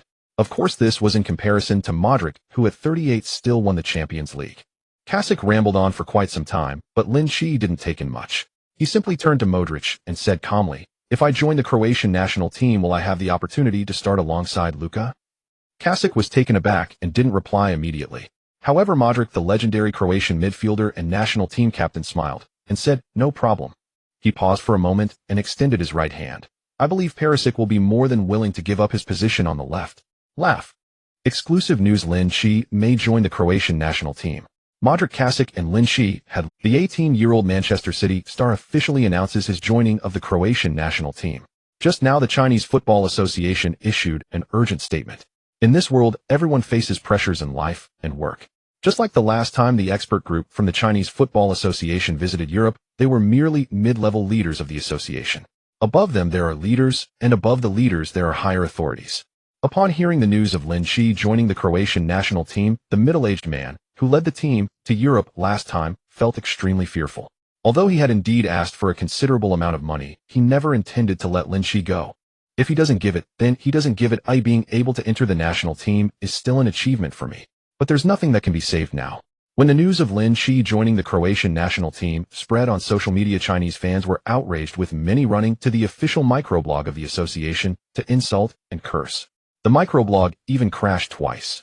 Originally, the Chinese national football team performed poorly in the 2018 World Cup qualifiers, and fans were still hoping Lin Qi could join the national team to kick the Japanese and punch the South Koreans, and then lead the national team onto the World Cup stage. But now, a capable main midfielder from Manchester City has been let go by the association. Wasn't it said that the progress was good a while ago? Is this what good means? Is this the so-called good progress? You bunch of useless dogs. Hurry up. The association quickly issued a statement overnight regarding Lin Qi's joining of the Croatian national team. First, our association actively contacted and flew to Croatia twice to negotiate with Lin Qi's family. Second, our association's expert group arrived in Manchester and had good communication with Lin Qi, who also expressed his desire to serve the national team. To demonstrate our highest and best sincerity, our association made many concessions, including but not limited to starting time, tactical position, as well as national team image rights and personal commercial endorsements.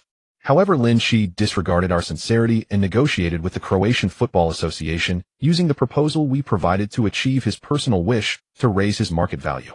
Our association hereby expresses strong condemnation and reserves the right to pursue all legal actions. Once the statement was released, Chinese fans were in an uproar. What? Lin Qi is actually such a person. If you want to join Croatia, just join. Why drag the national team along to raise your price? Damn it. Are you crazy? Although I have never liked the association, this time it is really Lin Qi's problem. Some people just like teams with opportunities to win championships. Manchester City is one and Croatia is two. If Croatia fails to win the World Cup, will Lin Qi transfer again? Although I really like Lin Qi, I have no idols in the face of national righteousness. His actions are completely contrary to the national team's interests. A lifelong black fan. Wait. According to the association's usual behavior, whatever they say you believe. Why don't you believe me when I say, I am your father? Without even an official seal, could it be that the association and even the real leaders of the sports administration are unaware? What's going on with the national team then? With the national team's level in the World Cup qualifiers, wouldn't it be a waste if they came? Moreover, he is also half Croatian. Isn't that quite normal? Right. I hope that on the day your girlfriend pulls you, you can remain this calm too. IXXUXX. A dog cannot spit out ivory. XXXX. The news from the microblog also spread to Twitter. Seeing the association's panicked actions, Lin Qi could only chuckle a few times. Download the microblog, register, and authenticate all in one go. 3 hours after the association's statement, a Gold V account with the nickname Lin Qi posted and attached a black screen recording. The recording only contained the sounds of people talking, and it was unclear who was who. However, Lin Qi thoughtfully marked the speaker's name. One of the voices was that of the leader of the expert group from the association, the deputy minister of the association's news department. The recording was short, lasting only 5 minutes. But once this video was released, it immediately exploded on the internet. My God, these dogs actually asked for 2 million. And it's not even certain if they can start in every match. Incredible. National team spots are brazenly being sold. And they want 2 million. I wondered why the national team was so bad. It turns out they are all connected. Lin Qi, I'm sorry. I actually didn't believe you, but believed that dog of an association. Don't say sorry. We can't afford that. Also, take off your Manchester City prefix. We Manchester City fans don't have trash like you. I already said let the bullets fly for a while, but you just wouldn't listen, treating the internet as a courtroom. A statement without an official seal can get you all riled up. That's really amazing.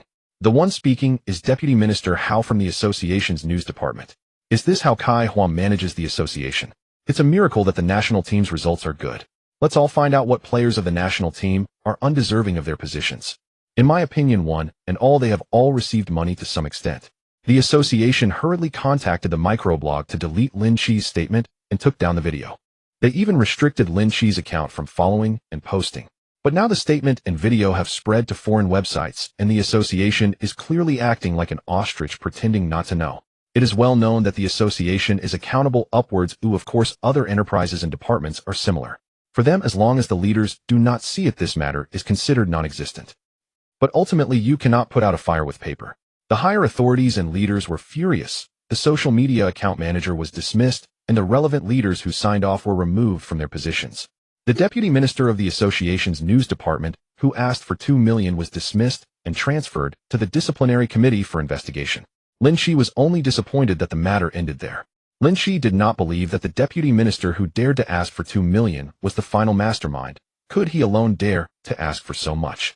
Moreover, who exactly did the upper echelons bribe? The head coach, the event management department, or the chairman of the association? Or perhaps, but none of this led to anything. The sunlight tore open a corner of the rotten wall, but was immediately covered again by a cloth. On October 4th, the Croatian Football Association held a press conference for Lin Qi. The president of the Croatian Football Association, relevant officials, head coach Kasic team, Captain Modrić, former national team head coach, and current West Ham manager Bilic, Croatian football legend Davor Suker, and Kranic attended the conference. Receiving the number 23 jersey from the president of the association, Lin Qi officially joined the Croatian national team. From then on, Lin Qi will fight alongside Modrić, Perisic, Mandzukic, and Rakitic. On October 6th, due to 2 members of the Croatian national team colliding and getting injured during training, Kasic temporarily called up 2 members from the Croatian Football Association. Among them was Lin Qi. Lin Qi was quite surprised. There was no way he could be included in this call-up for the Croatian national team. But by a twist of fate, having joined the Croatian national team on the 4th, Lin Qi welcomed his opportunity to be in the national team squad list on the 6th. On October 7th, Croatia faced Kosovo away. Lin Qi made his debut on the national team substitute bench. Coach Kasic did not arrange for him to start, partly because he had not yet built a good rapport with the national team members, and secondly, they needed to deploy their best players against Kosovo. Then Kasic might as well resign. In the end, Croatia achieved a resounding 60 victory over Kosovo. The 30-year-old Mandzukic scored a hat-trick, while substitutes Mitrovic and Kalinic also contributed a goal each. In the 85th minute of the match, number 9 forward Kramaric left the field and Lin Qi substituted in for his national team debut. The Croatian fans in attendance erupted in enthusiastic cheers. Lin Qi's mother in the VIP section was so moved that she burst into tears. At that moment, no one was happier than her. Her child finally represented the checkerboard team. Lin Qi's appearance also meant he lost the right to represent the Croatia Football Association in national team competitions. Croatia fans were saddened, but they also thought, why should they be involved with such a despicable and disgusting football association? Just hours before Croatia's match against Kosovo, the Croatia national team suffered a 0-1 home defeat to their opponents in the second stage of the Asian qualifiers, the war-torn Syria. As soon as the match ended, head coach Galhongba was swiftly dismissed. Italian coach Marcello Lippi, the 2006 World Cup champion, took over. On October 10th, Croatia faced Finland away. Modrić was once again absent due to injury. Considering Lin Qi's physical condition and ability to cope with physicality, Kasic chose not to start him. Instead, he opted to let number 19 Badalj start. Badalj, who plays for Fiorentina, had one task. That was to charge through and confuse the opponents, disrupting their rhythm. In the second half, Kasic waved his hand. In front of many Croatian fans and some Croatia fans studying in Finland, Lin Qi made his first halftime substitute appearance in a national team match. With every appearance, he was setting new records for himself in the national team. Upon entering the field, Lin Qi was most impressed by the performances of Mandzukic and Kramaric. The passes from this young player were incredibly astute. Is he not just a younger version of Modrić? In the end, Mandzukic, Kramaric, and substitute Kalinic each scored with headers and kicks. Croatia triumphed 30 over Finland, placing first in Group H. Lin Qi recorded 1 assist, but his impact was more than just that, because the other 2 goals also benefited from his offensive organization. Finland's midfield and defense were completely disrupted by him.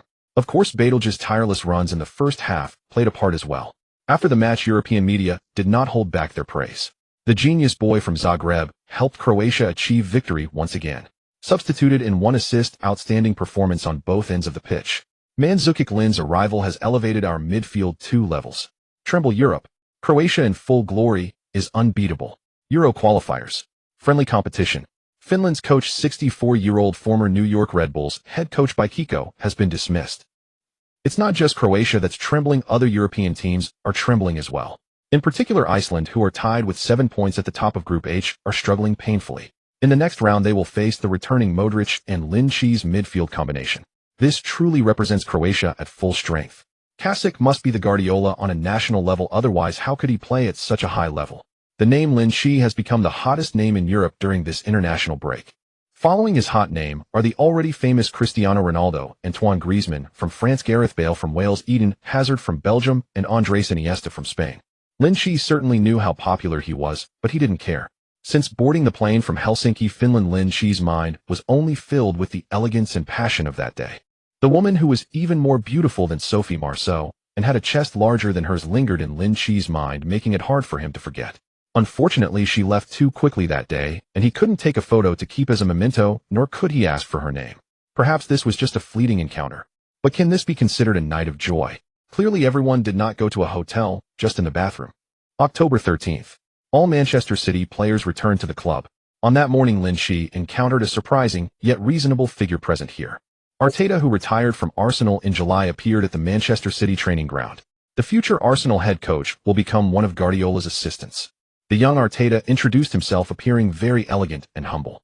Subsequently, in the daily training with Manchester City players, Arteta also performed exceptionally well.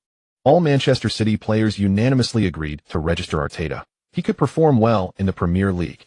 Before the match against Barcelona, Manchester City had another league match to play. The FIFA matches truly have their drawbacks. The entire Manchester City team performed poorly after returning from the national team. Thanks to Lin Qi's assist, David Silva scored from a distance and Manchester City drew against Everton at home. At Etihad Stadium, Manchester City fans expressed their dissatisfaction with a chorus of boos. Missing person notice, where's Aguero? FIFA matches really have drawbacks, guys. Is the Manchester City before the international break the same team as now? It's over. Facing Barcelona will be the end. Why didn't they let Manchester City finish the attack after that goal kick? Truly a terrible referee. Isn't this the usual operation of the Fantastic Four? Lin Qi and David Silva have been doing great, but the front line is not performing well. The other big five, this is how it should be. Emphasizing harmony. Both teams taught us a lesson in this match. This 1.5 hours could have been used to read, exercise, and improve oneself. But don't use it for nothing. Chelsea fans sliding down in a group. Although my team and Everton are rivals, that doesn't prevent us Liverpool fans from sliding down a bit. Excuse me, Aguero, Sterling, and Nolito, how many years will they be banned for lifting their legs to shoot? I must admit, you say we should give up this match to prepare for Barcelona, but Guardiola sends out all the starters. You say we should win this match, yet they set up a 343 formation, leaving plenty of space for counterattacks. Guardiola really seems determined to get himself dismissed. Good news, all Manchester City players are not afraid of Barcelona. Bad news, Barcelona has scored 14 goals in their last 4 matches. As the time for the match against Barcelona approaches, insider information about what could be the most spectacular showdown in this UEFA Champions League group stage continues to emerge. The return of De Bruyne and company has significantly increased Manchester City's chances of victory. Recent news of Arsenal star Arteta retiring to join Manchester City as an assistant coach has also become a major highlight. Many people question whether Lin Qi's crescent blade and near-perfect assists are merely products of matches against weaker teams. Manchester United, should I leave? Currently, Barcelona is the most suitable and formidable opponent for Lin Qi. If he performs excellently in this match, it could change everything. Then the Manchester City rookie will shatter all mockery and doubts, rising directly into the ranks of Europe's top midfielders. But will Barcelona let Manchester City leave unscathed? For them, Manchester City, which has only won the League Cup in the past 2 years, is merely a minor player. As the 2014-15 UEFA Champions League champions and recent La Liga and Copa del Rey winners, Barcelona has the confidence of a top-tier club. Manchester City, they still have a ways to go. In terms of injuries, on City's side, Sagna and Delph are unavailable. For Barcelona, Roberto and Celesin are out. However, this does not detract from the fact that this is a spectacular clash. Various sports media unanimously believe that Enrique and Guardiola will field their strongest lineups. Interestingly, Barcelona has not lost a single match at the Camp Nou this season. In their last 4 matches, including 3 league games and 1 Champions League group match, Enrique's team has scored a remarkable 14 goals. The attacking trio of MSN is truly formidable. Guardiola's Manchester City is no slouch either. Since the preseason friendlies, they have yet to lose a match, whether at home or away. Another important point is that whoever secures all 3 points will likely advance as the group leader. The other team will have to face the group leaders from other groups as the second place. Of course, whether it's Manchester City or Barcelona, their terrifying strength this new season is enough to intimidate any other group leader. On the eve of the match, a piece of news about Lin Qi soared to the top of the Twitter sports chart. His outstanding performances for Manchester City and the Croatian national team have attracted attention from many clubs eager to sign him. Moreover, what's even more noteworthy is that Lin Qi's release clause is just over 30 million, less than half of the price tag on Premier League summer transfer king Pogba. Cheaper and more versatile. Major top clubs are sending scouts or team managers to Barcelona, clearly signaling that they want to secure Lin Qi if he performs well. After all, the winter transfer window is not far away. Barcelona's coach Enrique could not resist this temptation, either stating at the pre-match press conference, "I want to tell Lin Qi, Rakitic's national teammate, that you want win the Champions League at Manchester City, come to Barcelona, and you will definitely win." Who do I predict will win the match? That would definitely be us. When facing Barcelona, opponents will be overwhelmed. Enrique began counting on his fingers. Real Madrid versus Barcelona is the Spanish national derby. Espanyol versus Barcelona is the Catalan derby. Bayern versus Barcelona is the European derby. Now online, it's being said that Manchester City versus Barcelona is the real European derby. Clearly, we are at the pinnacle of Europe. Everyone wants to defeat us, but we will overcome all strong opponents. As for last year's Champions League title falling to someone else, even lions take naps, let alone us. This year we will take it all. You say Guardiola's Manchester City is good. Since leaving Barcelona, he hasn't won another Champions League title.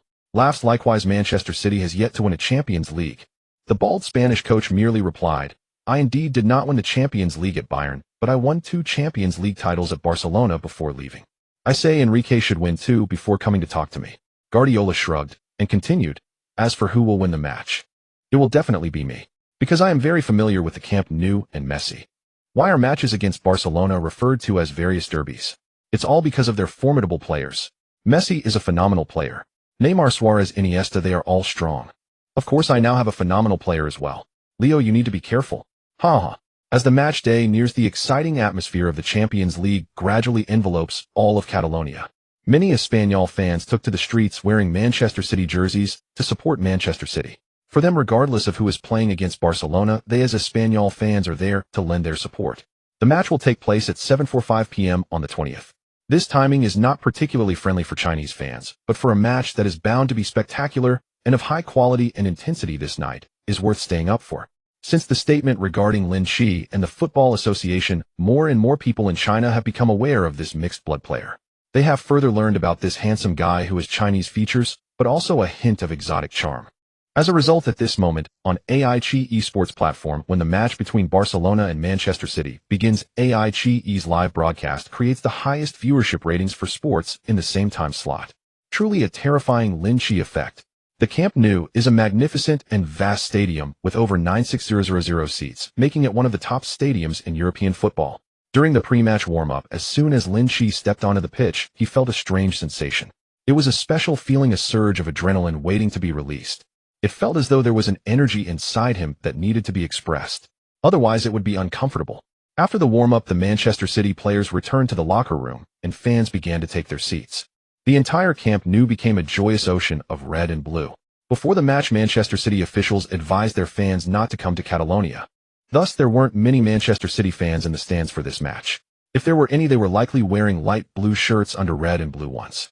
In the away team's locker room, Arteta and Nathaniel rolled over the tactical board. Guardiola began to explain the tactical arrangements and key points to pay attention to. Although Guardiola believes Manchester City has the strength to compete with Barcelona for safety's sake, the Spanish coach emphasized the defensive aspect. As long as the defense is solid, the Blue Moon can remain unbeaten away. Establishing an unbeaten streak and then seeking victory is the right approach. Listen, everyone, listen to me. Guardiola clapped his hands. I have only one request: pay attention to midfield defense and opportunities for the ball. Messi is a guy who frequently drops back into midfield to get the ball. He is very strong, the strongest player I have encountered in my coaching career. Of course, De Bruyne and Lin Qi are not inferior to him, but right now he is the strongest. We need to arrange more players, more defensive strength to gather in the center, to cut off Messi's connection with Busquets and Iniesta.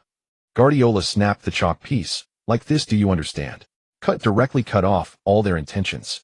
Enrique is not an unknown figure. I require you to use both your heart and mind. Just follow the tactics we practiced. We can achieve victory away. Now everyone gather around.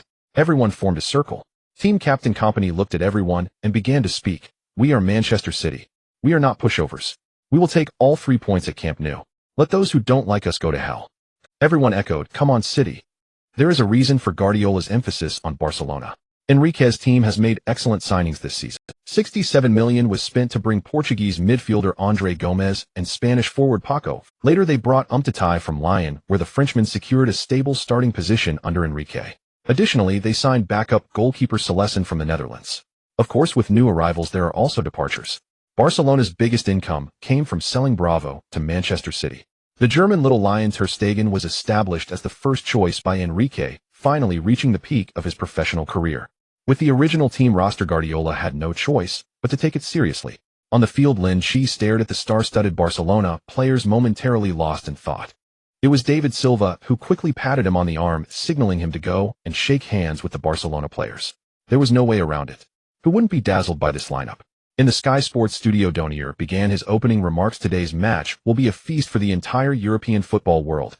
Barcelona, with the strongest forward line in Europe, will host Manchester City, led by former coach Guardiola. Hello everyone. I am commentator Donier Cleary. And I am Carol. Carol took over. It's hard to imagine that we are about to witness the clash between the top teams of the Premier League and La Liga. Just before the match, both head coaches made remarks at the press conference that were quite contentious. Donier nodded that the smoke of battle has already begun to fill the air. Enrique will not let Guardiola leave unscathed. They will face this match with utmost focus and the highest attitude. And the new season's Manchester City also hopes to topple any opponent. Now, let's take a look at the starting lineups. For the home team Barcelona, Enrique set up a 433 formation.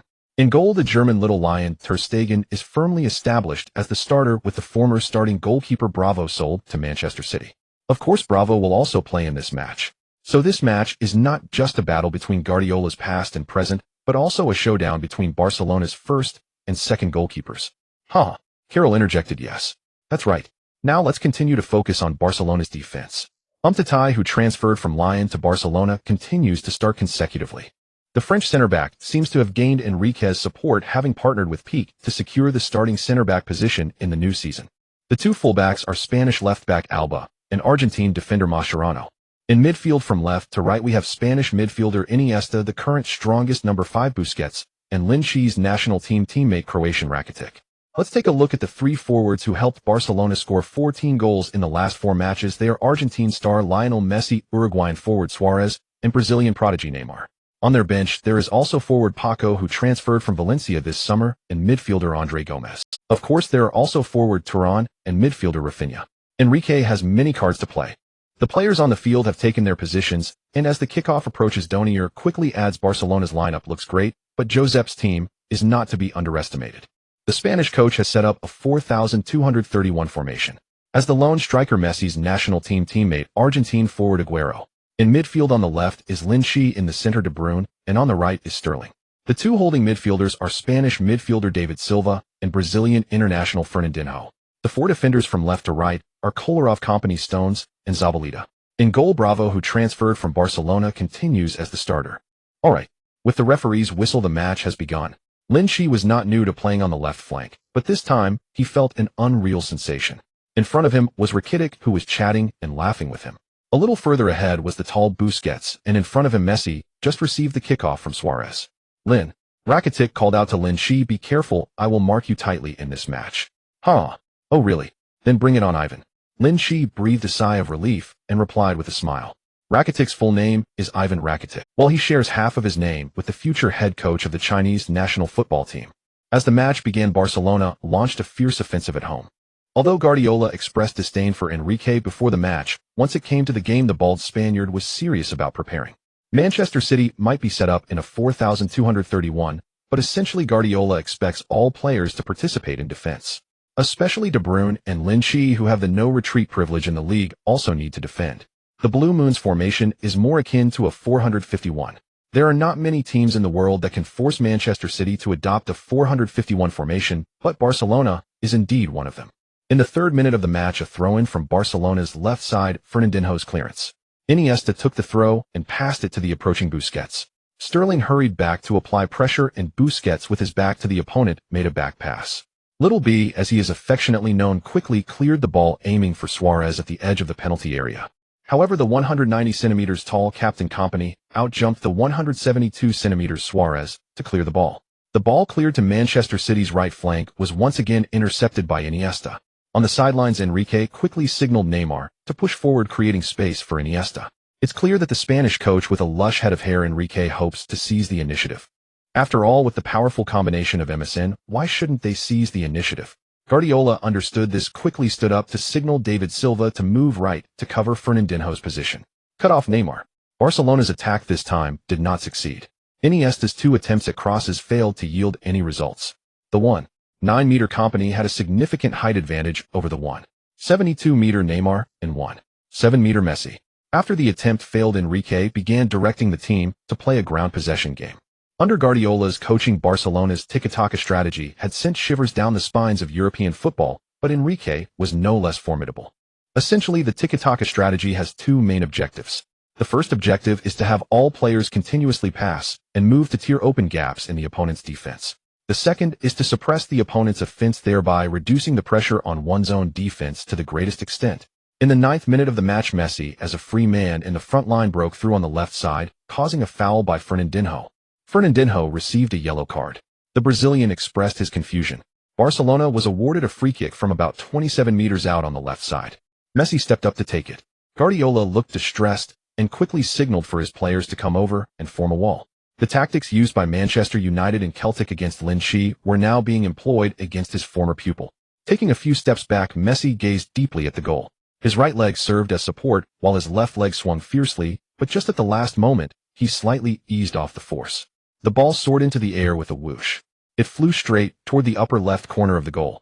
Bravo made a desperate dive, but he still couldn't touch the ball.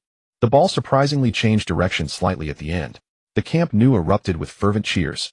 Barcelona took the lead at home. Leo Messi strikes directly. Carroll began his passionate commentary. Oh no. Bravo couldn't touch the ball. The ball is in. Goal. Enrique's team leads at home. This season, Barcelona has never lost a match after scoring first at home. The dejected Bravo retrieved the ball from the goal, watching the Barcelona players celebrating at the corner flag with a sigh. There was truly nothing he could do about that goal. How could there be such a monstrous player in this world? Lin Qi rubbed his face, feeling utterly helpless. To be honest, he hadn't played very well in the first 10 minutes either. Rakitic's defensive completion was not 100%, but Busquets occasionally provided cover. Not just the Manchester City players on the field were feeling helpless, even Guardiola on the sidelines was momentarily at a loss. Realizing that mere defense wouldn't suffice, Guardiola quickly made adjustments. The team switched to a 442 formation. Agüero and Sterling moved forward. David Silva and Fernandinho held the center, providing Lin Qi and De Bruyne with more space on the flanks. Guardiola's tactics were quite clear. For defenders plus 2 central midfielders formed the defensive line, which was the only line of defense. The 2 wingers acted as the connecting engine, while Agüero and Sterling could try to gain some ground under the watch of Pique and Umtiti. In fact, Nolito was more suitable for the left winger position than Lin Qi, as he had a better sense for scoring. Yet Guardiola still chose to believe in Lin Qi. The outcome of the match was unpredictable, but Guardiola believed Lin Qi could. He would help the team create a miracle. Football is round, and anything is possible. The match continued as the ball was kicked off from the center circle. Agüero passed the ball back to David Silva, who then sent it leftward before making a forward run. The left back, Kolarov, who moved forward successfully, received the ball. Glancing at the front line facing Suarez's pressing, he tightened his foot and sent a long pass. The ball flew smoothly over the heads of Suarez and Rakitic, arriving at Mascherano's feet. Mascherano moved forward to shield the ball, but under pressure from Lin Qi's toe poke, possession changed hands. Mascherano was taken aback. Oh no, I was careless and didn't dodge. Lin Qi had already prepared to move as soon as Kolarov chose the long pass route. At that moment, Rakitic was still sidestepping to defend Lin Qi, and even if he turned to chase the ball immediately, he would certainly be at least 1 position behind. In other words, Lin Qi had outsmarted Rakitic and bypassed Mascherano. In front of him, only the opposing center-back remained. Lin Qi held the ball faced with Pique's defense and executed a delicate chip pass into the penalty area. The team's captain, the recently recovered Company, made a header for a flicken. Umtiti saw the ball heading toward the center of the penalty area, and he let the man slip past. Even if Ter Stegen guessed the direction, it would be of no use. Only 2 minutes.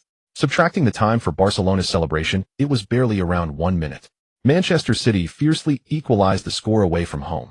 Daniel was excited. Goal. Company's header finds the net. Oh my god. Can someone tell me how the Belgian managed to get to that position? Enrique's team had just taken the lead for a short while, and Guardiola launched a powerful counterattack.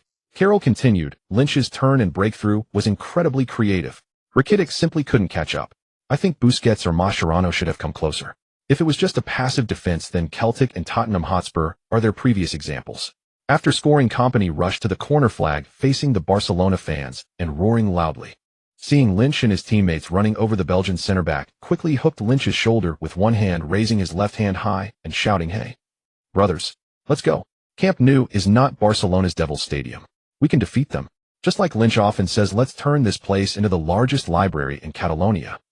On the Manchester City bench, Guardiola also clenched his fist, tightly celebrating with each member of the coaching staff. This goal was simply magnificent. This goal revived the morale of some disheartened Manchester City players on the field. Enrique quickly signaled his disciples to perk up, especially emphasizing the defenders to be vigilant in defense. The match quickly resumed. Barcelona, who had just conceded an equalizer, were a bit stunned, but fortunately Enrique kept them on course. Thus, they followed Enrique's instructions, reducing the pressure on the front line and strengthening their control in the mid. Messi also began to frequently drop back to retrieve the ball. Essentially, from now on, Messi was playing as a playmaker or a shadow striker. Both sides started to enter a brief period of peace. In the 452nd minute of the match, during the first half stoppage time, just when the commentators thought both sides would go into halftime at 11, a delicate pass from Messi and Suarez successfully timed his run to avoid the offside. From the broadcast angle, right-back Zabaleta was just half a position behind.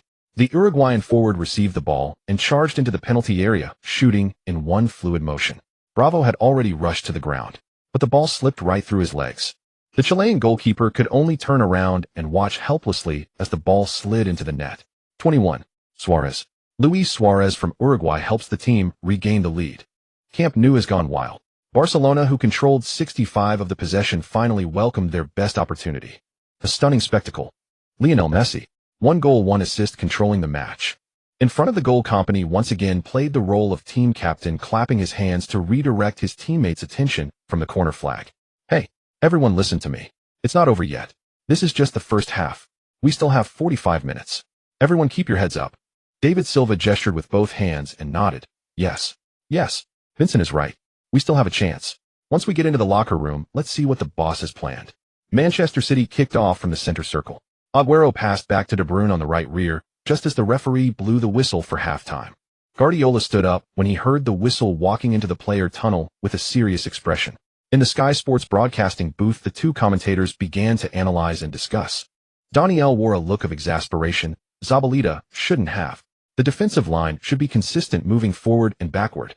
Indeed, it shouldn't be like this, but football is round, and anything can happen. It's just that Barcelona seized the opportunity more accurately. Manchester City won't find it easy at Camp Nou. Let's see what Guardiola changes in the second half.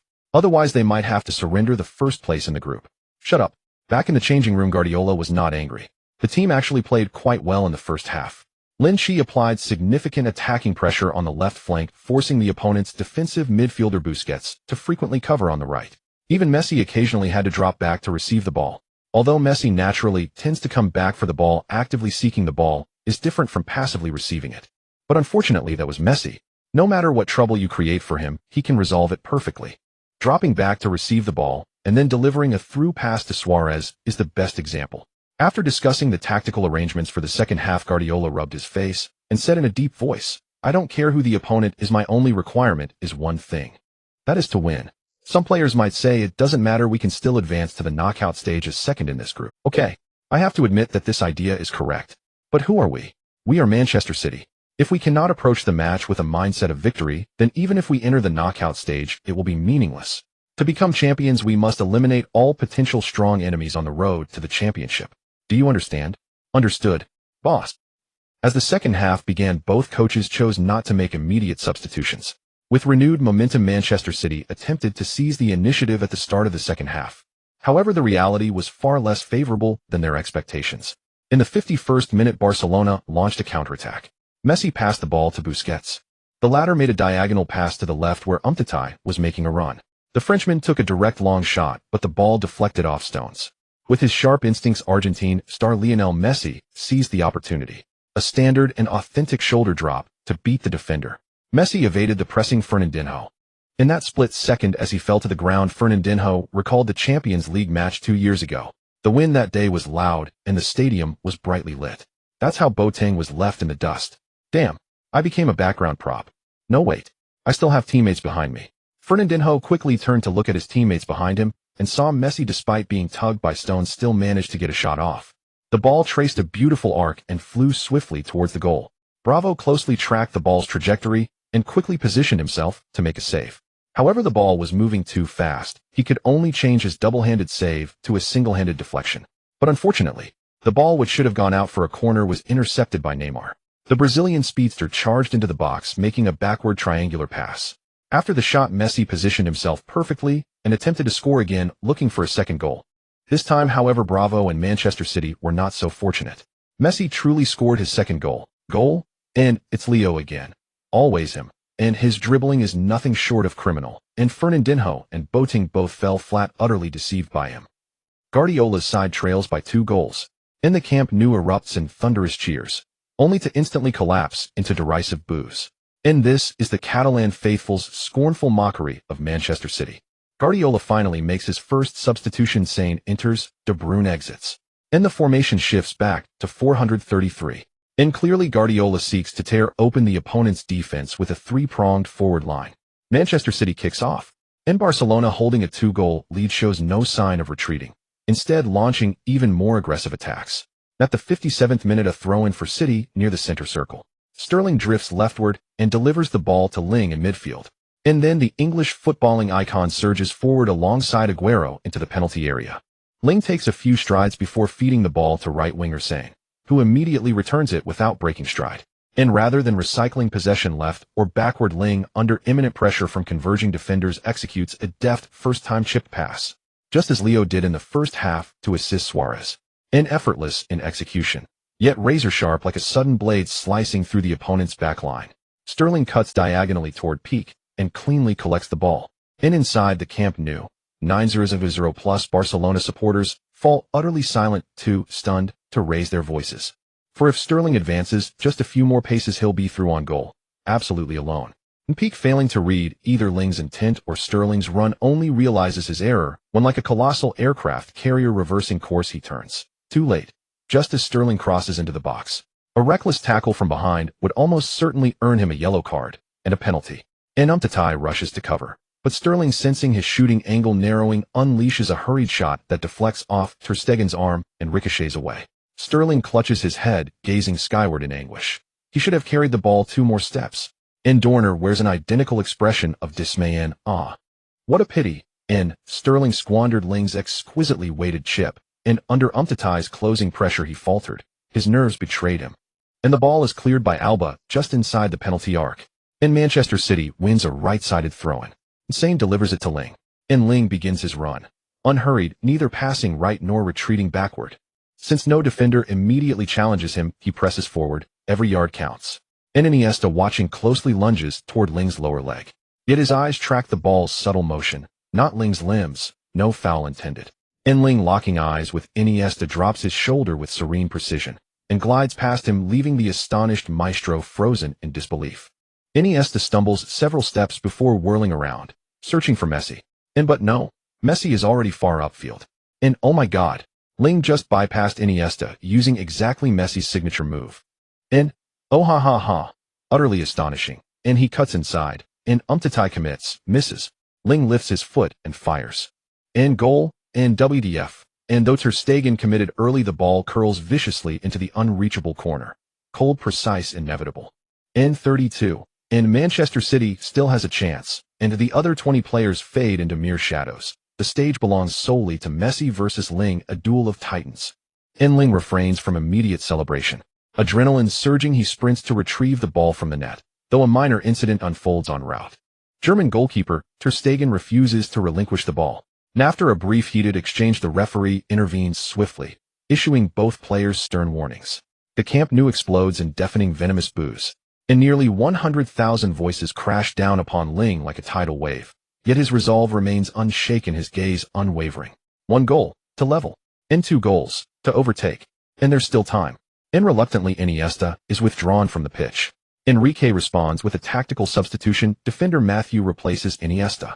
And Barcelona shifts to a 532 at home. As tempers flare, fouls multiply rapidly. And the referee repeatedly halts play to brandish yellow cards, fragmenting the match's rhythm and flow. Effective playing time dwindles. Not only after both sides lose a player to red cards at the 85th minute does the intensity begin to subside slightly. Bravo and the newly introduced Matthew exchange blistering profane barbs, directed at each other's families, before mutually agreeing to settle matters in dreams that night. Both receive straight red cards. And Guardiola substitutes left-back Kolarov with goalkeeper Caballero, leaving his attacking line untouched. City needs goals, needs attack.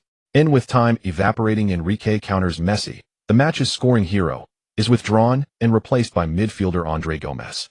Clearly in these final moments, Enrique fears City's counteroffensive. And Messi, brilliant as he is, offers little defensive solidity.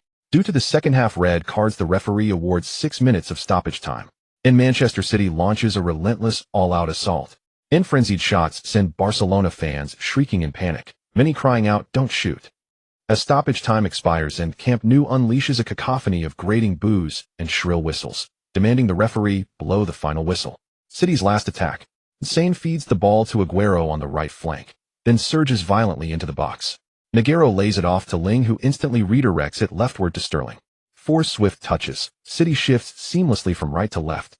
And Peak, dazzled by the rapid-fire passing sequence, fails to recover in time. Yet instinctively he extends his leg, blocking Sterling's cutting shot. And the rebound falls perfectly to Ling, whose opportunity arrives sharp and sudden. He feints past the diving Busquets and strikes.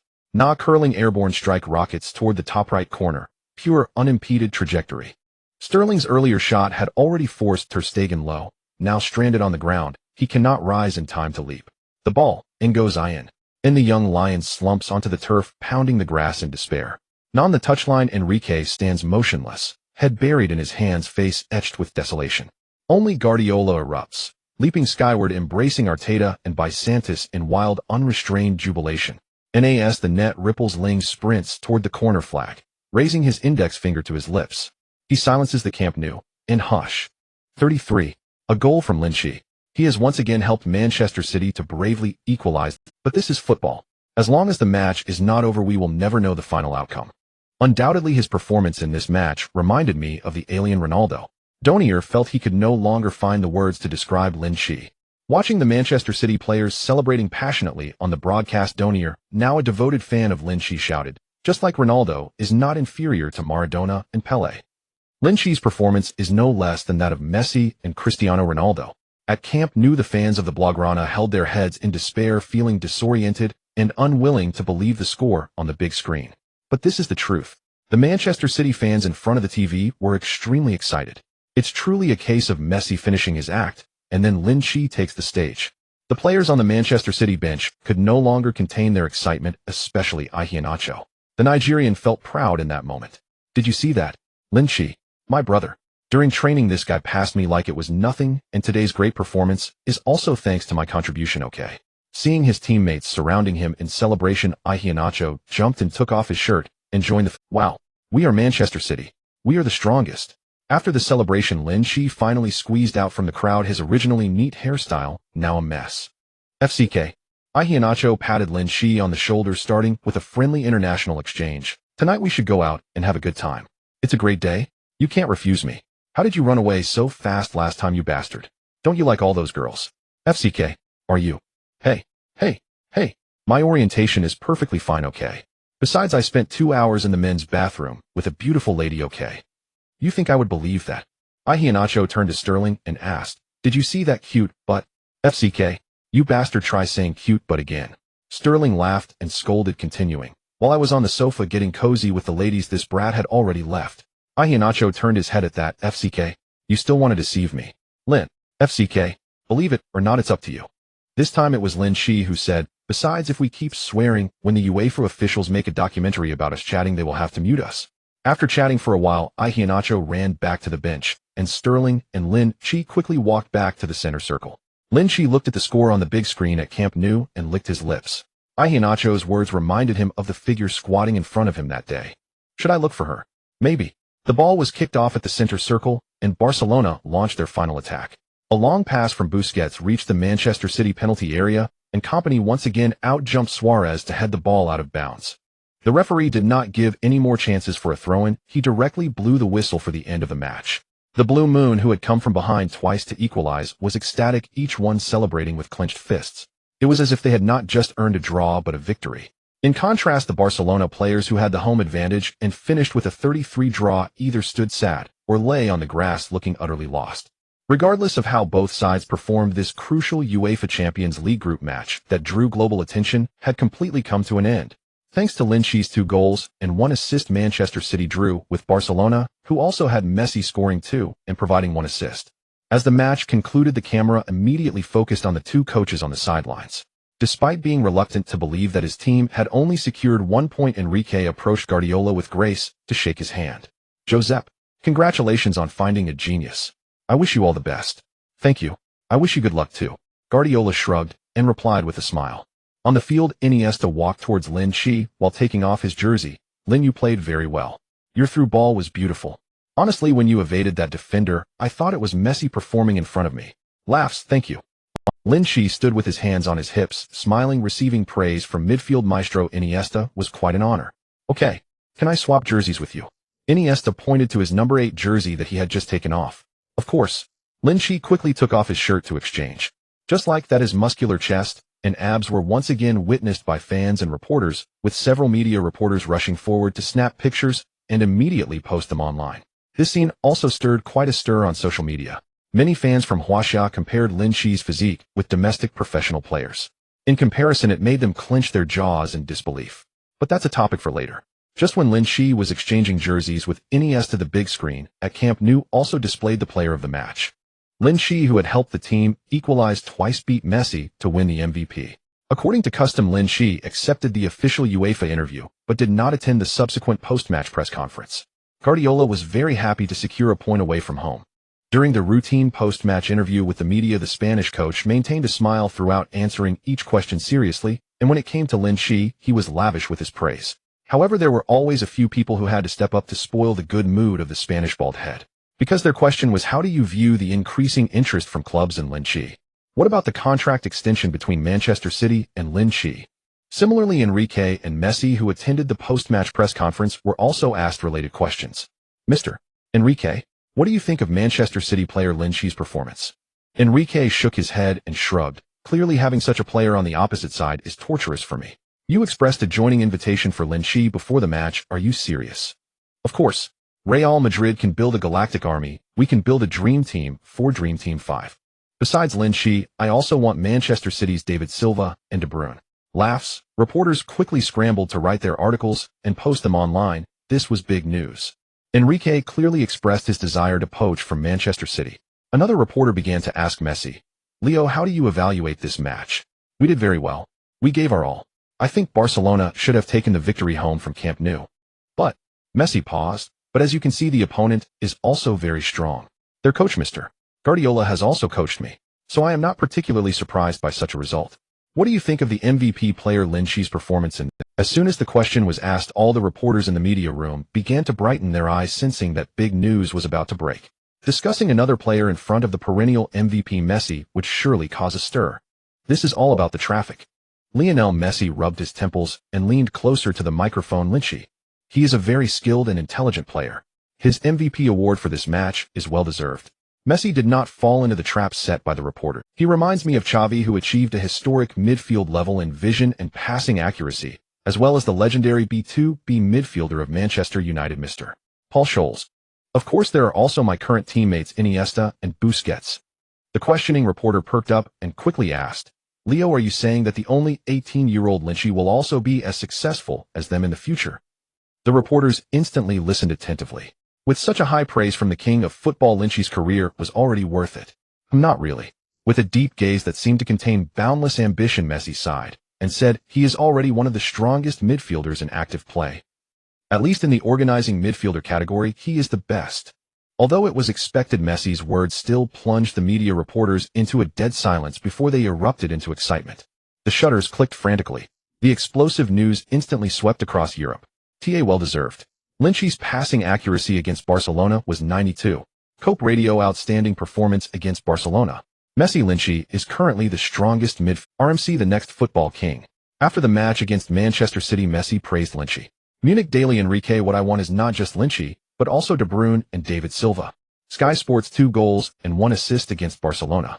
The genius kid is creating his own records. Goal. Manchester City's owner Mansour stated in an interview Lin Qi is not for sale and will soon enter the renewal process.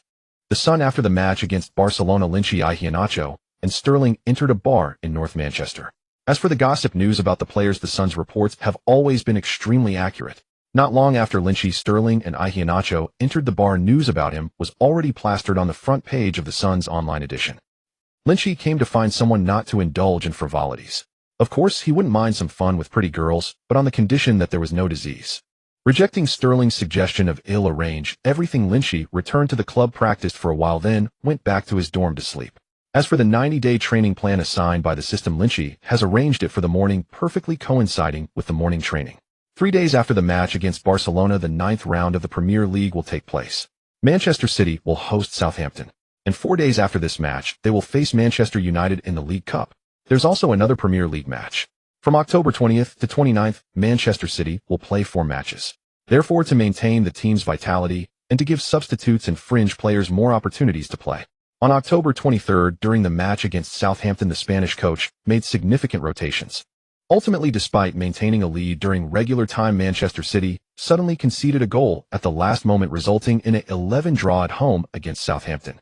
Although Manchester City only gained 1 point, they still ranked first in the standings with 7 wins and 2 draws totaling 23 points, while Liverpool and Arsenal followed with 6 wins, 2 draws, and 1 loss for a total of 20 points. Chelsea ranks 4th with 6 wins, 1 draw, and 2 losses for 19 points, followed by Tottenham with 16 points and Manchester United with 14 points.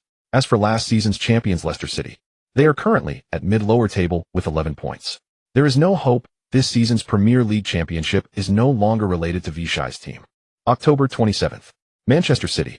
The Manchester Derby between Manchester City and Manchester United is always a carnival day for the fans. Whether in the FA Cup, League Cup, Premier League, or even in the Champions League, both teams are eager to tear each other apart. However, recently the noise from Manchester United fans has finally quieted down a bit. Because Mourinho's team Manchester United has been performing very poorly recently. The Red Devils first drew against mid-lower teams in 2 consecutive Premier League matches, then Mourinho's team lost 0-4 to his old club Chelsea at Stamford Bridge. The calls for Ferguson's return are growing louder. In the afternoon, the Manchester City bus left the club's base heading to Old Trafford. On the bus, Guardiola discussed a lot with his coaching staff. For Manchester United, currently ranked low in the league, this League Cup round of 16 match is a must-win, because at this time the League Cup champion can also participate in next season's Europa League. Mourinho will have to consider the possibility of winning the League Cup to enter European competitions. In the original timeline, they also defeated Manchester City and progressed to the finals to win the championship. But unfortunately now Lin Qi has arrived. Soon the bus carrying the entire Manchester City team appeared at Old Trafford. Before long, Old Trafford had completely transformed into a sea of red.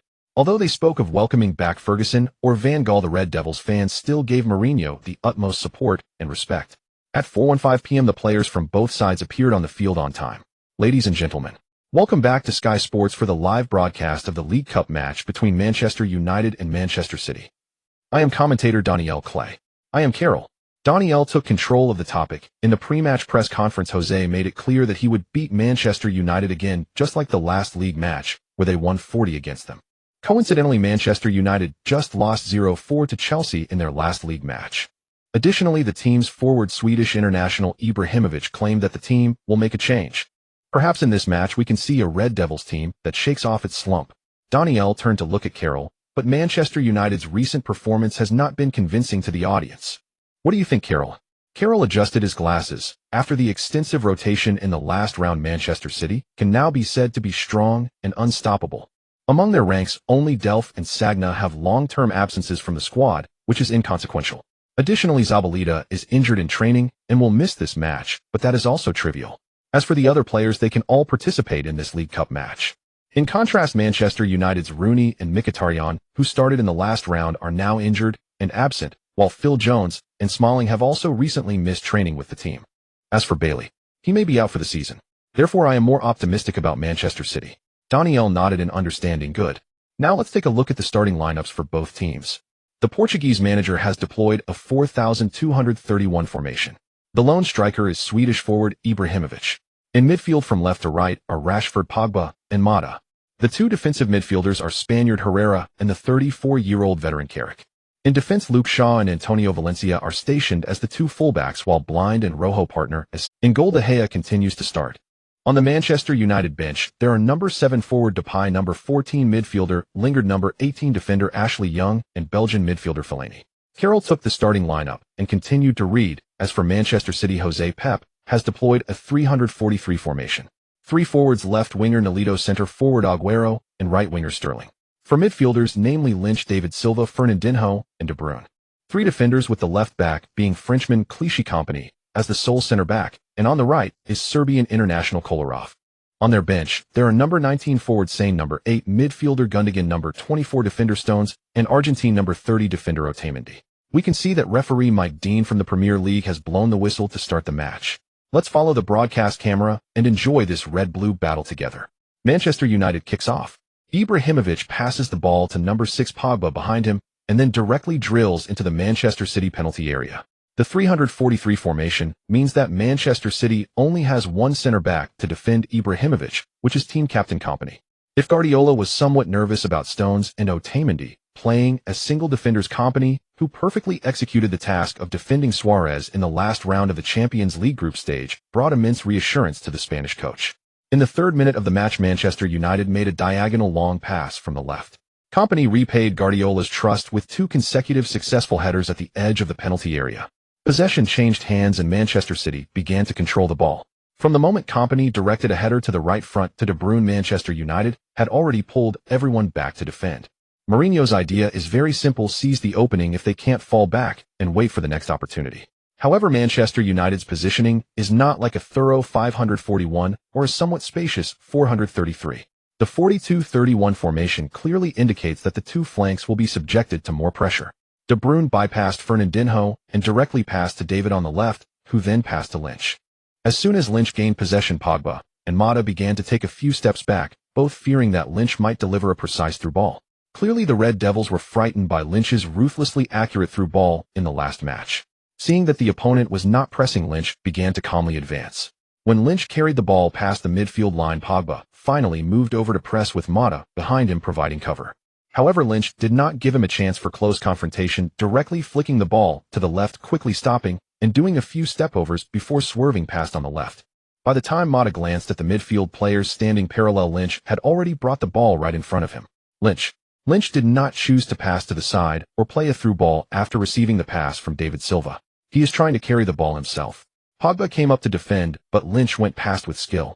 David Silva is making a direct run into the middle and Pogba can only retreat to defend him. Now the entire left front only has Mata. Marseille turn. Mata was also bypassed. Oh my god. What kind of monster is this? Valencia has come out. Valencia and Carrick are starting to collaborate on defense. Mourinho, feeling anxious, quickly ran from the bench to the sideline, signaling to Mata to stop dawdling and hurry back to defend and double team.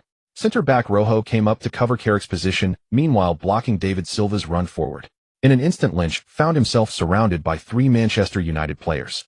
Faced with the aggressively approaching Carrick, Lynch did not choose to retreat, but calmly shifted to the right. He passed the ball into the central area. In this area, there are De Bruyne, who has made a forward run after passing, and David Silva, who has moved to this position. Just relying on Pogba and Rojo is not enough. Lynch passed to De Bruyne, who then passed to David Silva. David made a light touch, and the ball flew over Herrera's head, reaching Sterling on the right. After a few more passes, Manchester City completed the transition of their attack from the left flank to the right flank. This is also one of Guardiola's signature skills as a coach. Sterling took small steps to the edge of the goal line, made a quick change of direction, and flicked the ball backward to the advancing Fernandinho. Fernandinho stopped the ball, glanced at the penalty area, and then delivered a cross. Aguero and Nolito jumped high, but the ball flew over their heads and was caught by Lynch at the back post. Seeing that Lynch was about to shoot, Manchester United's right centre-back Rojo hurriedly threw himself at the ball, attempting to expand the defensive area. But unexpectedly, Lynch did not choose to shoot. Instead, he delivered a delicate lob pass right onto Aguero's head at the near post. De Gea hurriedly made a save attempt, but from such a close distance, how could a top striker in the football world miss? Bang! Beautiful. Aguero has scored again. Not long after the match began, Manchester City took the lead at Old Trafford again. After scoring, Agüero clenched his fist and ran to the corner flag for a slide celebration. In the nearly 8,000-seat Old Trafford Stadium, the once boisterous cheers from the Red Devils fans suddenly came to a halt. Manchester United fans each held their heads in silence, their faces flushed with disappointment. The team they loved had fallen behind once again in the city derby. De Gea angrily retrieved the ball from the net and kicked it away, looking somewhat helplessly at Lynch, who was celebrating at the corner flag. Isn't that guy a midfielder? How could he move to the right and then into the penalty area? Has he truly become a free man in the front line? Near the corner flag, Agüero, who scored the team's opening goal, was resting his arm on Lynch's shoulder, repeatedly mumbling, "Hey, Lynch, I knew it. I knew you wouldn't let me down."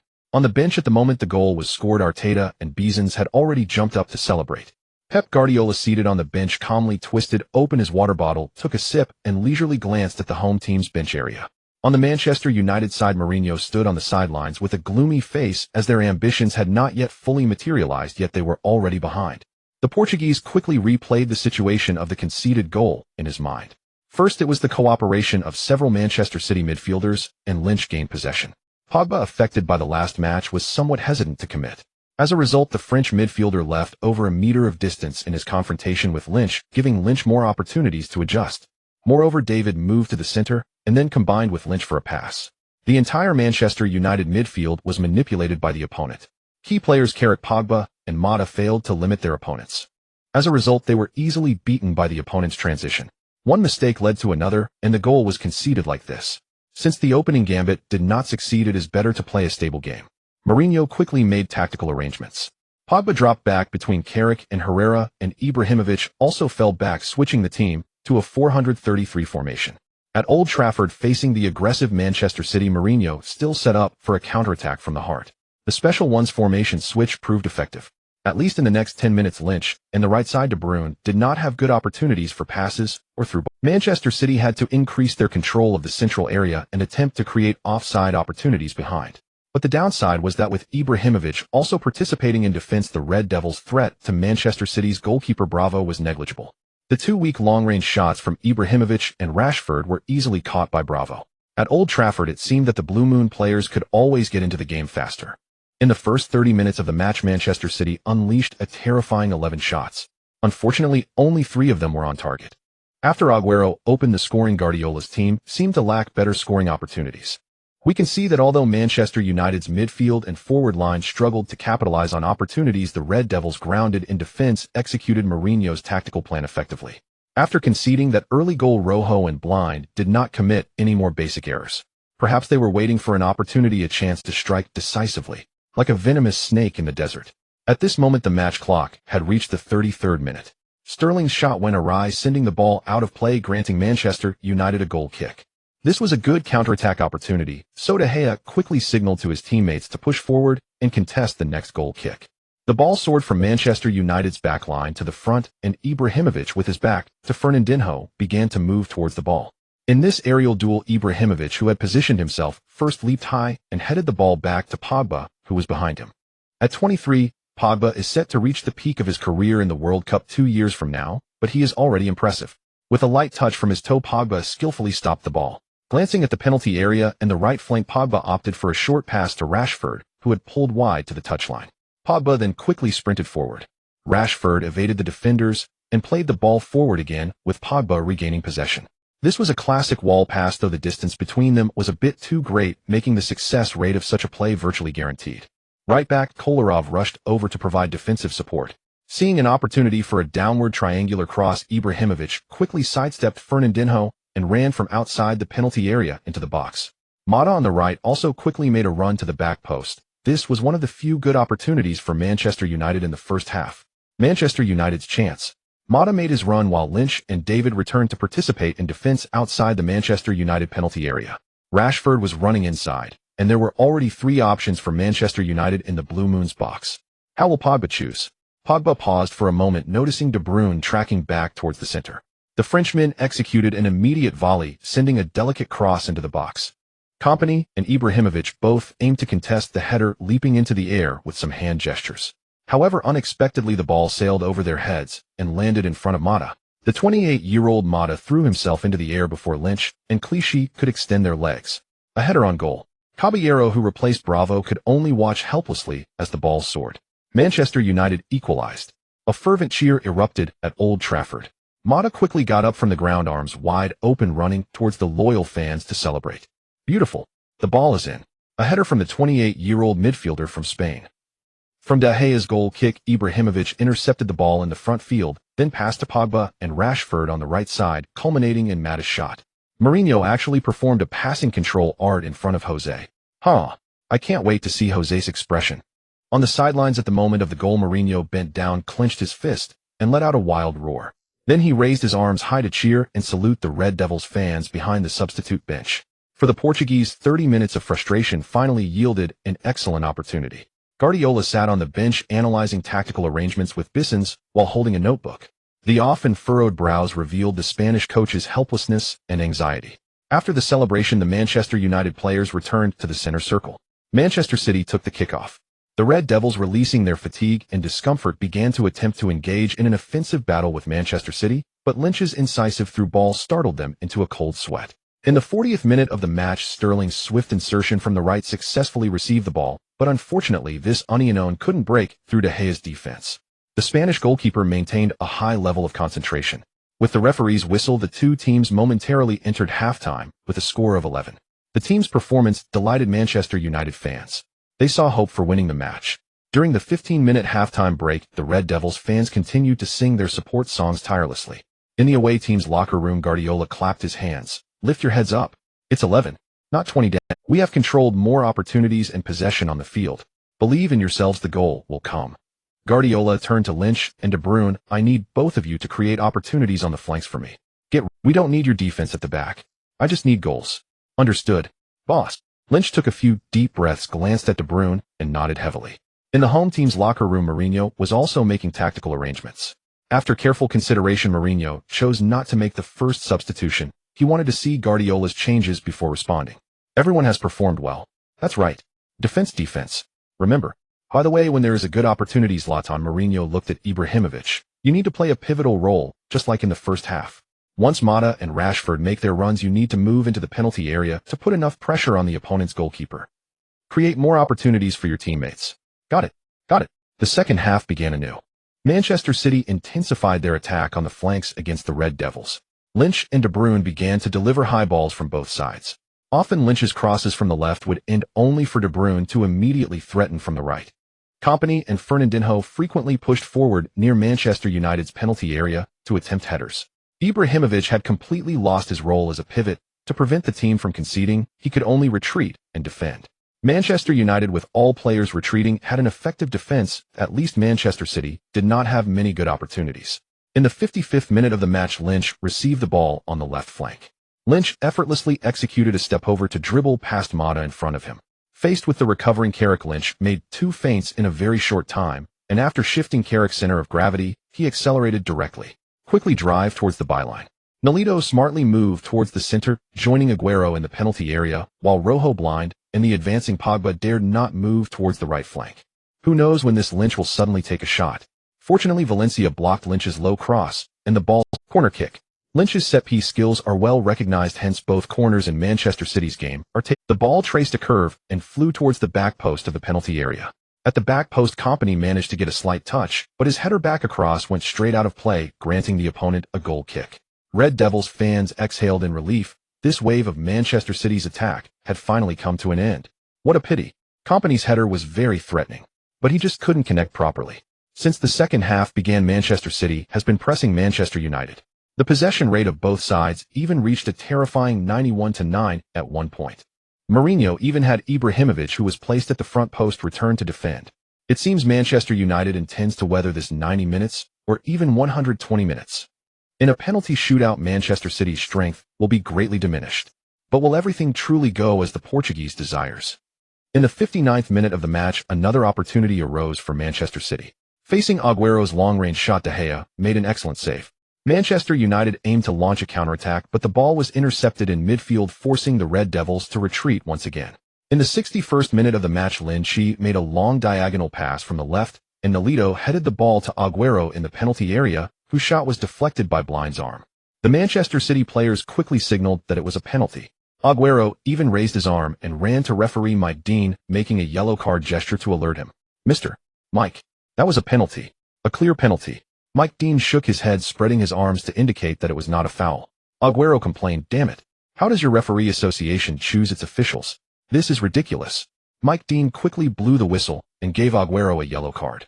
Old Trafford erupted with deafening boos, a mockery directed at Agüero. So what if it was a penalty? The referee didn't give it. In the studio, Danielle and Carol were stunned. Even they could see clearly on the replay that the referee could not possibly miss it. However, as official commentators, they could not display obvious fan biases for any team or player. Yet they were constrained from speaking too much about incorrect or missed calls or other official actions. Danielle, though frustrated, could only say to the camera, perhaps the referee needs to review the situation again on the sidelines. That was a clear foul, preventing a scoring opportunity. The situation on the field took a sharp turn. Manchester City seemed affected by the penalty not being awarded. Manchester United surprisingly found an opportunity to counterattack. In the 65th minute, Ibrahimovic's shot in the penalty area was pushed away by the goalkeeper with one hand. It was a powerful strike. A corner kick opportunity for Manchester United. Rashford's curving cross was too close to the goalkeeper, allowing Caballero to easily catch the ball. Immediately, Manchester City countered. Caballero threw the ball to the rapidly turning David Silva. With a quick change of direction, he evaded the defending Pogba and Carrick. Then he made a direct pass to Lin Qi, who had moved to the left front. David's pass was slightly off target, causing Lin Qi to slow down a few steps to receive the ball. At that moment, Carrick had already returned to defend. Lin Qi stopped the ball and pretended to lift his leg for a pass, but Carrick remained unfazed. Lin Qi took a few steps to the right, and when David Silva made a run from behind, he feigned a pass. This time Carrick fell for it. Carrick thought Lin Qi was going to pass to the diagonally running David Silva, and he shifted left by 2 steps. Seeing this, Lin Qi quickly nudged the ball to the right, and then flicked it left, evading not only Carrick, but also Pogba, who had come to cover. In just a few seconds, he maneuvered the ball, turned, and accelerated in one fluid motion. Lin Qi smoothly entered the edge of the center circle. He lifted his head and noticed De Gea was slightly off his line. Without hesitation, Lin Qi took a shot. It was a delicate chip over 40 meters. De Gea looked a bit flustered.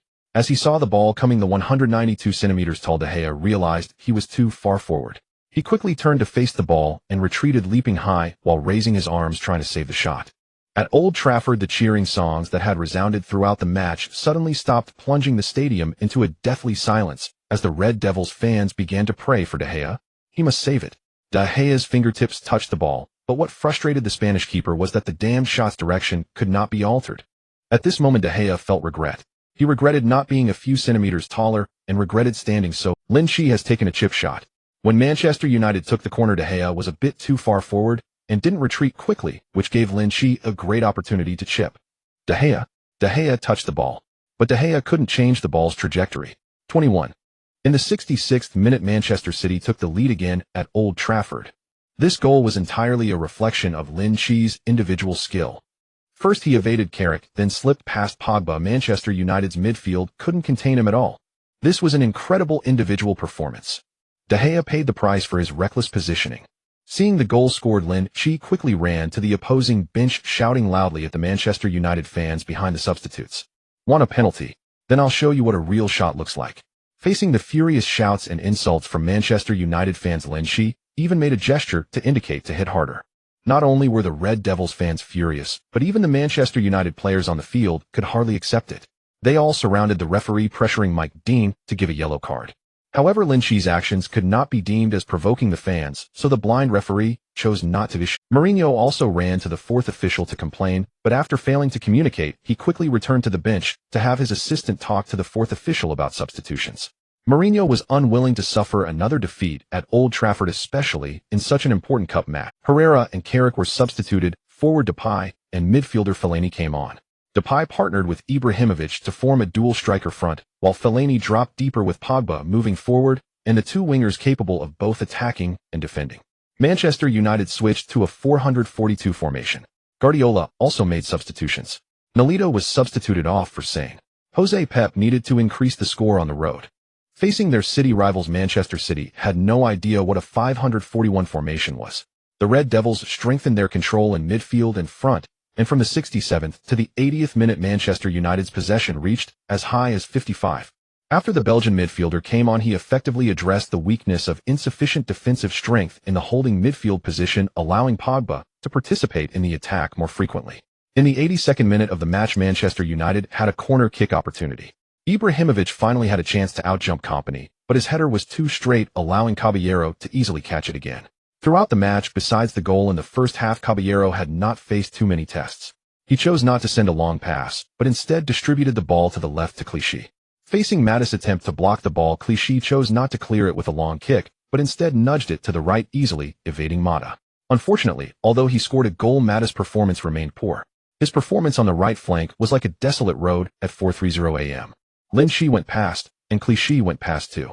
Lin Qi reached out for the ball, and Clichy passed it. Lin Qi took a few steps forward, and before Pogba could pressure him, he passed the ball to David Silva on the right, who then passed it to Fernandinho. Fernandinho played a direct ball, without stopping, passing it to the right front to De Bruyne. At that moment, the Belgian midfielder faced off against the other Belgian midfielder. The newly substituted Fellaini quickly signaled to Luke Shaw to cover Sterling, ensuring he didn't give Sterling the chance to receive a pass from De Bruyne. De Bruyne stopped in front of Fellaini, glanced at the penalty area, took a few steps back, and then suddenly turned and burst forward. Before Fellaini could intercept, De Bruyne lifted a high ball into the penalty area. The football traced a beautiful arc. Inside the penalty area, Rojo, blind Agüero, and the advancing Fernandinho all jumped together. Fernandinho cleverly pressed down on Blind's shoulder. In the end, he successfully headed the ball. A header assisted the ball sped towards the goal, defended by De Gea.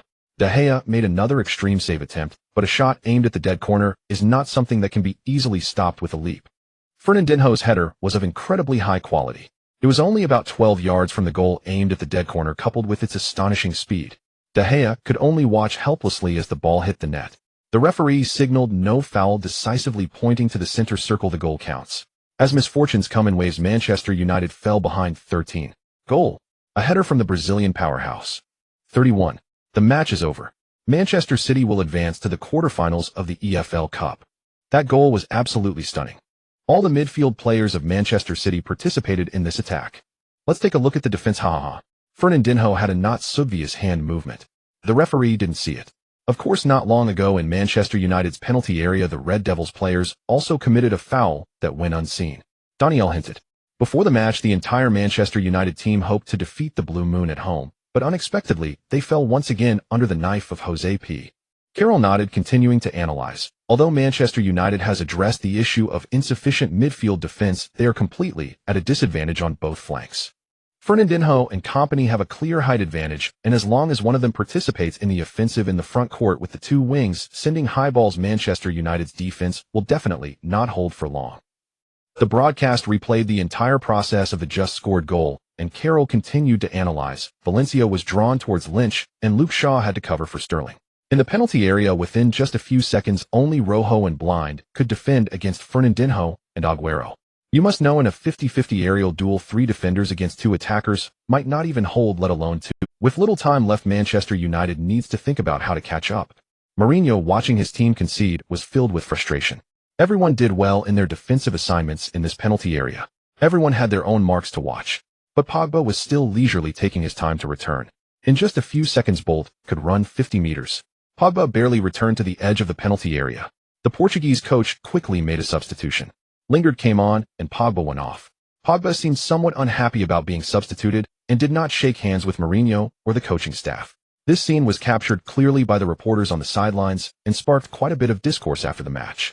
As Manchester City's celebration ended, both sides returned to the center circle to restart. With Mourinho's latest instructions, Lingard came on and showed great enthusiasm. Regardless of the match outcome, he needed to establish a good image in Mourinho's mind to gain more playing opportunities. With a 2-goal lead, Manchester City was not in a hurry to press high. Sane and Sterling began to drop back, indicating a shift to a 451 formation. Before long, the match entered stoppage time. Due to goal celebrations and substitutions in the second half, the referee added 5 minutes of stoppage time. In the first minute of stoppage time, Lingard received the ball on the right flank facing Lynch. The 23-year-old Lingard was still quite young, but his skills were already quite advanced. With a bicycle kick, Lingard easily maneuvered past. Hey, a genius midfielder praised by Messi. Not so impressive after all. The young Jesse Lingard prepared to continue his dribble, but when he looked down, he found the football had disappeared. Gone. Turning his head, he saw Lynch had already carried the ball into the penalty area. No way. How could this happen? With 2 quick direction changes, he evaded the defenders. Then he directly struck and made a precise ground pass. Agüero ran into position. De Gea once again became a mere spectator. After the match, the Spanish goalkeeper was affectionately dubbed the king of shots on target by netizens. Mourinho looked at Lynch, who was celebrating with a sliding knee at the corner flag, helplessly holding his head. At that moment, the Portuguese coach felt an urge to leave Manchester United. I don't want to make money. JPG. Some Manchester United fans had already gotten up to leave, trying to express their dissatisfaction with the team's performance in the final minutes. Incredible. A textbook Lynch pass. Unlike De Bruyne's curved passes, Lynch's angle was even more devious and even more unexpected. Aguero received it so comfortably. This ball can be said to have been served right to his mouth. 41. Lynch struck another blow to the already defeated Manchester United. In the studio, Daniel's face turned red as he was about to go insane. Lynch's performance delighted his fans. Carroll was in disbelief, holding his head. This was a deadly pass, a deadly shot. Old Trafford once again turned into a library. The Red Devils fans had to face a harsh reality. With Lynch in the team, they would have to endure the possibility of not winning against Manchester City throughout the entire season. And what was even more painful was that aside from the second leg of the Premier League, they were very likely to meet Manchester City again in the FA Cup. If Manchester City performed normally, Mourinho's team would face a 4-game losing streak in the City Derby. At that point, whether the Portuguese could continue coaching Manchester United would be in question. On the sidelines, Guardiola stood up and shook hands with every player and coaching staff member. Everyone wore smiles except for Arteta, who looked somewhat stunned and surprised. Arteta had witnessed the entire process of Lynch's interception and counterattack, assisting Aguero. In the eyes of the future Arsenal head coach, who had just recently retired, he was astonished to discover that against Lynch's quick counterattacks, the only option was to foul him rather than retreat and give him the opportunity to turn and dribble. Not only was his passing brilliant, but Lynch's outrageous dribbling was astonishing. He was a monster, a thoroughly monstrous player. However, Arteta was somewhat relieved that Lynch was playing for Manchester City. Had he been with any of the other 19 teams, wouldn't he be aiming for the Premier League title in no time? No, I must remind Jose P. and Mubarak, Manchester City's chairman, to renew his contract soon. Benson didn't think that much. He merely imitated Lynch, turning to face the Manchester United fans, tightly clenching his fists and waving them vigorously as if he had scored the goal himself. With Aguero's goal again, Manchester United's spirit was completely deflated. In the final minutes, they had even lost the desire to push forward and find an opportunity to score. Their mentality had crumbled. Ultimately, referee Mike Dean, who missed a penalty for Manchester City, blew the whistle to end the match. A Premier League match and EFL Cup match. In 2 matches, Manchester City forcefully produced an 81 scoreline. With his hands on his hips, Lynch looked at the score on the big screen, feeling a murmuring in his heart. Wait, a cancellation?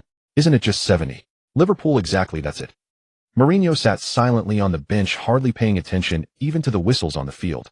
It was only when Guardiola took the initiative to greet him with a handshake that the Portuguese finally regained his composure and stood up. Clearly, Mourinho was not in a good mood. 1 goal and 2 assists. Leo's praise is not without. Manchester City's attacking style is always diverse. They have excellent passers on both the left and right flanks. It's terrifying. Old Trafford seems not to be Manchester United's home ground, but rather Manchester City's. Carroll, did you know? I am already looking forward to next week's Champions League match. Enrique's team is set to come to Manchester to compete for the top spot in the group. I still vividly remember the goal fest between Barcelona and Manchester City last week. Carroll smiled and quickly replied, yes, that's right. I can't wait to jump ahead to next week either. However, before that, Manchester City still needs to play a Premier League match against West Brom. I believe Jose will make some adjustments to the lineup. After all, following the match against West Brom, City will only have 2 days of rest.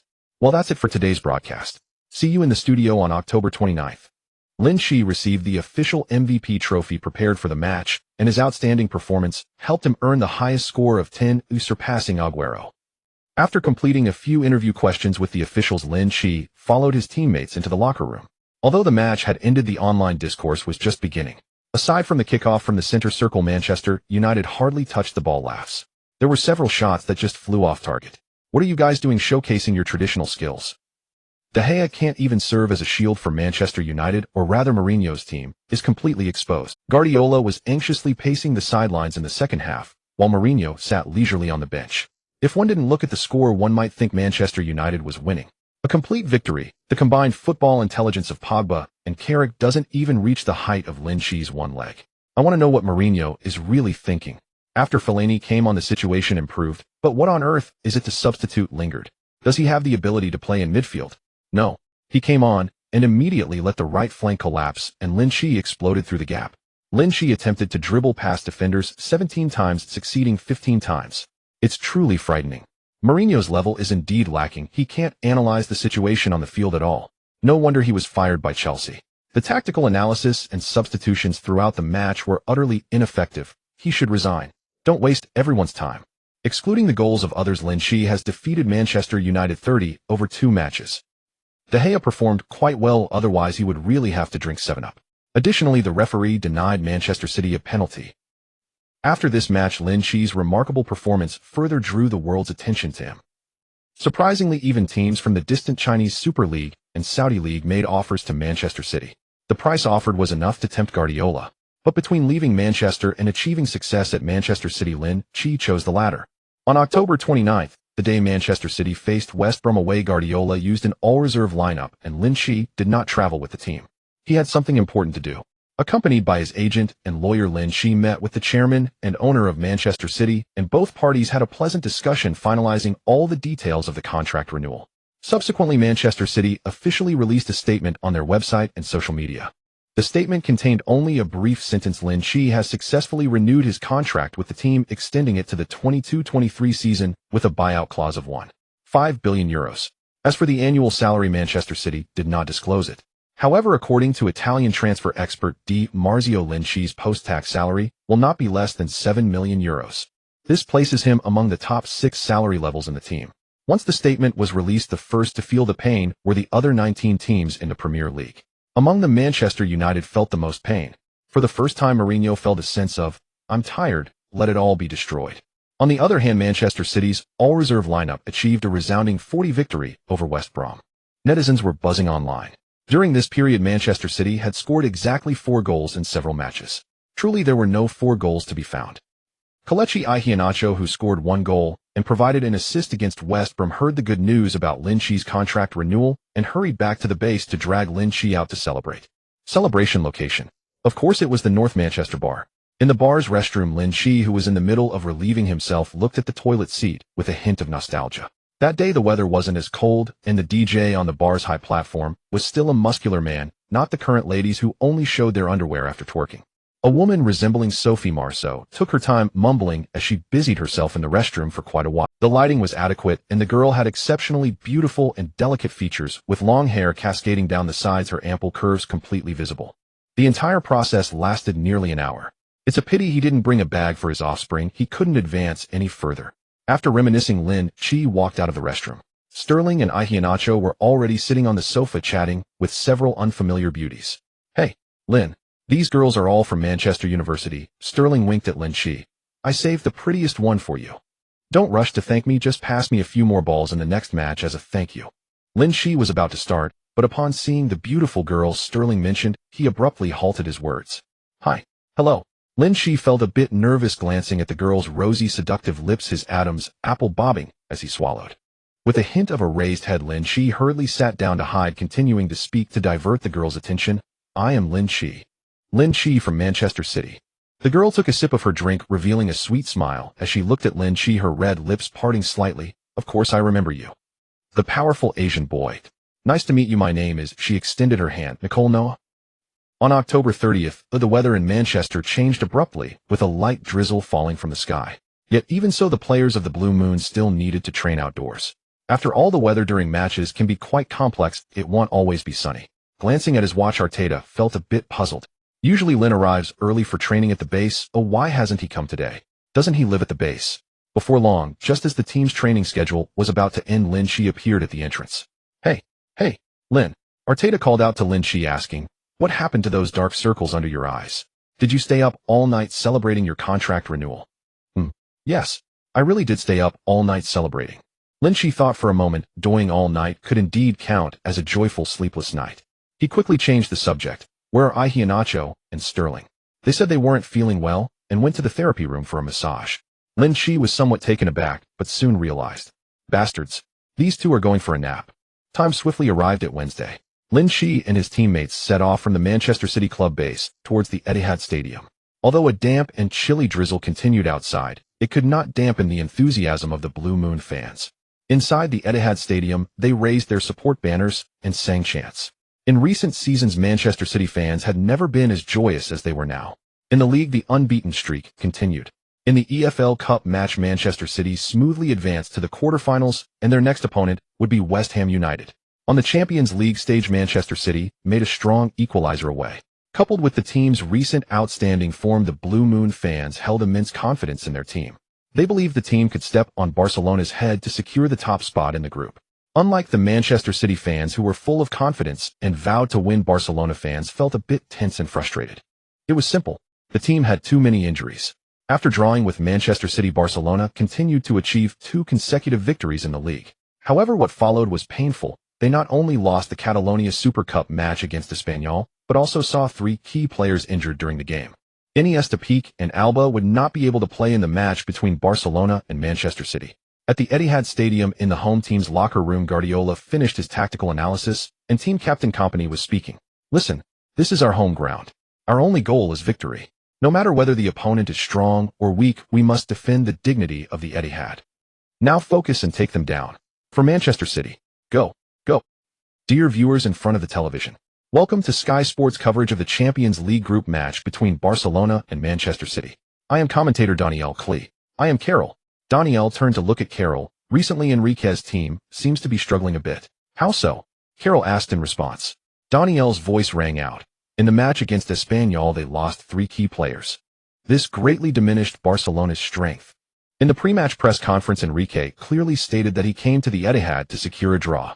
Barcelona doesn't mind competing with Manchester City on goal difference. After all, they lead Manchester City by. While saying this might not be friendly to Borussia Mönchengladbach and Celtic, but evidently both Manchester City and Barcelona will go crazy trying to rack up the score against them.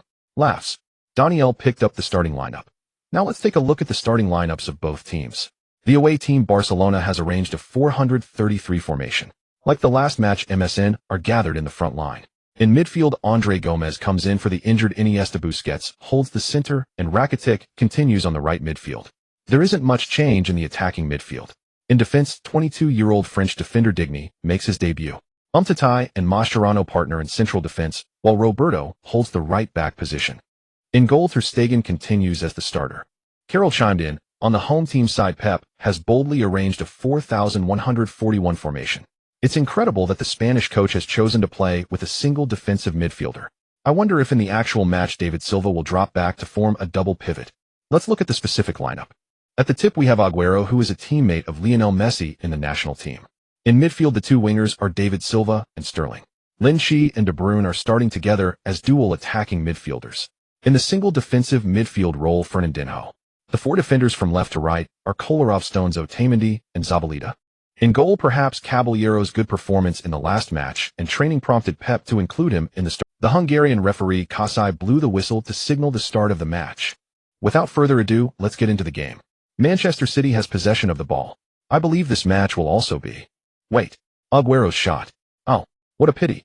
He missed the target. In less than 10 seconds since the start, Manchester City had a great opportunity. Viewers, let's take a look at the replay to see what happened. In the replay, Agüero passed the ball to De Bruyne behind him and immediately ran into the opponent's penalty area. De Bruyne then quickly passed the ball to Lin Qi. Lin Qi directly made a volley past the ball, soared over Busquets, and Umtiti, landing at Agüero's feet. Unfortunately, Agüero's shot was blocked by the quick-reacting Ter Stegen.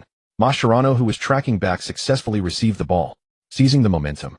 This shot opportunity for Manchester City was well designed. Guardiola effectively utilized Lin Qi's exceptional passing ability, surprising their opponents at home. Although the teammates ahead reacted a bit slowly, Ter Stegen's performance was outstanding. If Manchester City wants to win the match, it may not be an easy task. Ter Stegen's form is extremely good. On the field, Agüero held his head, looking regretful. The Argentine forward was lamenting that he should have taken a touch before shooting. The ball changed possession, and Barcelona began to control the ball. The advantage of the 41-41 formation is that the 4 midfielders can also serve as the first line of defense. Thus, both teams began to engage in a battle in the midfield area. The possession changed hands several times. Just a few minutes into the match, the rhythm of both teams was already very fast. In the 4th minute of the match, Barcelona had a possession attack opportunity. Rakitic passed the ball to Busquets in the center, who then kicked it to Neymar on the left front. The Brazilian superstar began to sprint down the left flank. Sterling rushed back to defend. However, Neymar chose not to dribble past, but passed the ball to the center, where it reached Suarez's feet. Due to Messi's and Neymar's exceptional footwork, it seemed everyone forgot that the Uruguayan international also had quite good ball control. Suarez held the ball, first flicking it to the right, then performing 2 consecutive feints to the left, successfully faking out Fernandinho and Otamendi, who came up to defend. Then Suarez quickly dribbled to the right. Suddenly the ball was kicked by Suarez to the right side of the field, where Lionel Messi had been waiting for a long time. Messi made a graceful stop and turned feinting a few times over the ball, but failed to trick Kolarov, the Manchester City left back. The Serbian international understood that against a genius like Messi, the best defense is not to commit. But could this truly stop Messi? Just as Suarez and Neymar surged into the penalty area facing the retreating Kolarov, Messi executed a shoulder drop and swiftly maneuvered past Kolarov. He cut inside. A through pass. The football slipped between Stones and Otamendi, once again landing at Suarez's feet. The Uruguayan forward, perfectly positioned, made no unnecessary adjustments and took a direct shot at goal. The ball was moving swiftly, but Caballero was even quicker. The Argentine goalkeeper, not particularly adept at stopping close-range shots, managed to parry Suarez's attempt from close range. The ball was deflected out of bounds with a single-handed save. He silenced the doubts of the fans with his miraculous save. Given his current form, the 34-year-old Caballero was clearly more suited for the starting role than Bravo. At the Etihad Stadium, the anxious Manchester City fans let out a sigh of relief. Soon after, over 5-0 City supporters erupted into applause, eager to thank Caballero for his phenomenal save. Caballero. He saved Manchester City with a miraculous stop. That was a close-range onion. The shot from Suarez was incredibly fast, the ball heading straight for the bottom right corner. But Caballero's focus was razor-sharp and Suarez failed to score. In the early minutes of the match, both teams had a golden opportunity to score. However, both goalkeepers made excellent saves. Messi approached the corner flag, preparing to take the corner kick. The corner's trajectory was deep, but Stones managed to get a touch. Barcelona's entire squad pressed for a quick recovery, but after a few passes the ball was relayed back to the midfield by Manchester City players. With no better opportunities, several midfielders from the Blue Moon sent the ball back to the defense. The match began to settle into a calm state. But it was only momentary. In the 7th minute, Manchester City had a great chance. On the left, Lynch carried the ball, and after a wall pass with David Silva, began to stride forward near the left. Roberto lunged in with a sliding tackle. Although he didn't make contact with Lynch's follow-up motion, still took Lynch. The referee awarded a free kick. There was no threat of a dangerous shot from this position, so Lynch casually passed the ball to the right to De Bruyne. De Bruyne passed it to Sterling on the right. The English star took a few steps, realizing there were no good opportunities. He then returned the ball to the back to Zabaleta as the defenders reorganized the attack. As the match approached the 15th minute, despite having high possession, Manchester City had very few shooting opportunities. Enrique had done his homework. Having learned from the previous match's defensive oversight against Manchester City's midfield, one of Barcelona's goals today was to stifle De Bruyne and Lynch in the midfield, not allowing them any attempts to threaten the goal. In the 20th minute, Manchester City finally had a golden opportunity. David Silva's pass found Lynch beside him. Lynch ran forward with his side to the ball, not actively receiving it. Rakitic looked puzzled. But confusion aside, they first needed to eliminate this threatening ball. Rakitic and Mascherano quickly, facing the two-man pressure. Lynch remained calm. He first touched the ball to stop it, and ran towards Rakitic. Rakitic extended his leg to intercept Lynch's intention to carry the ball wide, opening up space on the left. This wasn't a mistake by Rakitic, but rather a signal that Mascherano would be coming in strong. In Rakitic's estimation, with the two-man pressure in place, they could win the ball. At worst, they could force Lynch to make a backward pass. Lynch seemed to anticipate Rakitic's interception of the sideline route. With a sudden stop, he chose to charge towards Mascherano. What kind of storms has 32-year-old Mascherano not seen? But he truly had never encountered such reckless play. Is he really coming towards me? Thinking of me? Have you weaned yet? Mascherano, filled with confidence, stopped in his tracks, preparing to lean against Lynch for close defense rather than giving him space to maneuver. On the sidelines, Enrique nodded, frequently satisfied with Mascherano's choice. This was an exceptionally clever defensive position. No matter Lynch's choice in the subsequent dribbling breakthrough, Mascherano would maintain a positional advantage. Just as Mascherano waited patiently for Lynch's potential breakthrough, Lynch came to a stop. Mascherano wiped away his smile, refusing to be careless. Noticing he was a bit too far from Lynch, little Mascherano took a couple of steps forward. Suddenly Lynch moved. But this time he didn't choose to dribble past, but instead launched a long ball. While everyone's attention was on Lynch, little did they know that Sterling had already positioned himself at the far post of the Barcelona penalty area. Mascherano was focused on Lynch while Andre Gomez and Umtiti were marking David Silva, who had made a run to the edge of the penalty area, and Agüero inside the box. On Barcelona's left side, only Digny was guarding Sterling. The number of defensive players for Barcelona suddenly became insufficient. As luck would have it, Digny was just caught off guard by Sterling's off-the-ball movement. Now is the time. Lynch decisively struck the ball. The ball traveled from Barcelona's right flank to the left. Beautiful. Lynch, who attracted two defenders, chose not to continue dribbling. He saw Sterling on the right. That's Sterling lurking at the far post. With a precise diagonal long pass, the ball sailed over the heads of Mascherano and Busquets. At the left edge of Barcelona's penalty area, Sterling controlled the ball with his chest and quickly let it drop with his toes. Then with a powerful dribble, Sterling broke through like a man unchallenged. Umtiti looked back and thought, oh no, something big is about to happen. Just as he turned to cover Sterling, Agüero conveniently raised his hand to catch his attention. No time was left for Umtiti to think. The French center-back gritted his teeth and rushed over to intercept Sterling's shot. But unexpectedly, Sterling faked the shot and dribbled past. Having slipped past Umtiti, facing a ready goalkeeper, Sterling made a selfless horizontal pass. Agüero, who had found space, received the ball and struck in one fluid motion. Ter Stegen could make no effective save. He could only watch helplessly as the ball thundered into the top left corner of the net. Goal! The ball is in. What a remarkable display of vision from Lynch. His diagonal long pass pierced through Barcelona's defense. Agüero did not waste the excellent opportunity created by Lynch and Sterling. The Blue Moon took the lead. At the moment of scoring, Guardiola jumped up in excitement. The Spanish coach at that moment acted like a child. The Etihad Stadium erupted in enthusiastic cheers. Near the corner flag, the Blue Moon players were also celebrating wildly. However, Enrique looked somewhat helpless and gritted his teeth. This damned goal stemmed from that kid's pass. I thought his vision would be quite good, but I didn't expect it to be such a top-notch and exceptional ability. Can two players not defend against him? Truly a monster. And thinking about Lynch's renewed contract with Manchester City, Enrique felt a wave of regret. Had I known, I should have pressured the team to spend money to sign him after the last match. But there's no medicine for regret in this world, and the match is not over yet. Enrique had to cast aside all chaotic thoughts and begin to make tactical adjustments for this match. Enrique's change was quite simple. He chose to swap the positions of Busquets and Rakitic. As one of the top defensive midfielders in football, Busquets has always delivered satisfactory performances for the team, whether under Enrique Valverde or Koeman.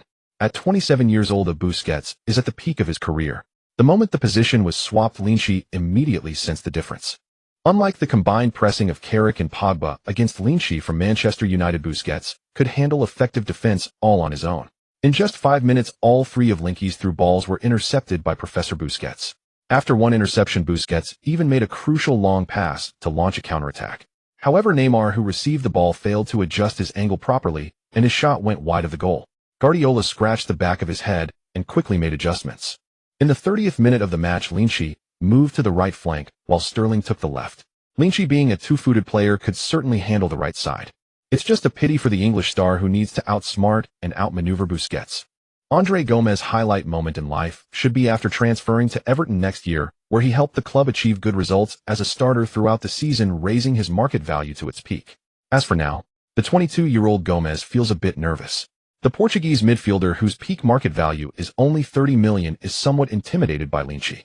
In the 31st minute of the match, a chance for Manchester City to regain possession arose as Neymar's shot was blocked by Otamendi, and Zabaleta successfully retrieved the ball. The Argentine right-back sent a long pass to Lin Qi. Lin Qi held the ball on the right flank. Facing the retreating Gomez, Lin Qi slightly slowed his pace. He wasn't in a hurry to break through and look for a counterattack opportunity. Only after Neymar came to assist did Lin Qi start to make his move. Why wait for Neymar? Because once Neymar arrived, De Bruyne and Agüero, who were originally positioned behind him, now had some decent space to exploit. Facing Neymar, Lin Qi nudged the ball left, planning a sideways pass.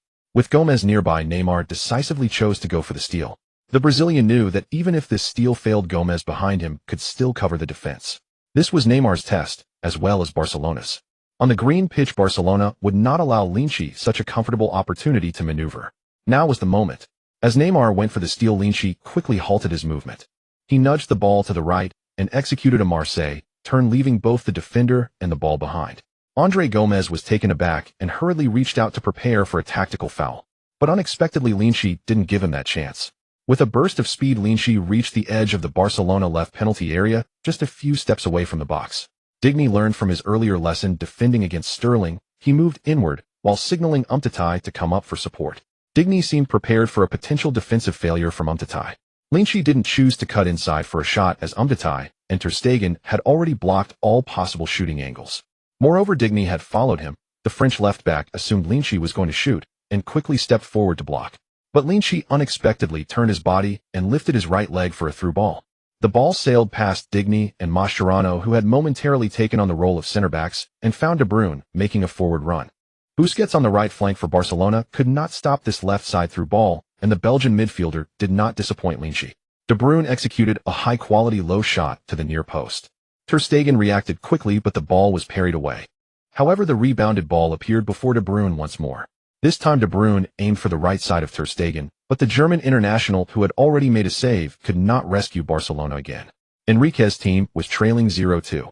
Goal. A perfect through ball. A perfect Marseille turn to beat the defender. Lin Qi showcased his skills in front of the Brazilian prodigy Neymar. De Bruyne did not let his teammates down, nor did he disappoint the fans of the Blue Moon. Barcelona, with the most luxurious attacking lineup in Europe, is 2 goals behind. If this were the Champions League knockout stage, Manchester City would advance to the next round with their heads held high. The Etihad Stadium erupted with jubilant cheers once again. De Bruyne jogged to the corner flag, knelt on the ground, and as Lin Qi approached, placed Lin Qi's left foot on his knee, mimicking a cleaning gesture. De Bruyne was deeply impressed by Lin Qi. He believed he could never perform so perfectly. Upon witnessing this scene, Manchester City fans erupted into even louder cheers and roars. They saw the possibility of their team contending for a treble or even a quintuple. Leading by 2 goals at halftime felt almost surreal for Manchester City fans. Barcelona. This is Barcelona. The one with MSN, the pinnacle of football's possession artistry. Guardiola, watching Enrique fidgeting on the opposing bench, felt increasingly pleased. I brought a Barcelona with Messi to win the Champions League, and now I can also dominate your Barcelona, led by Enrique, with Manchester City. Do you see? There's a gap between the coaches. Enrique was somewhat furious. He realized that the defensive choices on the left flank were too scattered. Gomez and Neymar had retreated to defend Lin Qi, but were bypassed by him, and Digny surprisingly chose not to press forward, instead retreating to let Umtiti cover. Damn it. A left back letting a center back cover. What would happen if Lin Qi chose to go to the byline for a cross? How could the 178 centimeters Digny stop someone on the opposite side? However, that Croatian kid indeed had a beautiful dribble, and his choice to carry the ball was very calm. How many people could make such a through ball at such a critical moment? This kid seems to know that De Bruyne would definitely appear there. It's absurd, absolutely absurd. Back to the center circle for the kickoff. Messi took a closer look at Lin Qi. In this guy, Leo saw the reflection of his younger self, with a drive and a willingness to take risks. He also had strong confidence in his footwork. Barcelona had possession of the ball. Messi began to frequently drop back to organize the attack. He did not want to lose face in front of Guardiola. But facing a Manchester City team that quickly contracted their formation with a 2-goal lead, Barcelona had few particularly good opportunities. Guardiola was not looking to deploy a 541 at home. For the bald Spanish coach, relinquishing possession was essential to executing a better counterattack. After all, Agüero, Sterling, Lin Qi, and De Bruyne all possessed excellent scoring instincts. In the 44th minute of the match, Barcelona had an attacking opportunity. Suarez held the ball shouldering Fernandinho as he passed it to Neymar on the left. Unfortunately, the Brazilian prodigy's flashy dribbling was accurately intercepted by Zabaleta. Without hesitation, Zabaleta sent the ball straight forward. In an instant, the situation on the field shifted from defense to offense. Fernandinho received the ball and passed it to De Bruyne ahead. De Bruyne then passed it sideways to Lin Qi on the right. Facing Lin Qi's dribbling, Gomez hesitated for a moment about whether to press. And it was that moment of hesitation. Seeing De Bruyne making a forward run, Lin Qi executed a backheel pass. Beautiful. A genius idea. Lin Qi actually chose to pass with his heel. Lin Qi and De Bruyne's cooperation has become increasingly skillful. It really is a connection between Kalen. After receiving the ball, De Bruyne shot directly at the goal. This time Ter Stegen had no chance at all. But the crossbar saved Barcelona. The ball landed on the right side of the penalty area, and Sterling and Mascherano collided while trying to seize the ball. The referee decisively awarded a penalty. The situation on the field changed dramatically. The Barcelona players rushed over to explain to the referee, attempting to change his mind. The Hungarian referee stepped out of the circle of players and quickly signaled for the team doctor to enter the field. Mascherano was the one who committed the foul, but he was not seriously injured and soon got up with the help of the team doctor. The referee approached Mascherano and showed him a yellow card. At that moment, the big screen in the stadium was replaying the earlier incident. Mascherano and Sterling both ran towards the penalty spot. However, Little Ma was a bit behind, so when he tried to seize the ball, the Argentine defender ended up kicking Sterling's inner calf instead of the ball. After falling to the ground, Sterling inadvertently brought Mascherano down with him. Fortunately, Sterling was not seriously injured, and after a brief treatment from the team doctor, he indicated that he could continue playing. But the referee still insisted that he step off the field before returning. Agüero came to take the penalty. Facing Ter Stegen's taunts, Agüero was not easily disturbed. With a swing of his arm and a stretch of his leg, he scored. Goal 30. Agüero scores a brace. Enrique's team is about to suffer a devastating defeat in Manchester. Compared to the first round, today's Manchester City looks even stronger. Well, At this moment, whether you are a Barcelona fan or a Manchester City fan, you can turn off the TV and get a good night's sleep. Donnier teased while looking at the broadcast screen displaying the impressive 30 score. With a 3-goal lead, Guardiola quickly got up and shook hands with every player and coaching staff member on the bench. Achieving such a result is a collective effort from everyone in the team. The entire Etihad Stadium was engulfed in a frenzied celebration. Manchester City fans couldn't believe that a top team in European football could find itself 3 goals behind. Lin Qi and De Bruyne showcased their perfect performances, demonstrating to the world why they are considered phenomenal players by Guardiola. At halftime, both teams returned to their respective locker rooms. Unlike the gloomy atmosphere in the away team's locker room, the home team's locker room was almost ready to pop open champagne. But this time it was just a UEFA Champions League group match, and the leading team's coach was not Mr. Ancelotti. Without the support of the Istanbul Miracle, there were no more miracles. In the second half, both teams started playing conservatively. For Manchester City, after this match, they would have to play their last league game before the international break at home. Afterwards, the players would return to their national teams to compete. Guardiola felt a lot of pressure. Without affecting the final result of the match, he was quite willing to lower the intensity of the game to provide healthy players for each national team. Barcelona shared the same sentiment. As a club with almost half of the Spanish national team, Enrique also did not want his players to push hard for counterattacks after the result was clear. Ultimately, the match ended, and thanks to a late long-range goal from Suarez, Manchester City took a 3-1 victory at home against Barcelona. At the same time, this basically announced that Manchester City would top Group C in the Champions League. With a powerful 64 aggregate victory over Barcelona in the first and second rounds, Manchester City received countless praises from netizens on social media. The sky of Manchester is still blue has concluded. Next, please enjoy Lost in Bulgaria. At the same time, in the Champions League group stage, Arsenal faced the Bulgarian team Ludogorets in Bulgaria. Wenger is French. The last few minutes scared me. I thought Barcelona's counterattack was about to start. The match ended and Manchester City players breathed a sigh of relief, while Milan fans sighed twice. Mascherano's collision was hilarious. He clearly committed a foul first, but still had the nerve to roll around. Fortunately, the referee saw it clearly. All Manchester City players were in great form today. I'm a bit curious about their opponents in the knockout stage. I don't know who the unlucky one will be. Manchester City fans have celebrated the new year early. Happy New Year, 2017. Barcelona's loss is completely justified. What kind of performance was that? Both teams scored for more. Wasn't there a need for a fourth goal? Peak was hat-trick. Manchester City 131 against Barcelona. Doge Peak is in the stands. Barcelona's entire defense was at fault. None of them got away. Lin Qi and De Bruyne's performances were worthy of being in the top 3 for the Ballon d'Or. Congratulations to Manchester City for winning the Champions League in advance. Doge. What kind of performance did Barcelona show in the second half? Completely lacking in fighting spirit, full of mistakes. They deserve to lose. Manchester City fans, don't mock us. We are already so bad, just let us take the group first and play a weaker team. Digny and Titus performances were disaster level, and MSN went invisible. Messi still had some impact, but what was Neymar's contribution? In response to the above, without Neymar this match couldn't have been played. As a fan, I say 3 games in 8 days have no rhythm. Everyone has been battling consecutively. How could there be any exhaustion? Last time Manchester City was also playing away. How do you explain that? They're just bad. I think Enrique will be sacked sooner or later. The next morning, the gloomy rainy day in Manchester finally dissipated, and the sun shone brightly through the slight crack in the hotel room curtains. Lin Qi woke up. He realized he had become lazy. The sun was high, and he was still sleeping in. But when he turned around, he saw the beauty sleeping peacefully on his arm. Lifting the quilt, he also saw her delicate and fair collarbone and her sexy hot figure. Lin Qi felt a stir in his heart, and finally persuaded himself after a long time. It is said that morning determines the day. I must not neglect my farming. In the afternoon, exhausted Lin Qi encountered an ESPN interview team at the club base.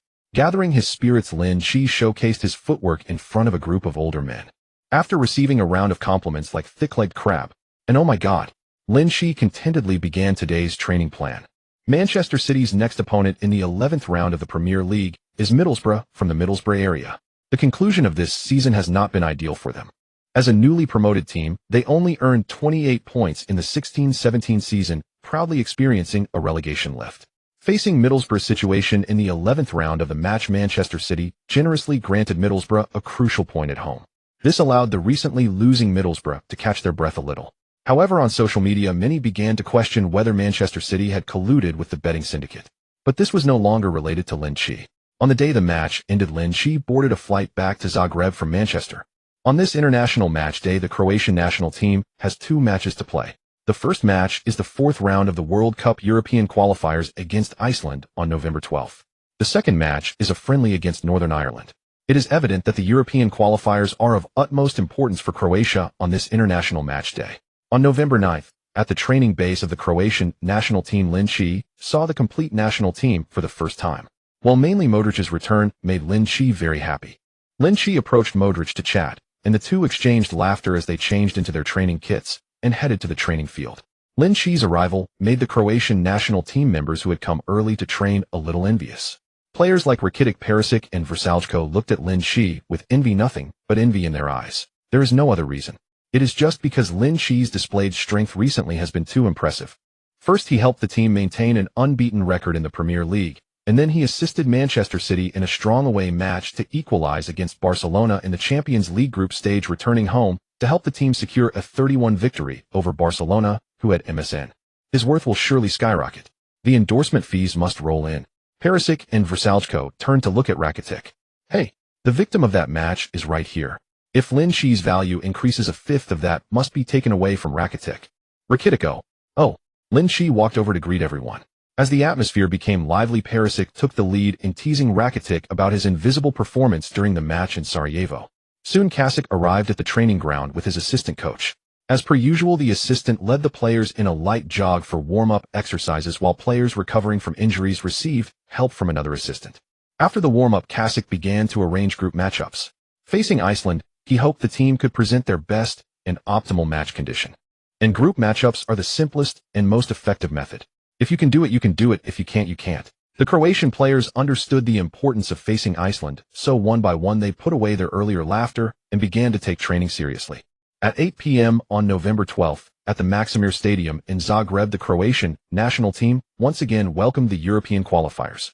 As the national team's regular venue, Maksimir is not very large with a capacity of only 3,800. However, the harmonious and loud singing of the Croatian national anthem deeply resonated with Lin Qi. In this moment, Lin Qi suddenly understood why so many people are willing to endure pain just to play in a match. Because fighting for one's country is without regrets.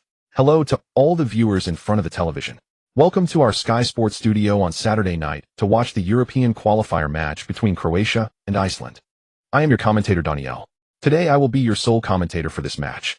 Thanks to their impressive performance in the European Championship, Croatia's world ranking has risen to 14th. Of course, Iceland should not be underestimated. Hafton Arsen's team caused a major upset by defeating England in the European Championship. They showcased the Viking battle cry to all of Europe. With equally outstanding performance, Iceland's world ranking has also reached 21st. Therefore, this match is a well-deserved clash of titans. Now let's take a look at the starting lineups for both teams. For the home team, Croatia, Kasic has arranged a 4,231 formation. The lone striker is Juventus forward Mandzukic. In midfield, there are Perisic, Lin Qi, and Brozovic. The two defensive midfielders are number 7 Rakitic and number 8 Kovacic. For the purpose of protecting the players, the recovering team captain Modrić did not start the match. The defense line from left to right consists of Pavaric, Vida, Korluka, and right back Vrsaljko. In goal, we have the main goalkeeper Subasic from League 1 Monaco. Now let's take a look at the Icelandic team. Alright, the match is about to start. Let's follow the broadcast and enjoy the beautiful football under the stunning scenery of Zagreb. From the very first second the referee blew the whistle, Lin Qi displayed great excitement. In front of over 4 million Croatians, in front of his parents watching the match from the stands, in his debut as a starter for the national team, Lin Qi hoped to announce his arrival with a resounding victory. In the 3rd minute of the match, the Croatian team, gradually gaining control of the situation, launched the first attack. Lin Qi, positioned as an attacking midfielder, received a pass from the back, maneuvered past the opponent's defender, and made a long pass to find Perisic, who had made a diagonal run to the edge of the penalty area. The dazzling Perisic of Inter Milan did not miss this opportunity. After a chest control, he struck the ball with a volley. Iceland's goalkeeper Halldórsson was unable to make the save, and could only watch as the ball nestled into the top. Upon witnessing the team score first, the Croatian fans erupted with thunderous cheers throughout the stadium.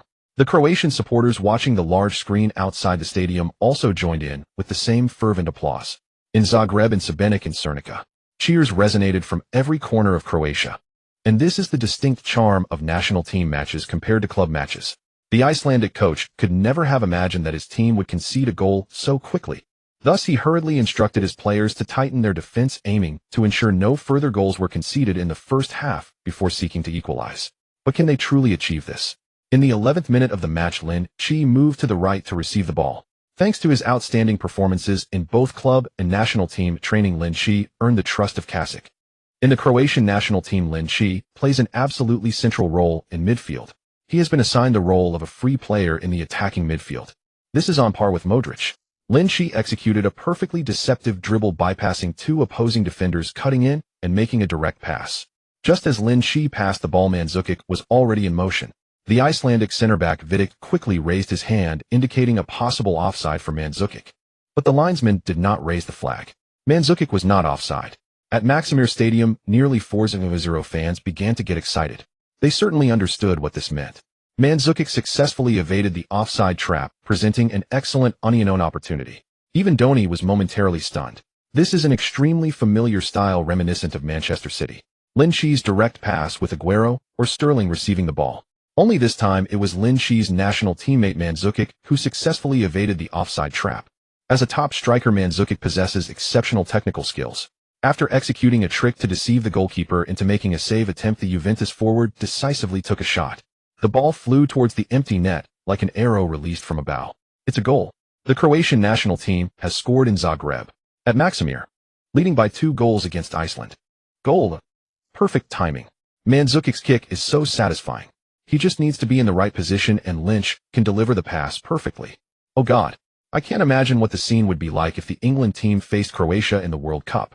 Smalling, Lingard, Rooney, Henderson, and Deer. There are more than half of the Manchester United players here.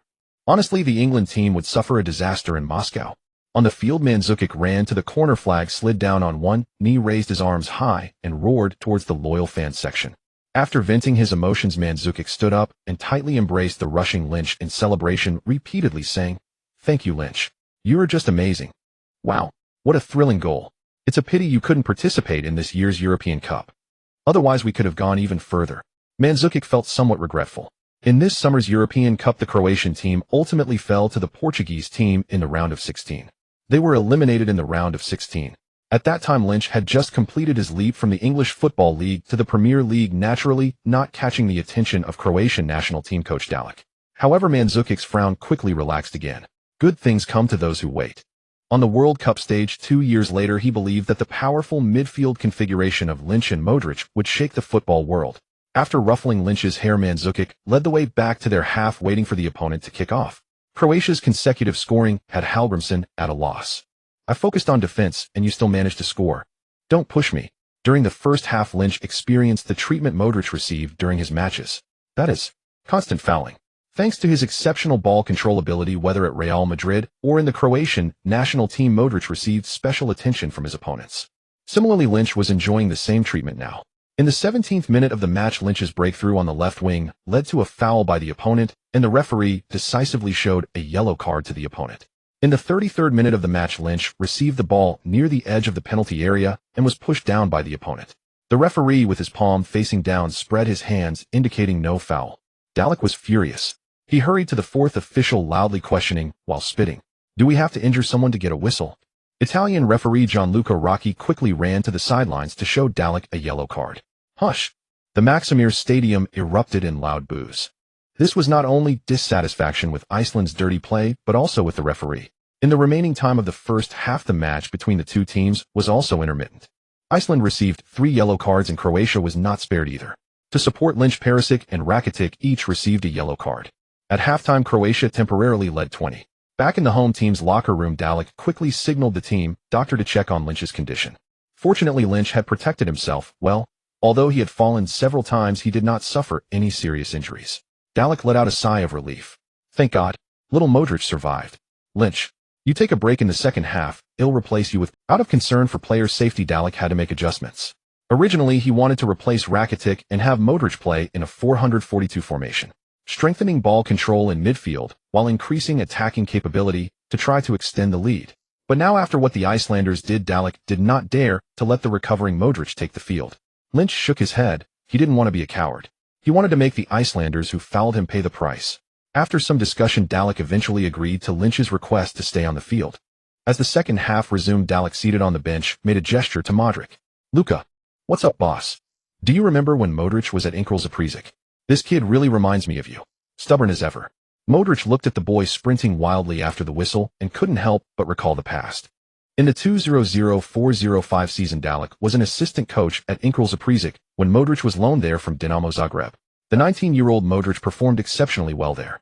However, the outstanding Luka Modrić became a target for other teams in the league. In a match, the head coach, also out of concern for player safety, wanted to substitute the frequently fouled Modrić, but the young and frail Modrić refused. The head coach was astonished, but insisted on substituting Luka. Eventually, with the help of assistant coach Dalek speaking on his behalf, Modrić was allowed to remain on the field. The proud boy from Zadar did not want to leave the field in shame. In the end, with his excellent footwork and organizational skills, Modrić led the team to victory. That season, Modrić helped Zaprzyk win the league championship, and he himself was awarded the title of Croatia's Hope Star. Everyone knows the story that followed. The shepherd boy came to Great Britain, then from White Hart Lane to the Bernabeu in Madrid, Spain. Looking at Modrić on the bench, and then glancing at Lynch, who was desperately running on the field, 62-year-old Dalek felt a lump in his throat. Because he suddenly understood. Modrić was the future star from 10 years ago, and the equally proud and confident Lynch is Croatia's future star for this decade. The key is that in 10 years, Lynch will only be 28 years old. In the 70th minute of the match, the Croatia team, which had been dominating Iceland, scored again. This time the goal was scored by Lynch himself. A long pass from Perisic on the left wing. Mandzukic headed it back, and Lynch at the top of the penalty area took a shot. A powerful strike hit the crossbar and bounced in. The first goal in his first start for the national team. It was also Lynch's first goal for the national team. This was a precious debut goal. Lynch crazily ran towards the home team's bench, facing the VIP area. Knowing that this would earn him a yellow card, Lynch decisively chose to take off his jersey and lift it high. He showcased the back of his jersey to the family and relatives in the VIP area. And to all the Croatians watching on television. Number 23. Lynch. November 14th. The Croatian national team, which won 30 at home against Iceland, boarded a plane to Belfast, Northern Ireland, where they still had to play a friendly match against the Northern Ireland team. Dalek was in a good mood. Not only because the team had secured an advantage for advancing from the group after defeating Iceland, but more importantly, Dalek saw hope for advancing further in the World Cup. In the previous 2014 World Cup, Croatia did not advance from the group stage and did not enter the knockout rounds. In the previous South Africa World Cup, Croatia didn't even qualify for the World Cup. In the 2006 World Cup, Croatia was defeated by Australia and similarly failed to enter the knockout rounds. The best 10 years of Modric's life were completely wasted. Now facing a Croatian national team featuring Mandzukic, Perisic, Brozovic, Kovacic, Kramaric, Mitrovic, Modrić, and Lynch. Dalek knew that Croatia was no longer a spectator on the World Cup stage. They were about to step onto the world football stage.